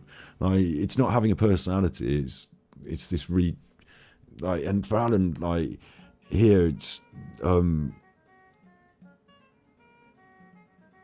yeah, like, he's a strange bugger, really. Weather Girls, Raining Men. There you go. Northern Soul, yeah, fantastic, KB. And therefore, I don't even know if I believe he had the Doc Martens and the scooter and all that, or if that's the person he wished he could be. So now he'll tell you it was that, but really he had, like, a push bike and a pair of trainers, and that he painted with the right colours for Doc Martens. Do you know what I mean? I don't know how hard in the paint he was with the reality of this cool opinion of himself, or whether he thought he was cool and wasn't cool, or whether he just telling us now he was cool but he wasn't. Do you know what I mean? Yeah. Yeah. course, the clown was ruined, like we said. Oh, that was it. Free association. Now we're talking about the clown, and now we're talking about Gacy. And it's this process of free association that doesn't allow you for actual thought. You know, you can't take the building blocks and say, right, these are the piece of information I've got. Can I look at them and create a third piece of information with my own thoughts? No, it's I've got these two pieces of information. How do I... Right, there's them. You can have them back. I've changed them around or done this with them, but there's them. Instead of, there's two pieces of information. I'm going to think about them and come up with a new organic third thing. And there you go. That's my thoughts. It's not that. It's that... And I'm not doing triangles, the Illuminati here. I'm holding Lego bricks in my ideas. That's all. That's what Alan doesn't have the capacity for. Is his own original thoughts. And it's the free association of, he thinks, his original thinking. You know, just saying what seems to come next. But you can always say something next because you're a human being with a brain. And there's all like, okay, Gacy. Okay, if I say Gacy, you say, and like that, there's a game, isn't there? You can play in the car where like you just always say one more thing after the next thing. Like it's Wayne Gracie ruined the clown. It's the ramblings there. That's ramblings. Everyone's scared of clowns now. In fact, Halloween, they're clown masks, aren't they? But I like the ramblings more, if anything, than any of his content. I like this more, strangely enough. Even though I complain about it being drivel, at least you get to see into some of his insanity. Yeah. I've seen these girls just clicking their teeth. Right, you mean you've watched ASMR artists on YouTube clicking their teeth? I'm not even going to search for it because there's a lot of ASMR artists do a lot of stuff on YouTube, and some of them are quite young girls, and I don't think it's really for Alan to be watching. Sounds for asthma. Some of them try and do sort of saucy things as well to get you into it as well. I don't know which ones he's been watching. In the mouth ASMR. Look at him. Weird, isn't it? Weird what can make you relax. Well, a hand job, presumably. A new pack of cards. Never used. Never, ever opened. Until now. Brilliant. Wasted that without doing it nicely on the camera. I was given these in Barcelona 2 years ago. Never opened them. Ungrateful. New pack of cards. You see? Still in cellophane. I would never probably have opened these cards until one Christmas. But now, asthma.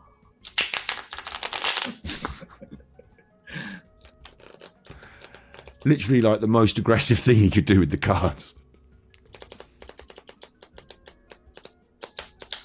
Relax. Relax. Shuffle. I could shuffle these for an hour, right? Yeah. And just relax. That actually, if you did that without fucking talking about it all the time, would have been an ASMR experience. And whilst I would have said, okay, it's boring, like the whole point is it's boring. If you're into that sort of stuff, it's a legitimate video. I did a video called Book Sorting. I was just sorting books. That's the whole point. It's boring, but it's relaxing. It's methodical. Like, but you haven't done that. What you've done instead is you've done 36 minutes of rambling nonsense, and now you've shuffled the cards and said, I could do this as an ASMR. I could, if I wanted to, I could make this into a good ASMR video, and then you've left it there on the pinboard. You're not really actually doing it. I hope you understand. Like, Alan doesn't seem to understand the difference between saying he's sort of doing something and actually doing it. It's like you could get a football out and sort of wave the football around and then go, oh, I headed that ball, or I headed that ball. So, you know, I could be playing football outside. So imagine this stream's about, you know, you could label the stream outside football experience and then just be indoors with a football and then just wave it around a bit and give it a head. Oh, you know, imagine that. Okay, could be outside with that. And then he moves on to the next thing. Yeah, we're all 15 once. Yeah. Hard for our kids to understand it that we were 15, isn't it? But it's true. You know the saddest thing is they're going to grow old as well.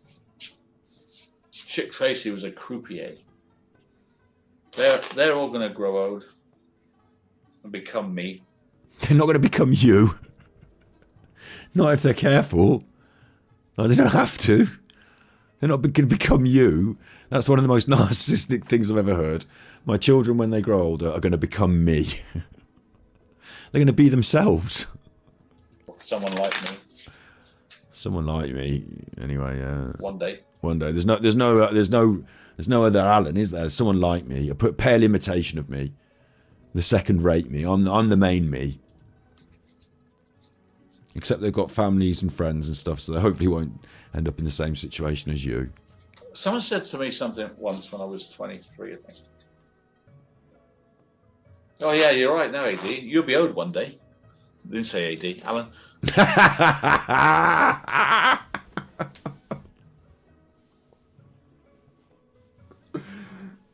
They didn't say AD. We've heard this one again recently, haven't we? Someone said to me something once when I was 23, I think. Oh yeah, you're right now, AD. You'll be old one day. I didn't say AD, Alan. Yeah, you're right now. Yeah, with your black hair and your good looks. One day you'll be old. And he said it with venom. Just to say, yeah, you might be lucky now, but you're going to end up like me. Is it his dad that said this, do you think? Because there he was just reflecting on his own kids. And he was just reflecting on how his kids are going to end up like him. And do you think he was reflecting on, I'm going to end up like my dad? And then he's thinking, how did my dad end up? Well, that day, my dad said to me, you're going to end up like me, AD. On your own, and like, you know, you think you're this with your hair and you're this. Like, whoever's saying it with about brown hair, they've got grey hair now, yeah? Like, and you think it's one way. Like, do you think Alan was sat down by his parent and said, one day you're going to end up like me? No, it might not have been one way. He might have said, well, fuck you. You and you're this, you and you're that. You think you're all this, but you're actually just some stupid old man. And then the old man might have said, well, you are going to be an old man too one day. So have more respect for your elders. You know, maybe we're getting this story one way from Alan. It's a weird one, this, because all of a sudden, like I said, because he related it, again, it's little jumps, isn't it? Suddenly we were talking about what his own kids think of him being 15 and what he, you know, then we were talking about this, then we were talking, and then, like, just from a little jump, we're talking about this. So it's not too far away from his own experience of his own, like he said, someone once told me this when I was 25. He won't tell you who told it. Like, why wouldn't you say, like, I don't know, like maybe it has to be someone relatively important for you to remember this. Like if I was at the pub when I was 25 and someone said you'll die alone, like I just don't think I'd give a shit and I wouldn't still be telling the story. But if it was like meaningful to me, you know, one of my relatives or something had said it during a big argument, it might have, you know, been a thing that I held on to and keep telling people about, because it's more than once he's told this story and he's held on to it, so it's a memory for him. And why does it matter who said, and who's got cause to say this as well? Just some old person on the bus decided to give you some shit and tell you that you were going to die alone. What do they know about you? So his girlfriend, his parents, you know, maybe even a child of his. I don't know when he had children, like, you know, I'm not saying a child of his, but somebody close, a male, he says, and he doesn't tell us. Like, if it was, like, let's say it was your best friend at the time, you were 25 and it was your best mate, and your best mate and you had a big row and they said, you'll die alone, you. When you tell the story later on in life, you could say, you know, me and my best friend had this big row, and he said, like, but Alan says, someone once told me, a male. Like, he just removes all of the context, and like it's like he's hiding it rather than, because if it wasn't worth hiding, if it's not that important and it's just a little bit of context, you would just add it because it's just part of the story, isn't it? But when he tells the story, he never puts that bit in. So whoever told him this, whoever said this to him, either wasn't important enough to even get placed in the story. That's easy because Alan's a narcissist. But otherwise, it might be that he doesn't want you to know who said it, because it would be like, it's almost damning, isn't it? Like if it's just, I went to the Pizza Hut and the the waiter at Pizza Hut said I was going to die alone. It's a laugh because the waiter at Pizza Hut doesn't know me. They just got angry because I wanted to go to the salad bar too many times, right? You're going to die alone if I have to fetch any more of these crispy bits. But if it's someone that, like, if I told you my dad told me that I was going to die alone, then that's really harsh. And it's like, oh my God, your dad said that. And then also, why did he say that? What's gone on in your, like, you know, you don't want anyone to think anything bad about you, do you, Alan? So you're not going to say the person who said it's legit. My headmaster said it to me after 14 years of teaching you. I've grown so frustrated with you, Mr. Vinicum. I must tell you that you're going to die alone. This is your final report from school. Take that and hand it in everywhere you go for a job. Like, that's like a damning indictment. So if it's a damning indictment, you're going to remove all the context and you're just going to bring it up sometimes when you feel like, you know, in this way, through free association, it's back again, the thing that irks you, the thorn in your side, the thorn in your paw you've never been able to pull. You know, this thing that you kind of... And also, whoever said it is probably dead themselves now, because we were talking about dark hair, Alan, therefore grey-haired person telling them. And if they're dead now, you can never get it over on them. Like, and they might even end up being right. So, like, imagine for the narcissist, a sort of argument you can't have the last word on, and the only way you can have the last word is to live a good life and prove them wrong. And even then, you can't say to them, like, ha, look, I didn't die alone, you fucker. Because they're long dead. So, like, you kind of just have to accept it and let it go. But Alan can't accept it and let it go to this day. So it must be quite important to him. And he, to this day, has that, because it's this thing that nags at him, as he gets increasingly more lonely, and as it becomes increasingly more apparent that this person was right, that Alan's a nasty chuffer and his hair can't save him from being a nasty chuffer, like, he gets even more eggy about it being true. Incredible scenes. Lovely bit of psychology there for Angry Alan on his birthday. Just to say, yeah, you might be lucky now, but you're going to end up like me. It's true. It's true as you become, yes, less and less and less important in society. As you get older and older and older and older, you get less and less and less looked at. Tell that to Joe Biden, who is now president of the free world.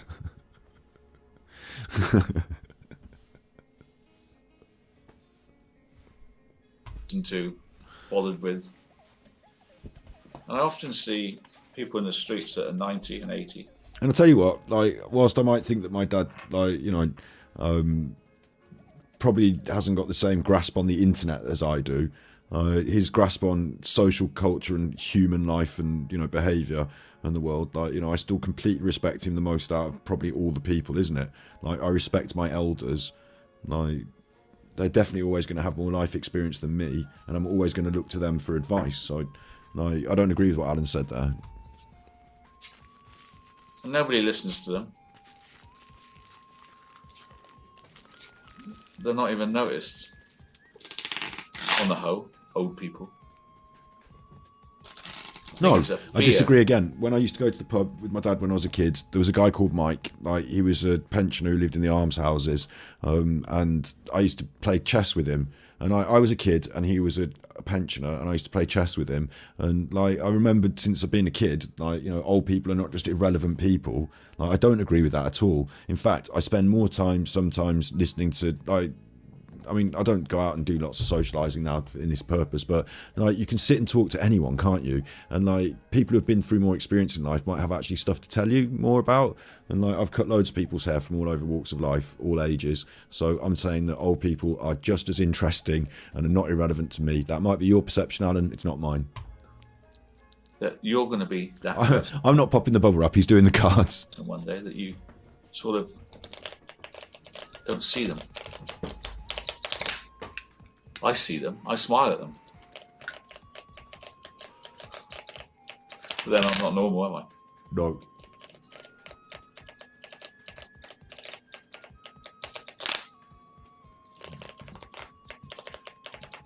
Older the better. But it's not true, is it? Because what do we do with old people? We put them in a home. We hide the very old ones away, don't we? So this is no longer an ASMR stream. He's doing the cards, but he's just talking free association. I love it. sad ending, isn't it? 95 in a home. So I say to you, while you're not 95. Listen, I tell you what, it's not actually that sad to be 95 and in a home, because what's worse is to be 95 and not in a home and be on the street or some shit like that. Like, being in a facility that's catering to your needs is probably quite welcoming when you have needs at that stage in your life. It might be nice also to be with your family, but might be quite difficult. And actually these places these days, like, as society, we should be providing proper decent facilities where people can live in comfort and can be visited by their families, because those facilities are very close to their local area where they live. Like, in the local area, in the community. So I don't think that the concept of old people in homes is an awful thing. It just depends on the quality of the care, the standard of the homes, and the way things are run, doesn't it? But locked in your house on your own, unable to get up your own stairs, that's a different question as well, isn't it? So Live your life. Gets a bit dark, doesn't it? This is getting a bit dim. Alan, cheer us up. Enjoy your life. And don't fight on the internet. Don't belittle people on the internet. Do not dehumanize people on the internet. AD's sexual deviant. AD's a con man. AD's a crook. AD owes tax. AD.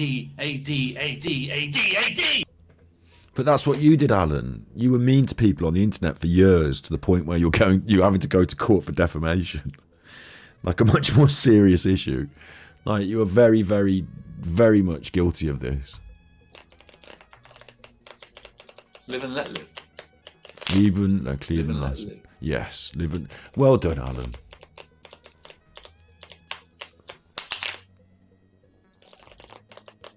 Live the moment. And do you know what the weird thing is? Not many people get to 95. Do you know what someone at 95 is? Do you know what someone at 95 is? How would you sum up, in one word, someone that's 100 years old? A God, saying words now. Centenarian. Centenarian. You might know someone who's 100 years old. Alexa, what's the word for someone who's 100 years old? From Answers.com. A person who reaches 100 years is called a centenarian. Centenarian, Alan. How would you sum up, in one word, someone that's 100 years old? Centenarian. Hmm?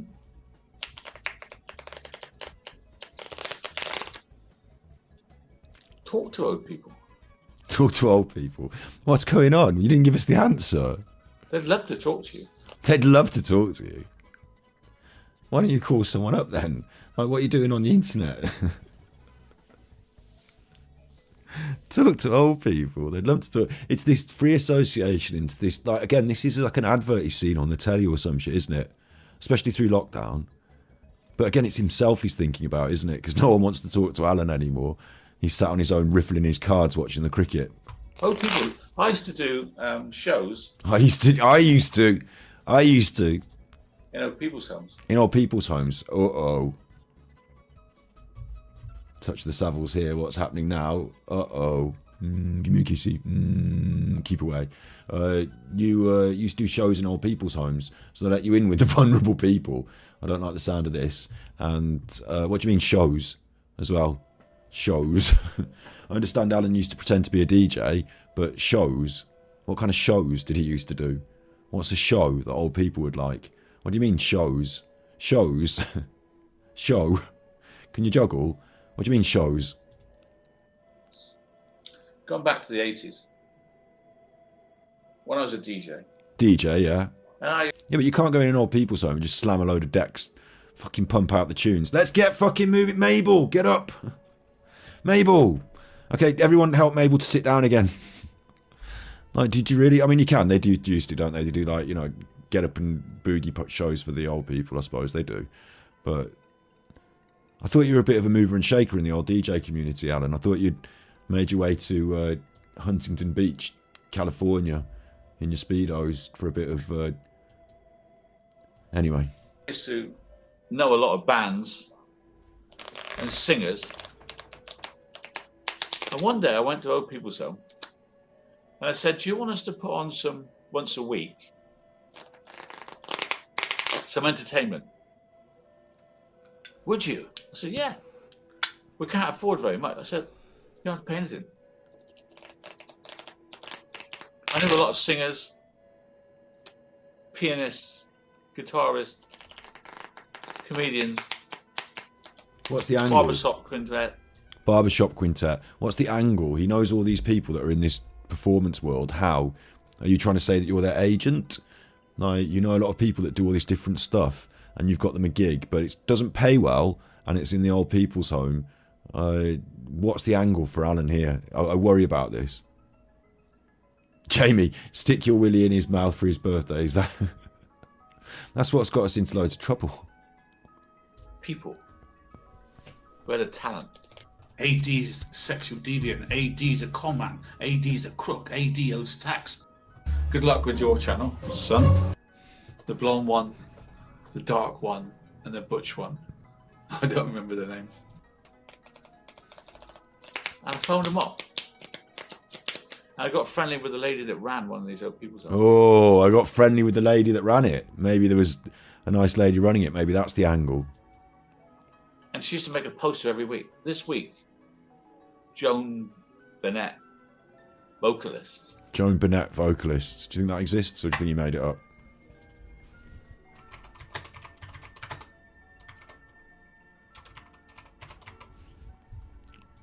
What's the odds that he's just made it up?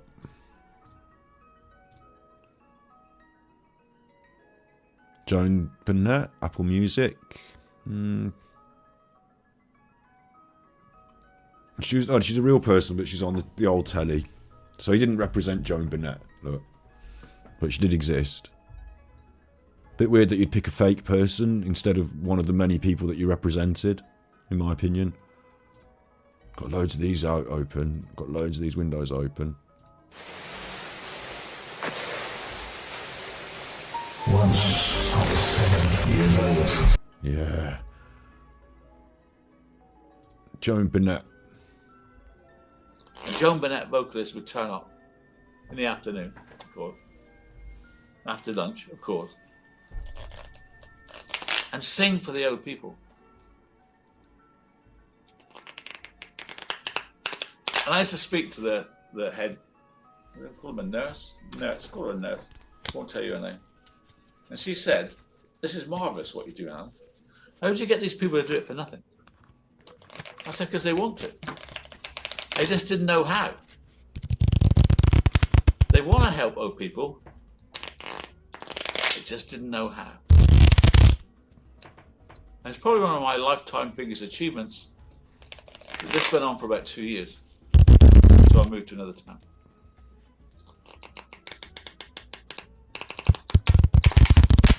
Yeah.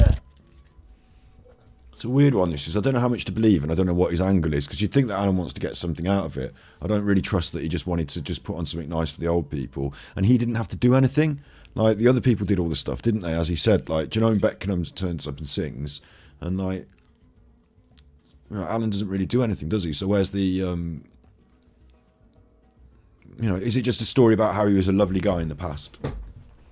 Did someone else do this at the Old People's Home? Did he make this up entirely? Like, what's in it for Alan? I think he was trying to maybe get to the woman that he thought was nice. Or, like, he could be trying to swing his dick around, like, you know how he went up to that opera singer in the park and said, I can get you a gig in Vegas? You know, do you think he probably went up to people and said, I can get you a gig? And then he said to them, well, if you just start out at the Old People's Home, we'll see how you go there. Like, and it just gives him the opportunity to, when he goes and talks to somebody, he can go up to them and say, I can get you gigs, and I'm someone important. I work with this art, I work with this person, I work with that person. And the end result is you end up singing to the old people. But, like, for a while there, he's the biggest person in the pub. You're the biggest person because you're on stage in the pub and you're doing your singing. And then he comes along at the end and he's bigger than you because he can get you a gig. I wonder if it's that. Big ups, Jess. Good night. It's a weird one. These cards that I'm doing here, these are a pack of cards, and they're all pictures of Song Yugi from Queen card. They're all pictures of the same black Sorry, not Blackpink. What's the name of the band? So I don't even know the name of the band. I only like this one. I only like Yugi. From G-Idol, the K-pop group G-Idol. They're all pictures of Yugi from G-Idol. Look. They don't have cards. They're not Ace, Queen, King or anything. They're just all pictures of Yugi from G-Idol. Just all pictures of her. So I got them off the internet. Put them back in there. And it was the highlight of the week for these people. I used to go and watch. Just to see their faces. Yeah. It was like, then all they do is watch television, right? And suddenly they have this live person smiling, singing for them. Alan, you didn't invent entertaining people at the old folks' home. You didn't invent that. And it rode back the years for them. It rode back the years. And it made me feel Asmar. It made the nurse feel Asmar. And it made the ancient, lovely people feel Asmar. The ancient, lovely people.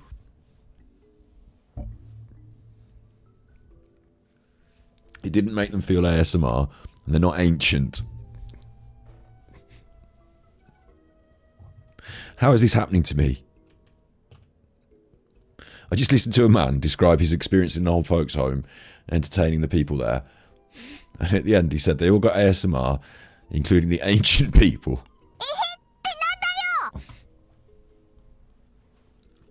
Sounded great. Biggest achievement in life. Probably your biggest achievement in life. It probably, if it even is true, possibly could be. Because all it is someone sang some songs to some old people in an old people's home. And whilst it's nice and people do it all the time, and I'm not underestimating how important that is to people, that people do that, I'm saying out of all your achievements in your life, like... this feels like I'm being Walter Mittied, or like, you know, someone's just telling me stories to make it sound like it feels like just a series of lies. Like next he's going to tell me that he took on Hulk Hogan and got him in a headlock. Do you know what I mean? It just feels like, what? Like, really though? Did you? And are you? Because this doesn't sound like you, Alan, at all. But it could contrivably have been a thing he did, but there could have been something in it for him. Like, it could have been an angle. And I don't know what the angle is here that he's not letting me in on. But maybe while everyone's busy watching the fucking juggler, Alan goes around their rooms and pinches all their jewellery. I don't know. No, one of them. What did I do? I used to take my decks and play records for them. I had a 78 thing as well. Remember 78 discs? M-I-M-P. I got a big armchair. Oh yeah, I got a dog. Massive things. So maybe for him it was just an opportunity to feed his own narcissistic ego, because he wanted to play his records somewhere and no one would let him, so he went to play them at the old folks' home. Maybe it was that. And I used to take my Matt Monroe 78s and my... Matt Monroe, that's one of his names for playing poker on the internet. Frank Sinatra 78s and my Bo Diddley 78s even, and Rock Around the Clock 78. Rock and roll was just at the end of 78s, and some of them were still 78. 78 revs per minute. Then it went 33s for albums, didn't it? And 45s for 45s, the little ones. So I had a mixture of different discs. Torture the Battery Boy. And I used to play the Max Bygraves. They love Max Bygraves. Who was the other one they liked? So you fulfilled the role of a tape player. Des O'Connor. They love Des O'Connor. Careless Hands by Ken Dodd. I bet they used to think, oh, for fuck's sake, it's jelly and ice cream with custard today, and then we usually play bridge. But this fucking Egypt with his funny clothes and his DJ records has come down and he's playing his records in the day room again. Oh, we wanted to play bridge and watch Countdown, and Alan's here with his shit records. Fuck off, Alan. But he got bullied by the old people. Where are these tunes from? Mona Lisa by Matt Monro. Torture the Battery Boy. I these records and I see them cry. You see them cry, exactly. You see them cry as He's they made the old people cry. were transported back to 1949. Brilliant. So you've made them all cry. It's not gone well, has it? Most of the gigs that you do, if you make people cry, it's a negative. Not in like, oh, I gave them an emotional put. Like the end of Titanic, they cried. No, they're supposed to be having a nice time, and they've thought, is this it? Is this what my life's come to? I can't even leave the room while this man's playing his horrible records and being, I don't like this man so much. He's made me cry. I can't find my jewellery in my room, and they all assure me that Alan's been on the decks the whole time. 1952. Music's magic. Yeah, used to wind it up. Yeah. Good one, Jimmy Savile. Torture the Battery Boy. I was a mod, then a sort of semi-skinhead. There is no child porn on the internet. I hate to warn you that. There is no child porn on the internet. I checked. A mod, then a semi-skinhead? Do you mean a racist, Alan? Like, skinheads weren't racist back in the day, punks and skinheads. Like, it wasn't about being racist, but I just wonder, a mod, then a semi-skinhead? Because you seem to have taken on a sort of British nationalist sort of edge in your Rumble content a little bit, didn't you? You know, a bit weird. I can't imagine you fitting in with the skinheads. I never wanted to be a skinhead. I wanted to be a mod. I was called a smoothie, which is like a peaceful skinhead, right? Right. So what does that even mean? Skinheads would roll their jeans up and wear these big Dr. Martens and want to hit people. I wanted to be a lover, not a fighter. Skinheads didn't all want to hit people. It was like a precursor to the punk, and it was also a part of the again, we're talking the classic, this one, the Mods and the Rockers. We're talking the classic folk tales and moral panics, but this youth culture explosion and sort of grouping up amongst different groups. But there was, like, I don't want to go too deeply into it, but there was a sort of racial under and overtone to certain things going on. But skinheads weren't exclusively like a sort of racist group, and I'd see it as a bit of a precursor to punk, what became punk. I just can't see Alan being a skinhead. So I was a smoothie with a smart Crombie with a handkerchief in it, you know. My Vespa. You had a smart Crombie, a handkerchief, a Vespa, but you rolled your trouser legs up and wore Doc Martens, so you were a skinhead. But you weren't a skinhead, and you weren't a mod, and it sounds like you weren't in any gang. You were just Alan on your bike. I didn't have a Lambretta. Couldn't afford one. You didn't have a Lambretta. Don't even have a bottle of Lambrini these days, do you? Is that doing something? Yeah, it's annoying us all. Stop doing it. Right, well, the cricket started, and England are batting there. No one cares. And they've got 6 runs for no wickets, just to let you know. And I know none of you are interested in cricket. I am. Good premise for a show then, yeah? 45s. 45s coming back. I used to love collecting albums. Album covers were magical. Album covers in the 70s and 80s were works of art. Not so much in the 60s. Album covers are still works of art by merit of them being a piece of art that goes on the front of an album. All album covers are. I know what he means is they used to like make really good album covers. They still do. In the 60s they were bland. You know, an album, 33. When they first came, they were too bland. But come the 60s and 70s, they were art form. Beatles' Magical Mystery Tour ended up being worth a fortune. The artwork for that, and it was done by a very famous man. I forgot his name now. So yeah, and then in the 80s, the album become like a fantasy thing, like, you know, War of the Worlds and that, and it'd be like in the 33 and a half album there'd be like a book. Was War of the Worlds the 80s? I don't think it was it? A story, the lyrics. They became art. the covers became art. A very general sense of how the development of the use of the album sleeve to create more art with your artwork. Very general sense of that from Alan. Well done. And now you don't even have them because it's all on the internet, but you do still have them. You still have artwork and pictures and corresponding media and other forms of supplementing your work. You've got music videos, I suppose you talk about. And but why are we talking about this? There is no art in music. What? It's just Spotify. Press a button. Which has artwork for each of those pieces of music that you press the button on. There's an artwork for it on the Spotify. They're not just doesn't have nothing. It's not a piece of Look, that's getting aggressive with the cards now. history you can collect, like I did. I collected these albums as history. Those you can still buy albums. Most people who create music still understand the pertinence and relevance of a physical object, and quite a lot of people still press. Nowadays it's more like collector's items as well, so it becomes more of a collectible thing in certain aspects, so you can still buy those. You don't now, kids, do you? It's throwaway. All music now is throwaway. You buy it on Spotify and throw it away. No, you don't have to throw it away. You subscribe to something like Spotify and you get everything, so you don't have to throw any of it away. In fact, you've got all of it. What's more likely is that you threw away your records or albums or whatever, because where are they now? Like, did you keep them all, or did at some point you threw them away? It's a shame that people are losing the art of cooking. Cooking? Like my mum had. Hang on, wait. We've just gone from records to cooking. On Spotify and throw it away. Like you do your meals.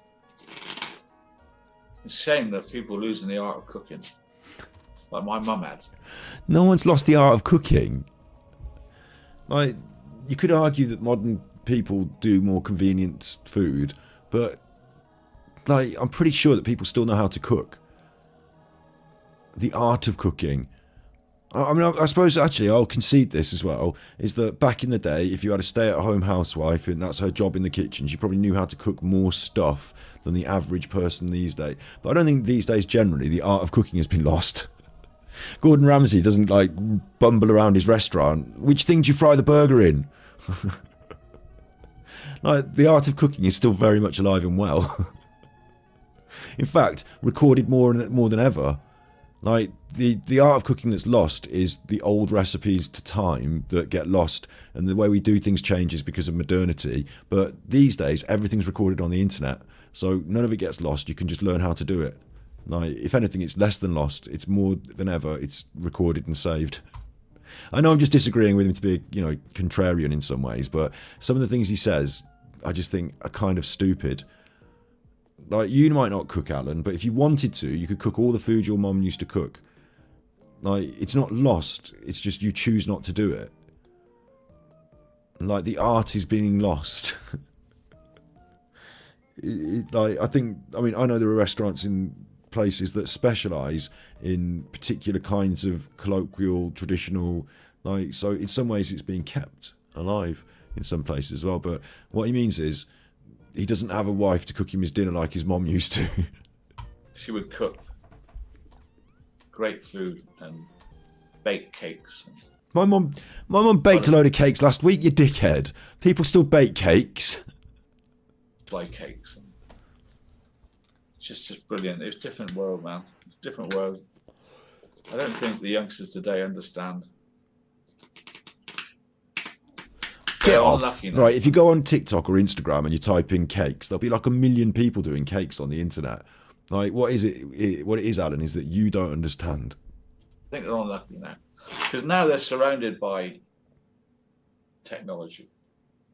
Mobile phones. He complains as he speaks into his mobile phone on his internet at his house using his laptop, watching his telly for the cricket on satellite television from around the world. Like, making all of his money for his income apart from his pension off the internet. Please sign up to my Patreon. Unable to go outside because of his knee operation, riffling cards and utilising the internet for all of his entertainment and to make the money. Using YouTube still in his rumbles to make all of his money. Like, completely dependent on YouTube. Alan is not just like a young person who watches some TikToks and then goes and plays at the park or whatever. Alan is completely dependent on YouTube. Computers, cameras, I think they're unlucky now. Because now they're surrounded by technology. Mobile phones, computers, cameras. You can't go outside your door without being filmed by somebody. Really? Someone knows where you are at all times. What? Are you on the register? Have you got an ankle bracelet? If you're a young person, you would hope that someone does know where you are at all times because you are under the care of your parents, who should generally know where you are at all times. Yeah? And like, you can't go outside without being filmed. Who are these people filming these young people? Like, if I had like a 12-year-old child and I allowed them to go and play at the park of a weekend with their friends, I would assume they're not being filmed at all times unless it was by CCTV at the park. And if they came home and said, oh, it's another day I've been playing at the park and another day of being filmed at all times by this man in the bushes, I'd have something to say about that. Do you know what I mean? Like, just what the fuck's going on? You can't hide away from your mum and dad. No, you shouldn't, should you? They'll phone you up. They'll phone you up. Which is a good thing and a bad thing. What are you on about? They'll phone you up. This free consciousness talk of Alan's it goes somewhere, doesn't it? They'll phone you up. Can't hide if you're a kid. If you're 9 years old, you can't hide in the cupboards these days. They'll phone you up. They'll find you. You can't just go down the casino if you're 9 years old. They'll phone you up. Maybe this is a problem for those people who like to try and snatch children or like convince them to come out with them and stuff. Sorry, can't. My mom's on the phone. I've got to go. No, you know, whereas in the old days, you couldn't do that, could you? The mom wouldn't be there on the phone. So, you know, the mom wouldn't be able to phone them up. But generally, you think this is a good thing, wouldn't you? It's good and bad. Good and bad, I suppose. Like, that they can be accounted for at all times, yeah. But there's no privacy. Although we got privacy, we don't have privacy. Like, you don't have privacy to take someone's child away from their parents and have it in privacy of your own privacy, but the children don't have privacy from their own parents knowing where they are. I'm confused. Why are we saying this? What privacy do you want from the children? And you do have privacy. You don't have to be watching the cricket on the internet. You're exposing yourself by videoing it and putting it on the internet. So you do have privacy. We're not being videoed all over the place. It's only you videoing yourself. You have other than this, you have total privacy. No one can see you in the shower, except that one time on Smule where you videoed yourself getting in the shower. Other than that, no one sees you getting in the CCTV everywhere. Paranoid. Everywhere.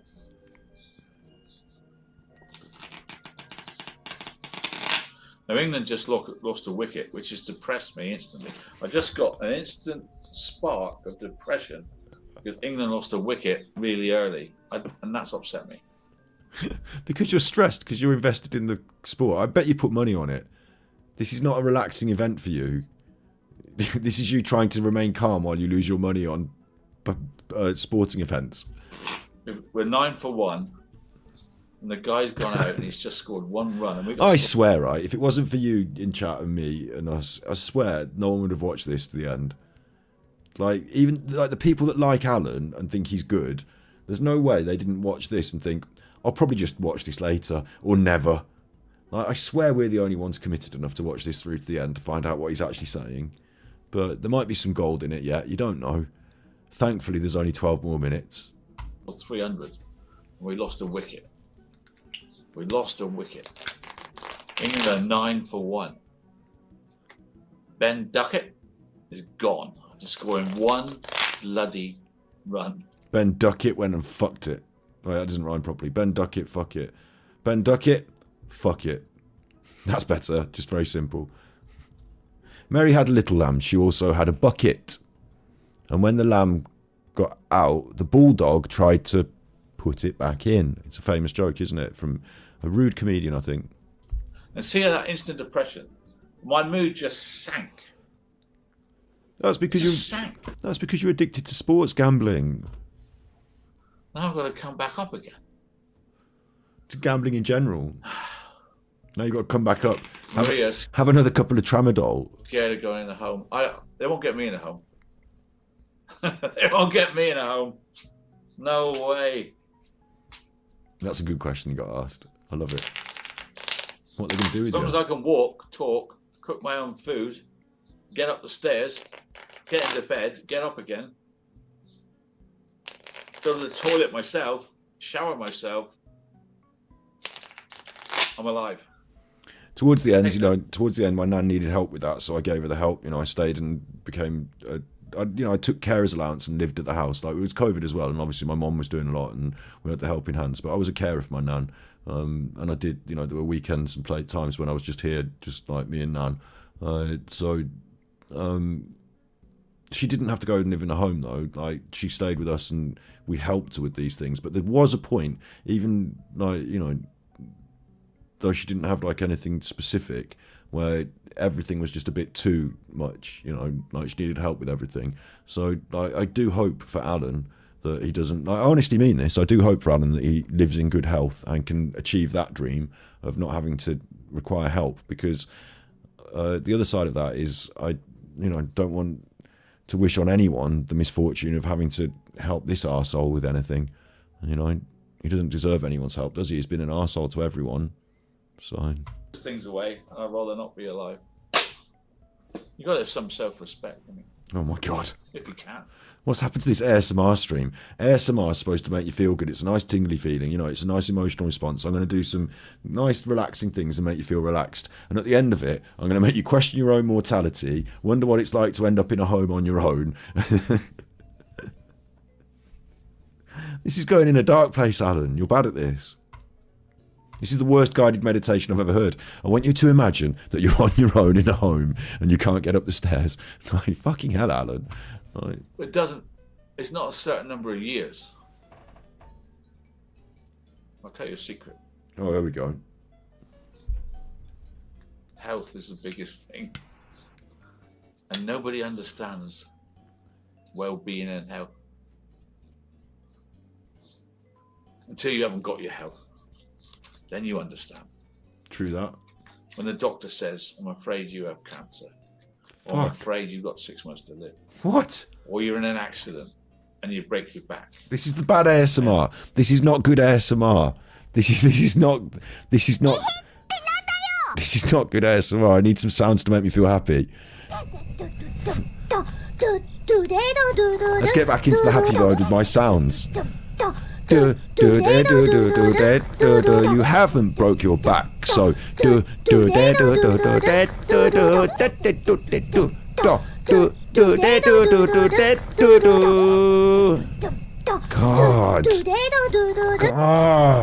God, Alan. You're no longer able to walk. Alan. Do anything. Alan. That's health Alan. that you take for granted every day of your life. Actually, to you, Alan, great.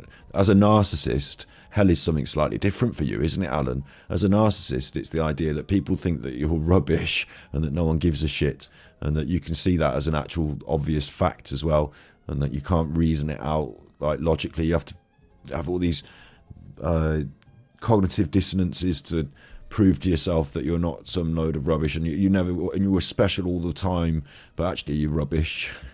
You're about as rubbish as that bit of rubbish that you're holding there in your hand. That's quite an apt thing, isn't it, that you're holding that bit of rubbish, because that bit of rubbish probably has more value than you do, really. Your door and walk down the shop is a miracle. At least you can take that bit of rubbish and fold it into a pretty pattern. Actually, I think some of our chat could take you and fold you into a pretty pattern as well. Not intending to cause him alarm and distress. It's not a threat. It's a joke on the internet. It's fair comment on YouTube. You don't even see it. Don't even see it. You don't even see it. You think it's your God-given right to be healthy, don't you? It's not. Don't do this, Alan. I don't want to finish the stream. It is a gift. Let's talk about something more bright, please, But Alan. I can't promise you how long you're going to have that gift. Oh my God, Alan. Please. That's why I hate trolls. That's why I hate trolls. I hate. Not one particular person. Hate. I don't want to hate anybody, but I hate what they're doing. I hate that someone wants to dehumanize me for no reason other than they don't like me. You dehumanized all the people that came in on the boats. I don't get it.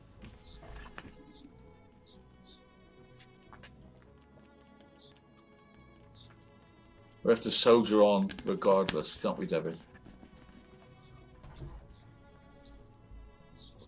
The chronic illnesses are the teachers. Yeah. Just dropping in while on my way, walk through the tube streets. Hello, Jodie. Welcome. Those birds. Nobody knows I'm on here. I haven't told. Nobody knows I'm on here. It's a secret. Those birds going on. I just wonder if they're actually real or if they're chirping around in his head while he does this. Because it could just be those birds are just a sound effect coming directly out of his brain. The spanners, I'm here. Kept I it just secret. did it on a whim.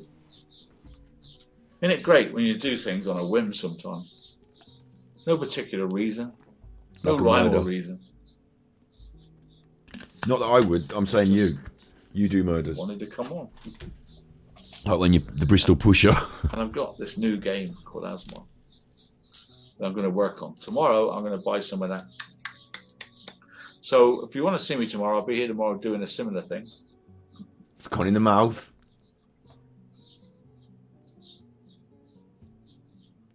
Yeah, that sound?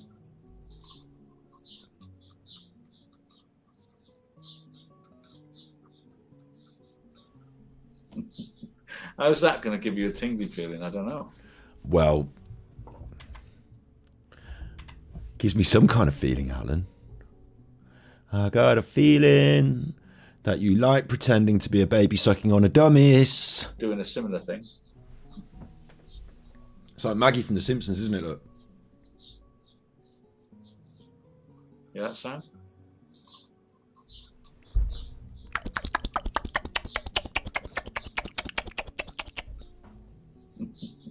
How's that going to give you a tingly feeling? I don't know. Not quite sure.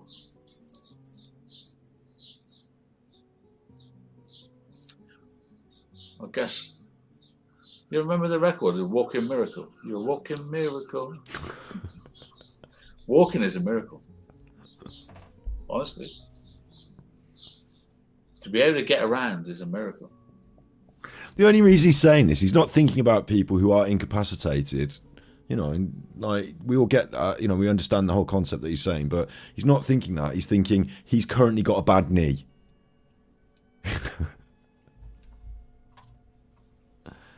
You ask a tree if it'd like to go for a walk. I dream about food every night. Hello, how are you? I am under the water. They say, yeah. Please help me. You ask a tree if it'd like to be able to talk. It'd say, yeah. Hit you with that do-do-do-do. Gabole toxic, gabole toxic, gabole toxic, gabole toxic. I haven't had to press toxic tonight. This is the button. Well, I should have pressed it maybe earlier at some point, but this is the button for when I'm too toxic. Gabole toxic, gabole toxic, gabole toxic, gabole toxic. I haven't pressed that tonight. You asked a tree if it would like to go on holiday.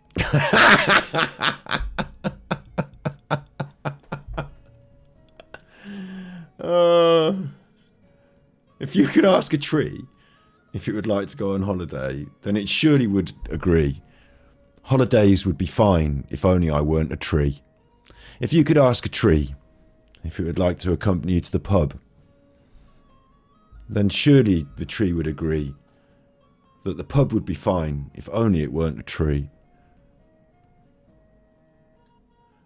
I would take my tree around the neighbourhood if only my tree weren't a tree made solid out of wood. I would buy my tree some fine walking boots and we'd trek across the dales if only my tree weren't made of wooden roots and slower in place than snails. Me and tree around the world. Only it must just be me that goes. Would the tree like to come with me? Sadly, only the tree knows. Because it can't talk, because it's a tree! I did that, I made a poem. You wouldn't know him. You remember the record, The Walking Miracle? You're a walking miracle. Walking is a miracle. Honestly. To be able to get around is a miracle. You ask a tree if it'd like to go for a walk. So he wasn't thinking of, you know, people who have unfortunately or for whatever reason suffered so they can't walk, like, or, you know, he's not thinking about that. He's thinking of inanimate objects, trees. Like, what's going on? They say, yeah. You ask a tree if it'd like to be able to talk, it'd say, yeah. You ask a tree if it would like to go on holiday. We are miracles. Every one of us human beings are miracles. We just don't know it. It's the circle of life. It's the wheel of Playing with a fortune. Chinese China ball or something. I've got to get a stress ball. All I've got is a rosary today. Well, he's saying it's a I'll rosary. get more stuff tomorrow. You know what I do like? I've only got this at home. Antibiotic or precious cleaner, right? This is my favourite one. It's not even famous. It's not like fairy or anything. It's not famous. Method. Do you know what it smells of? Answers on a postcard in chat for those who are still hacking this. What does this smell of? What do you think this is? Why is this his favourite? What does it smell of? Answers in chat. And how is he using this multi-purpose cleaner? Is this his? Is he his own house? Because I thought he was in the bad knee situation. This might have been someone else's house. Like, why the multi-purpose cleaner out? Like, why is that out all the time? Like, what's going on with this? How does he utilise that to relax him? You can't just spray that around and breathe it in. Surely that's a bad move. What are you cleaning all the time? Why is... I'm surprised to see this. Why...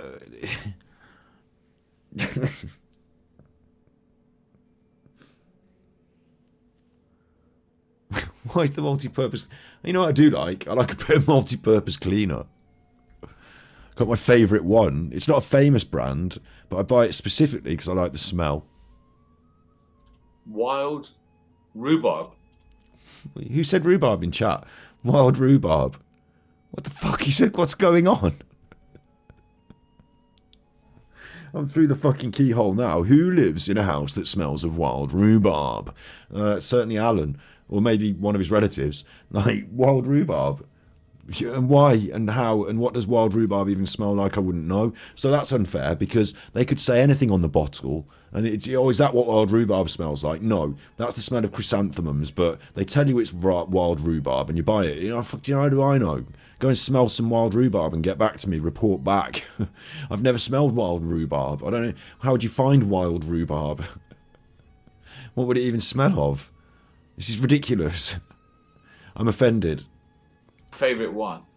People in chat, you love this. It's a popular brand. You're all happy with it. It might be a very good brand of cleaning product. I hope it's like my first choice, and I'm not the one that always buys the cleaning product, so I don't always get to choose or whatever. Yeah, but I'm just like, good for the environment, please. Not tested on animals, please. They're my priorities.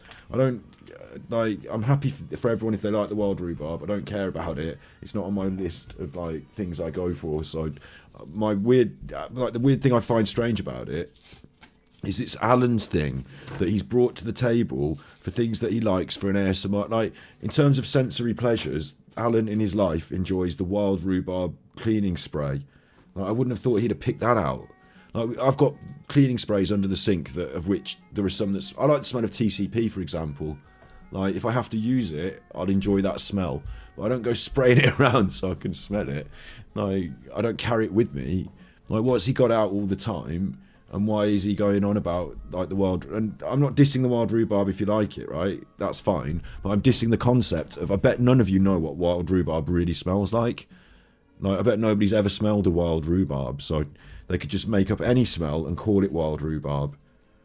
Do you know what I mean? And then it's got its own clever name, but it might just be any smell. Can't corroborate nor deny that it smells of rhubarb. Not normal rhubarb, but wild rhubarb. We're going to have to go and catch a wild rhubarb in its native habitat and smell it and compare.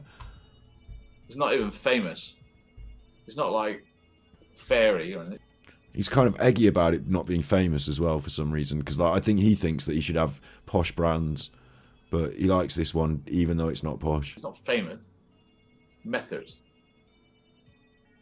Do you know what it smells of? wild rhubarb, and the smell, I'm addicted to it. Wild rhubarb, right? And it's, oh my God, that gives me asthma. Smells tingle, tingle, tingle, right? So you're spraying it around just because you like it? Or are you actually using it to clean things? Because you sprayed it there and there didn't seem to be any cleaning. Like, don't you have to spray it on a surface with a cloth and wipe it off? And like, did you just spray it on the floor? Like, what are you doing? The score is 9 for 1. Someone asked the score. Runs for 1 wicket. I'm not happy with it. But happy to watch along. Have we got any cricket fans here? Apart from me. We've got 1 cricket fan. Alan, you were buffering. I smell that. Oh, Jack. Yeah, it's not doing well. We've got them all out for 317. Now he's just... And now we're 10 for now ASMR's gone completely away and all he's doing is talking. 1. Crawley's got 8. Good old Crawley. And Ali is in, has got 1. Oh. I'm glad we got some cricket fans here. I mean, any other cricket fans? Well, I'm you've actually called... watching the cricket. Yeah, but Alan, you've called your stream live watch along cricket England versus Australia, so you will attract, by merit of clickbait, people who want to watch the cricket, and they'll arrive at your stream and they'll think, where's the watch along? Oh, I see, I've got to watch it myself. You haven't got it on the screen, right? And then they'll just go away. It's like, you've called it, like, if you couldn't attract 1 cricket fan to your stream named live cricket watch along, then you've done something wrong, haven't you? But at the same time, I'm getting started on my new ASMR channel. But they're going to turn up Sounds. to watch live watch along cricket, and then they're going to, this is going to happen to them. And like, you're like, what? You know, I went on YouTube to see if anyone was doing anything about the cricket. This came suggested to me because I like true crime as well, I suppose. I don't know, The Armchair Detective. Let's have a look at this. And he's like doing this, talking about being in old people's home. You're like, fuck this, I'm going to go and watch the cricket somewhere else. Smaller and smaller and smaller. Like your favourite... And smaller. Chick Tracy's lucky to be alive because she broke her neck. I have rods, plates and screws holding me together. Sorry, I shouldn't laugh at this. Glad but... to be alive. Congratulations, Click Tracy.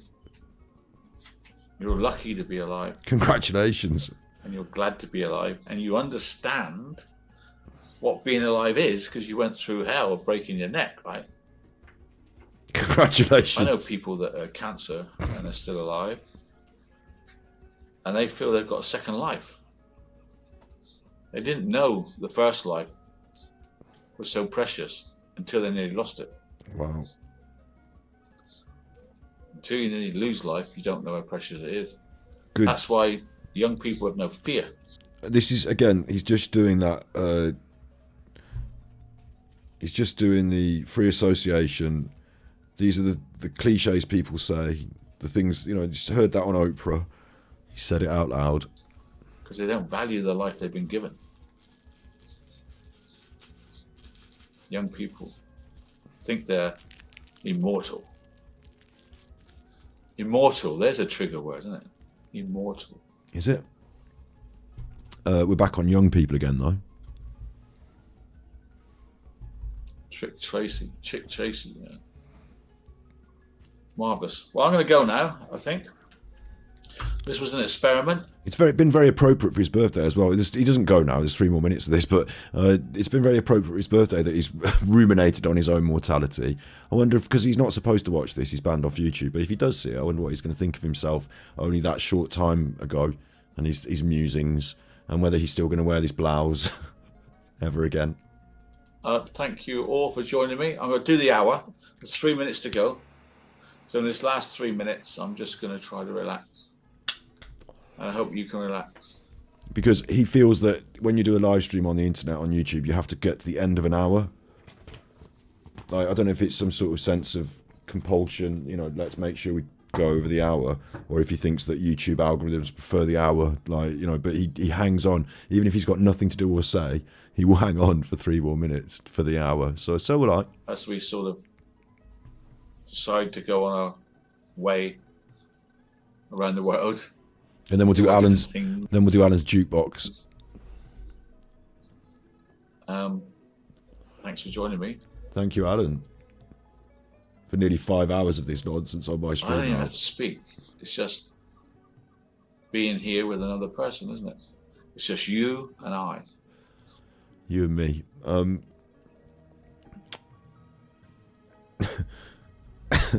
We've had a really good stream. People have been really generous. Loads of memberships. I gifted a few out. We had some gifted memberships too. We've had tippies, donations, super chats.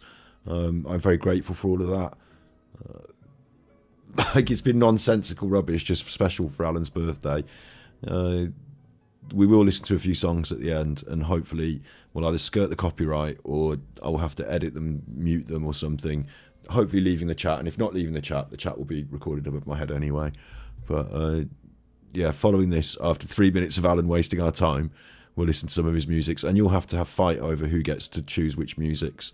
I'm going to try and pick one that I think is birthday appropriate for him, and then you get to pick one you think is your favourite.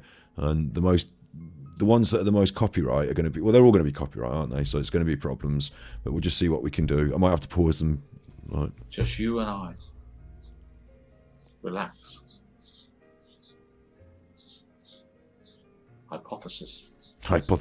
It would be just you and me. You take the other person out of the sentence and then you say it. So if it's just me, that makes sense. But if it's just I, that doesn't make sense. So it's just me. Big ups BCTV. Happy birthday, Alan. That's recorded forever now. See, you wish him well. People wish him well. They at least, like, we're actually decent people in the main who, like, when it came down to it, I didn't wish him a dismal ending in pain. But I don't wish him well. I say that. I don't wish him well. Not well.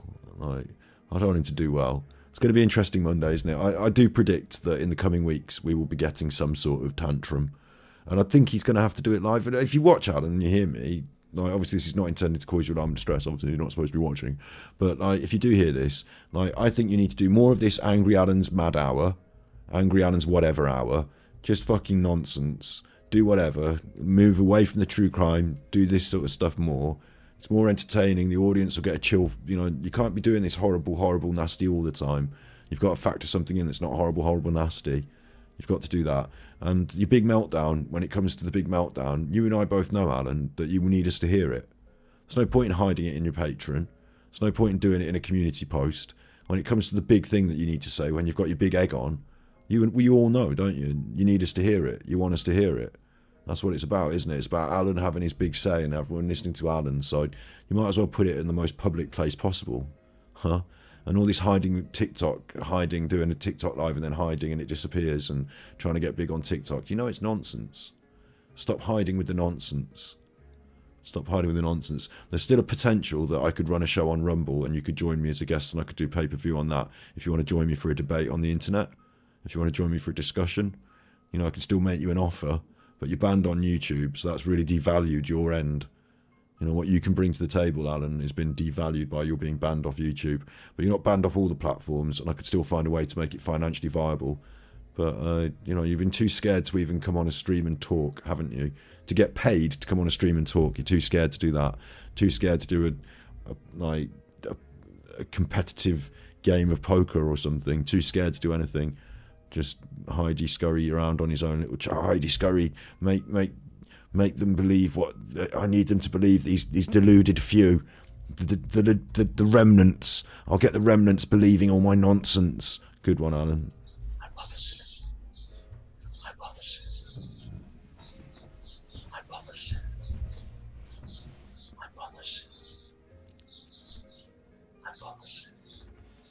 When are we going to get Angry Alan's Mad Hour? I'm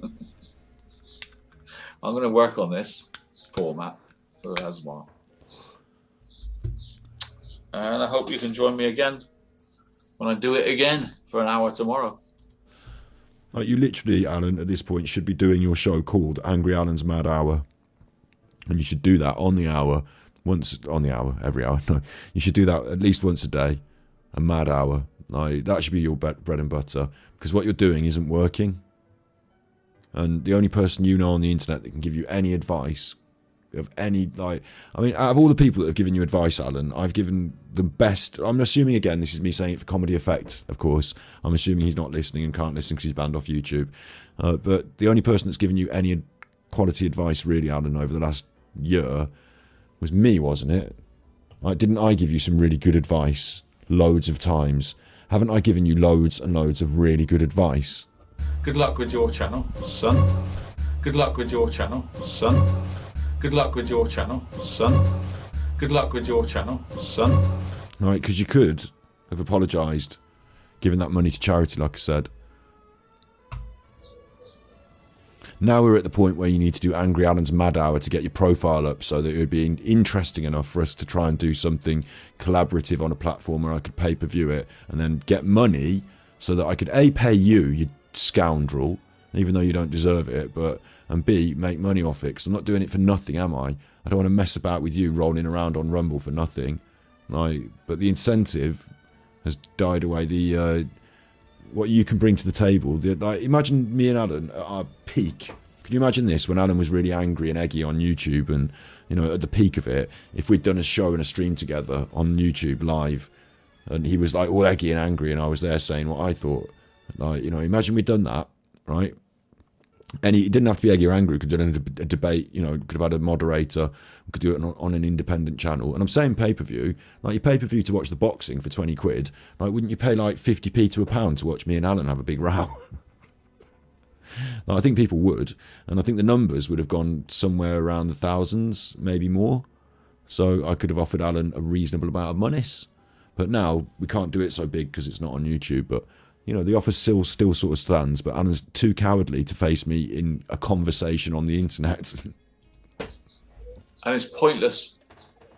And like, the thing we could still have as well, if he doesn't want to do a debate or he wants to talk about terms, like, we could still just do a straight interview where I'm only allowed to ask questions and follow-up questions. I'm not allowed to rip him and do X, Y, Z. You know, we could set some parameters, and I could do the Alan interview, and I'd like ask him all loads of questions and just see what he says for the answers.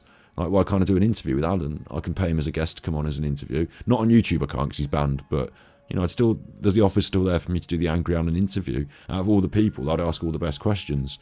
But, like, you know, he's got to a point where it's going to just be me and the other people that, like, who gives a fuck now? He was on other channels before doing things. Now he's not. So if he wants that in the future, and he wants money from YouTube and money from the internet and money for being a face on the internet, he can either come to me and take my money to do the shows the way I want to do them, or he can shut up and no one's going to offer him any money. So, like, it's got to this now, hasn't it, Alan? And it's nothing, but it's positive. But you'd have to find that out through a third party, because he's not allowed to watch my shows on YouTube, and I'm on YouTube and he's banned. And this is not designed to cause him alarm nor distress. In fact, no one could consider what I was saying as anything but entertainment on YouTube designed for my audience to have fun. Fair comment. It's positive. To be able not to hate other people, to be able to clear your mind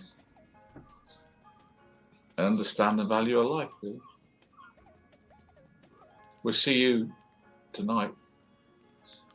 Kitty Widdy, you're too late, I'm just going.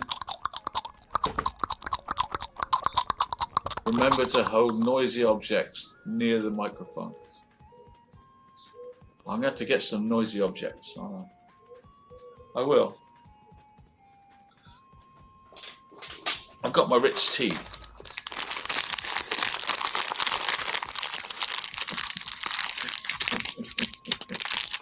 Rich tea. Do you ever get like one biscuit wants to stand up? Look, there's one biscuit there that wants to stand up, and I don't want it to stand up. I want it to sit down. I can do that. Asthma. I'm glad he invested in props for his ASMR. That was money well spent, wasn't it? Because the way he works that packet of biscuits shows you he's got a real talent. Hear it?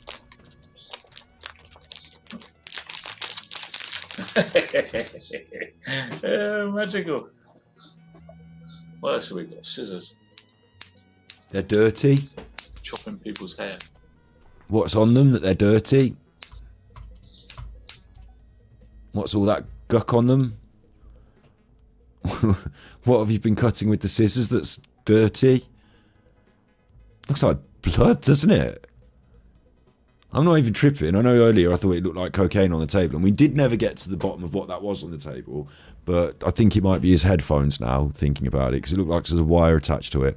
But I thought it looked like a little pile of cocaine, but it is very low quality. You know, that could be just tomato sauce. That's legitimately an ASMR. It's got other dirty stuff on the scissors, though. It's legitimately an ASMR thing. Again, if you do it properly and work it, but like if you just haphazard like this, and you've done 30 seconds of it at the end of an hour, you've not really done, and you never would, and you never did. But you could bring back Angry Alan's Mad ASMR Hour if you want, but don't do ASMR. Bring back Angry Alan's Mad Hour. Talk about whatever you want. Have a rant, have a chat. The neighbours, the papers, whatever the fuck it is. You know, get it out. Do an hour a day. Let's have a bit of a go. Don't just hide behind, okay, it's just the facts of the case, so no one controlled me because I didn't say anything about anything involving my personality or my feelings or thoughts. Like, no one control me. All they can do is pick apart whether I say good things about the case, and he doesn't. But, no, Alan, don't you realise what, the way it works on the internet and how to do these things? Like, you've painted yourself right into a corner, and the only way you can get out of it now in terms of being a content creator on the internet is to listen to the Super Chuffer, start playing the game. Otherwise, you're going to just fade into absolute obscurity. Just fade away and not come back. And it's going to be with you and Kaka and whoever else, like the 2 or 3 of you else. It's not going to be loads of people from TikTok. It's not going to be loads of new people from TikTok. It's going to be you 3, and it's going to be you 3 on Zoom. And, like, it's just, we need to do the Angry Alan This Is Your Life interview. We need to do, like, I could offer you money regularly for doing a stream. Like, don't you want that? Isn't that what you're desperate for this whole time on the internet? Money regularly for doing a stream. Like, is he that stupid? No, he doesn't want that, does he? He wants special people who he can grift and get his hooks into and manipulate and beg and twist. But a straight up job, an offer of a job where I give him some money, like, I don't know, at the start we could say, well, he's not on YouTube anymore, is he? And I can't monetize it on YouTube is the difficulty. But let's say I offered him 40 quid to do a stream. And I'm not saying that's every stream. I just, right now, let's say I could offer him 40 quid to do a stream. He could buy himself something with that. He hasn't got extra 40 quid coming in this week, not on Rumble. So, like, it's going to get to the point, Alan, where your Nancy's going to disappear, and it's going to be just me offering you the 40 quid. And it'll be even lower then, because you'll be even less relevant. Like, at one point it was £1,000 to do a debate. Now we're down to 40 quid to do a stream. But come on, like, we can argue, we can bargain. Like, is he not even going to come to the table and say, for a day's work, which is an hour of sitting on the internet and talking, you're not allowed to pretend your mic doesn't work and it didn't work and that was it, I still want my 40 quid. You have to talk and play the game, you know. And it's not just a game. I'm not saying let's pretend that we're enemies for the internet. Like, we actually don't have, we've got a legitimate disagreement, but we can be adults and talk on the internet, can't we?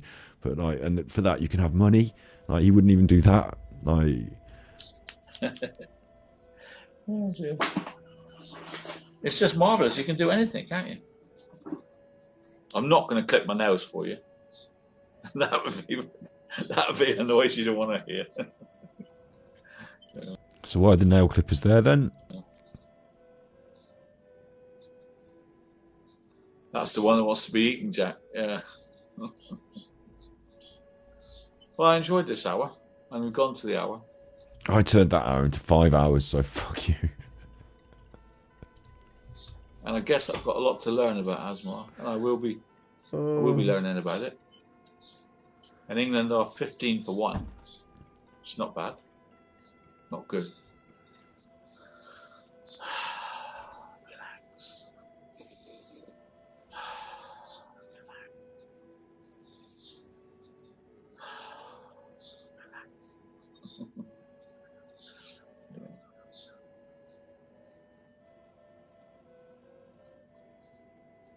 I'm not going to play it to any music. We are. I'm just going to go. I'm just going to leave you to sleep. Sleep? It's the middle of the day when you did this.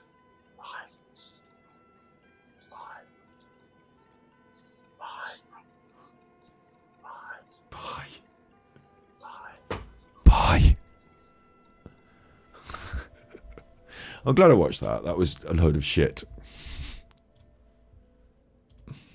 Now then, the problem we've got here, because he hasn't done one for 5 months, he did a little spate to them, didn't he? When he was trying to prove that he wasn't a nonce and he had a legitimate reason to use it. But it turned out what he did with it was fucking weird and he started not to do it. We had to miss Christmas because the police came to my house. So that's annoying because I wanted to do a special Christmas thing, but I didn't want to get everyone else involved in a criminal conspiracy in case it was bad. But it turned out not to be bad and we just missed Christmas.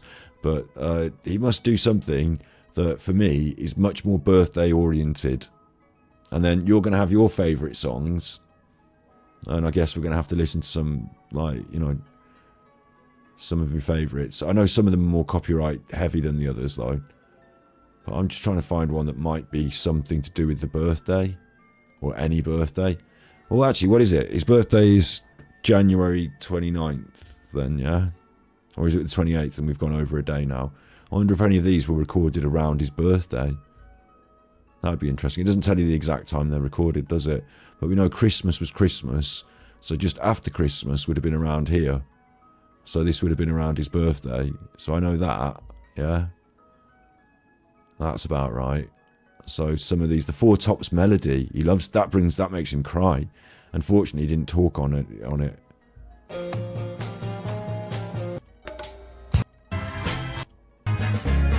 Or sing, so that one's not, but that makes him cry, I know that. Charlie Brown's a classic. Stop the Cavalry's quite Christmassy, Hallelujah's quite Christmassy, so maybe that's still Christmas time. I don't know.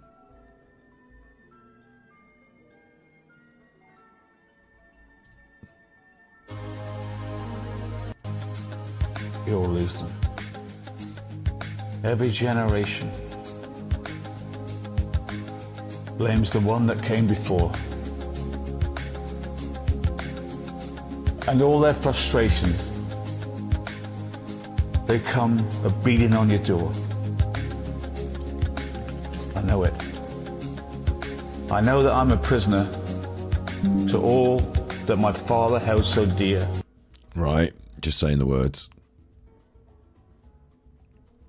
I feel bad because I know this is going to fuck up my stream, but I feel like I need to sort of get him on looking stupid. Because it's like, you know, it's part of it, isn't it? I mean, I've got real favourites here as well. Some real solid favourites. I mean, this is one of my all-time great favourites. Oh no.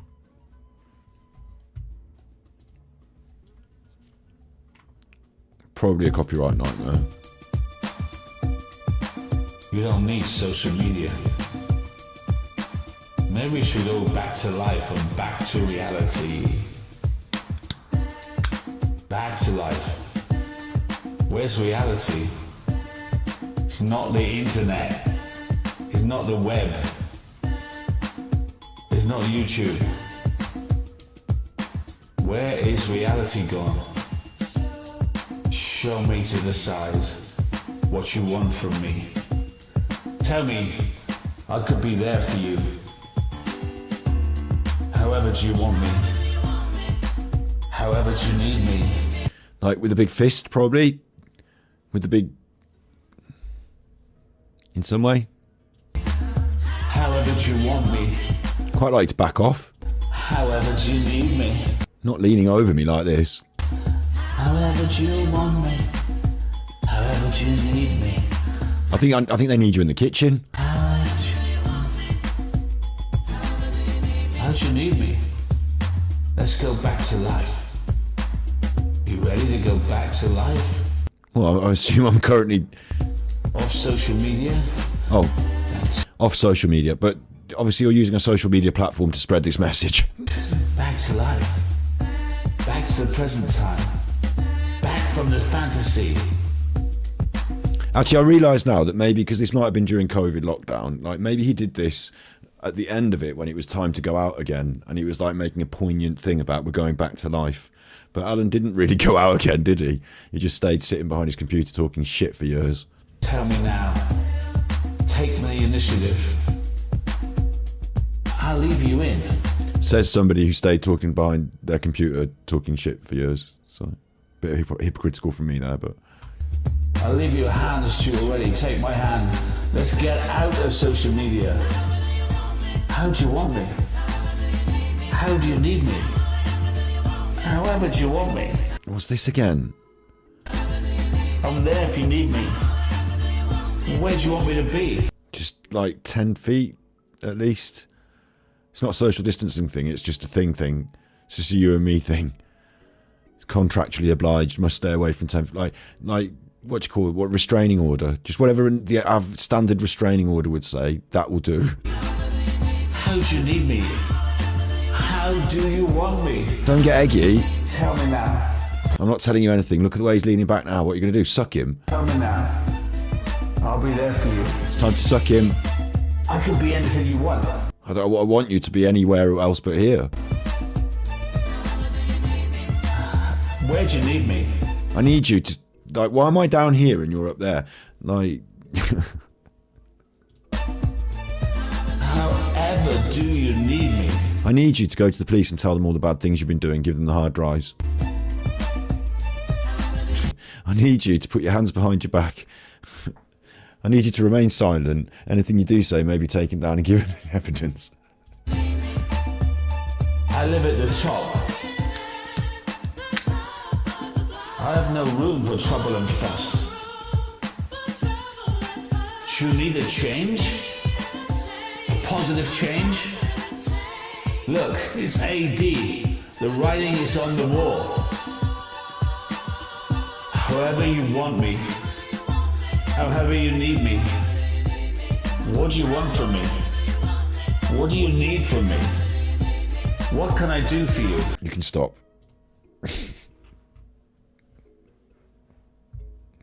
The more I put on, the more chance we've got of copyright issue. If the stream goes down now, it's because we get hit for copyright, and like while I'm live streaming, it hits us. So I'm taking a risk, but I know I'm taking the risk. You've got to take a risk from time to time.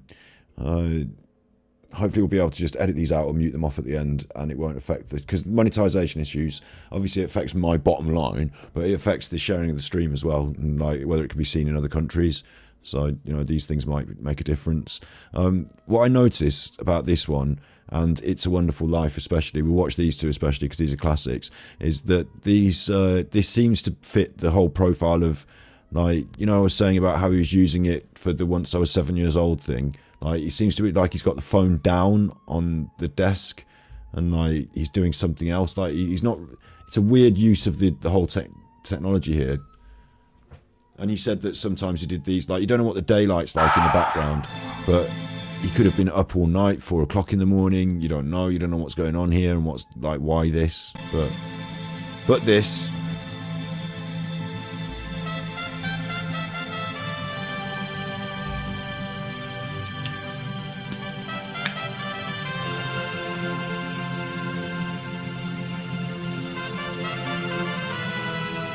They're in the year 2525.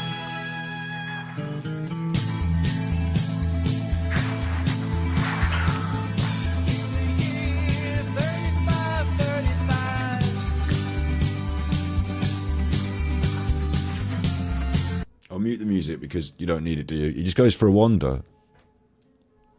And it stops. But that theme continues in the next one that we all love.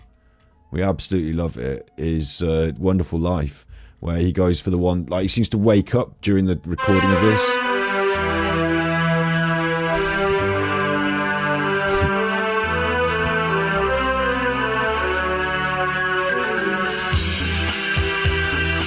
So again, I'll turn the music down because, like, it's useless. Like, it just gets me copyright. But this process, he's got this playing on his phone. So I wonder if he's got the music playing and he thinks he's just listening to the music, and he's looking on the phone at something else, doing some text or something, you know, and like, then he notices it's going. But he does have an attempt at singing it, but he's nowhere near.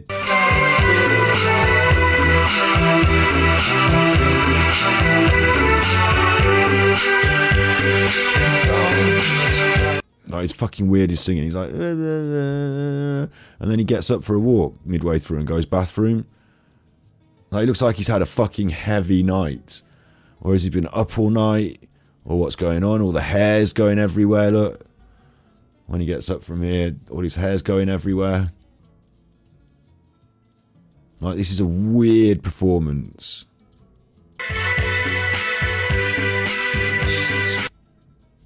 Like, that's a classic image of him being a nutter. And then he gets up and goes bathroom. Takes off his clothes. Brushes his teeth and has a shower. You don't see him naked, but I mean, he might use the toilet as well. I don't know. There he is. Like, so this is still available on his Smule. Like, a very strange video to have made. Very strange choice. One of our favourites. So there's that. I've got a bit of that in, haven't you? Classics. The classics. What do you want next? There's some Tiptoe Through the Tulips classics. The Writings on the Wall's a good one. The one enjoy this. Which one's the one where he's fully against the trolls? That's a good one as well, isn't it? I mean, there's so many good ones. We can't do them all because it will end up being huge copyright problems. So, what are you saying in chat that you want on the? I mean, what was he doing there? What was he doing there?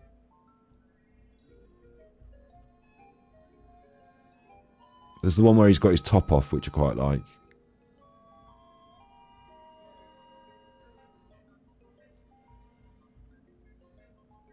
Which one's the one where he's got his top off?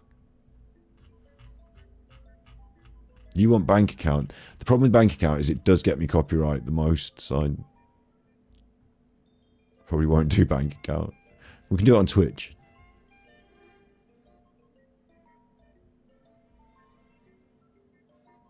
Where's the one where he's got his top off, or has he deleted it now? I mean, obviously I've got them all recorded in the past, so don't worry.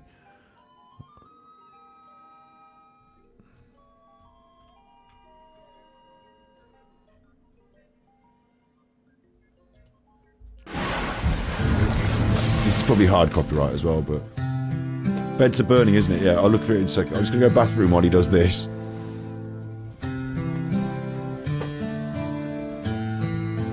I hurt myself today to see if I still feel. I focus on the pain. It's the only thing that's real these days. The needle tears a hole, gives that old familiar sting, trying to kill all the bad vibes away. But I still remember everything. I look at what I've become.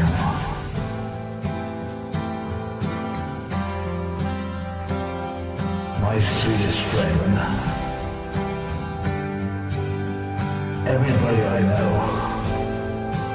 goes away. Oosh. In the end. So you can have it all. You want it, you can have it. My empire of dirt.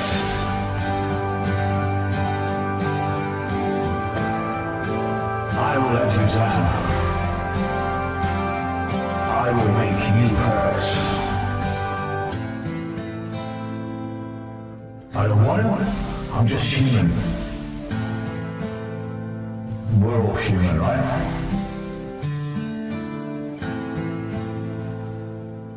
I wear this crown of thorns in my riot's chair, full of broken thoughts and promises I cannot keep or repair.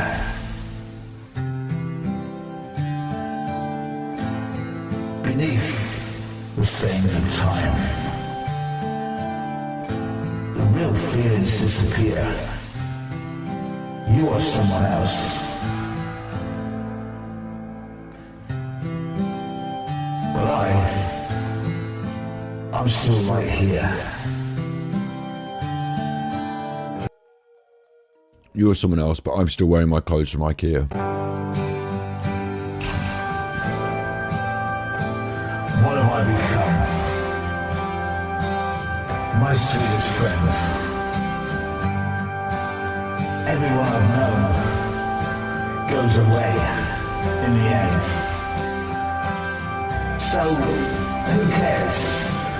You can have it all. My empire of social media, have it. If you want it, you have it. It will let you down. It will let you down. It will make you hurt. It will make you hurt. If I could start again 1,000,000 miles away from here,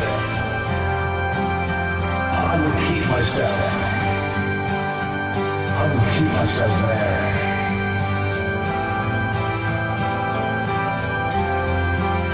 I would find a way to stop your hurt.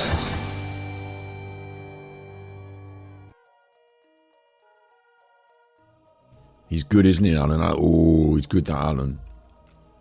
Go on then, what's your final one? What do you want? What's your final one? He's a heartless grifter, that's exactly what he's become, yeah. Have an upbeat one, we'll finish on an upbeat one. If I can find the old chuffing one that it is. Or we could do a tiptoe, do you want tiptoe? I'll do it in a poll if you want. We'll do a poll. Start a poll. Tiptoe. I'm trying to find the one that's got the chuffing shirt off.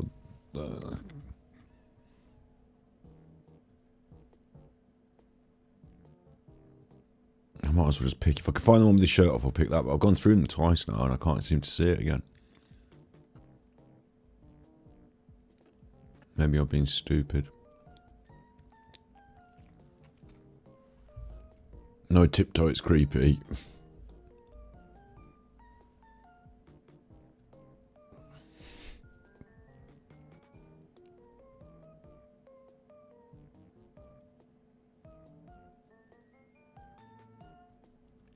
I might have to do bank account. Definitely get me done for copyright.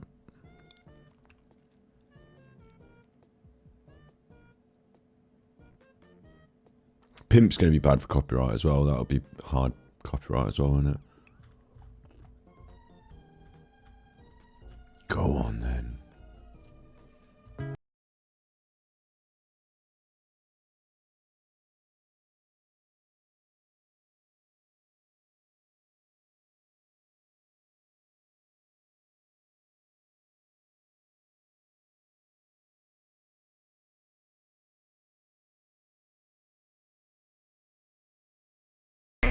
Actually, it's definitely going to get me done. Mute it after, yeah, but it's if it gets me done while we're live, like, it causes bigger problems.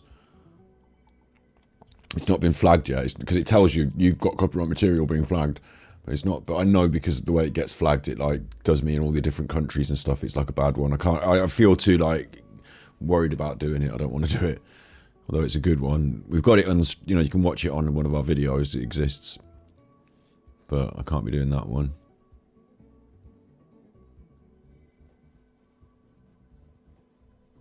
We'll do this one.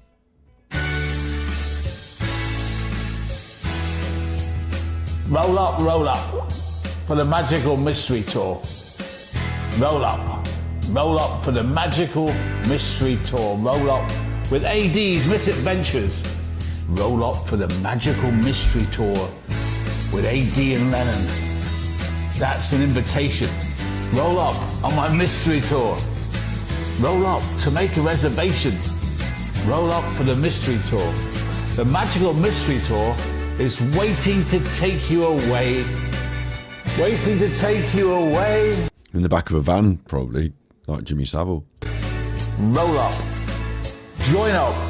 AD's magical mystery tour. Oh yeah. The man like Savile himself. Yeah, man, roll up. We got everything you need. Roll up to follow AD's magical mystery tour. Which obviously didn't exist and never happened. So, listen, it's now 2 in the morning. It's been a big stream. It's been his birthday stream, hasn't it? So it's going to be a big stream. 5 hours, 26 minutes. I'm not going to push. I'm happy. I'm really grateful for all the super chats, all the great gratuity in stream tonight. I'm really grateful for that. Gave a bit back myself by gifting out the free. I get memberships that I can gift out. So, but it's part of being a content creator. It gives me that gift to give to you. So it's no skin off my nose there. But I was happy to do it tonight, especially. We've got a lot of new members, so if you're a new member, make sure to check out the content on this channel that is members content. And if you are a member and you've got suggestions and things you want to suggest for members that you think would be valuable, then chuck in your suggestions in the comments somewhere. I hope you've had a good stream tonight. Look out for more Nutter Watch, more videos uploaded to Battery Exhausted as we go into next week. And Super Chuff, of course, main channel. We're going to be ears to the ground on Monday, aren't we? To see if a certain someone does a certain stream to tell everyone about how he's lost his court case. But we don't know if that will happen, so I'll leave you with this. And I'll just say you've been good nights. You've been good, and if you can't be good, you're naughtis.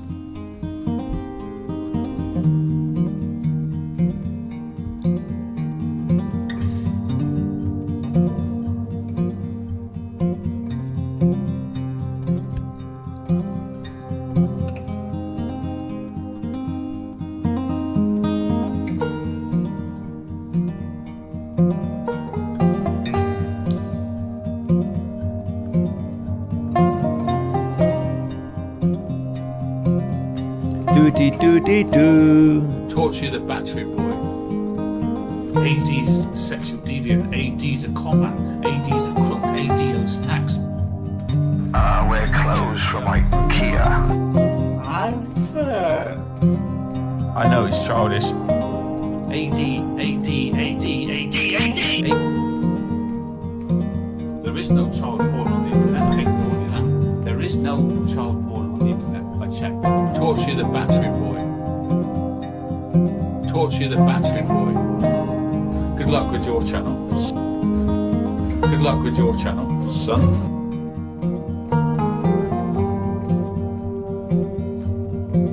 There is no child porn on the internet. I hate to tell you that. There is no child porn on the internet. I checked.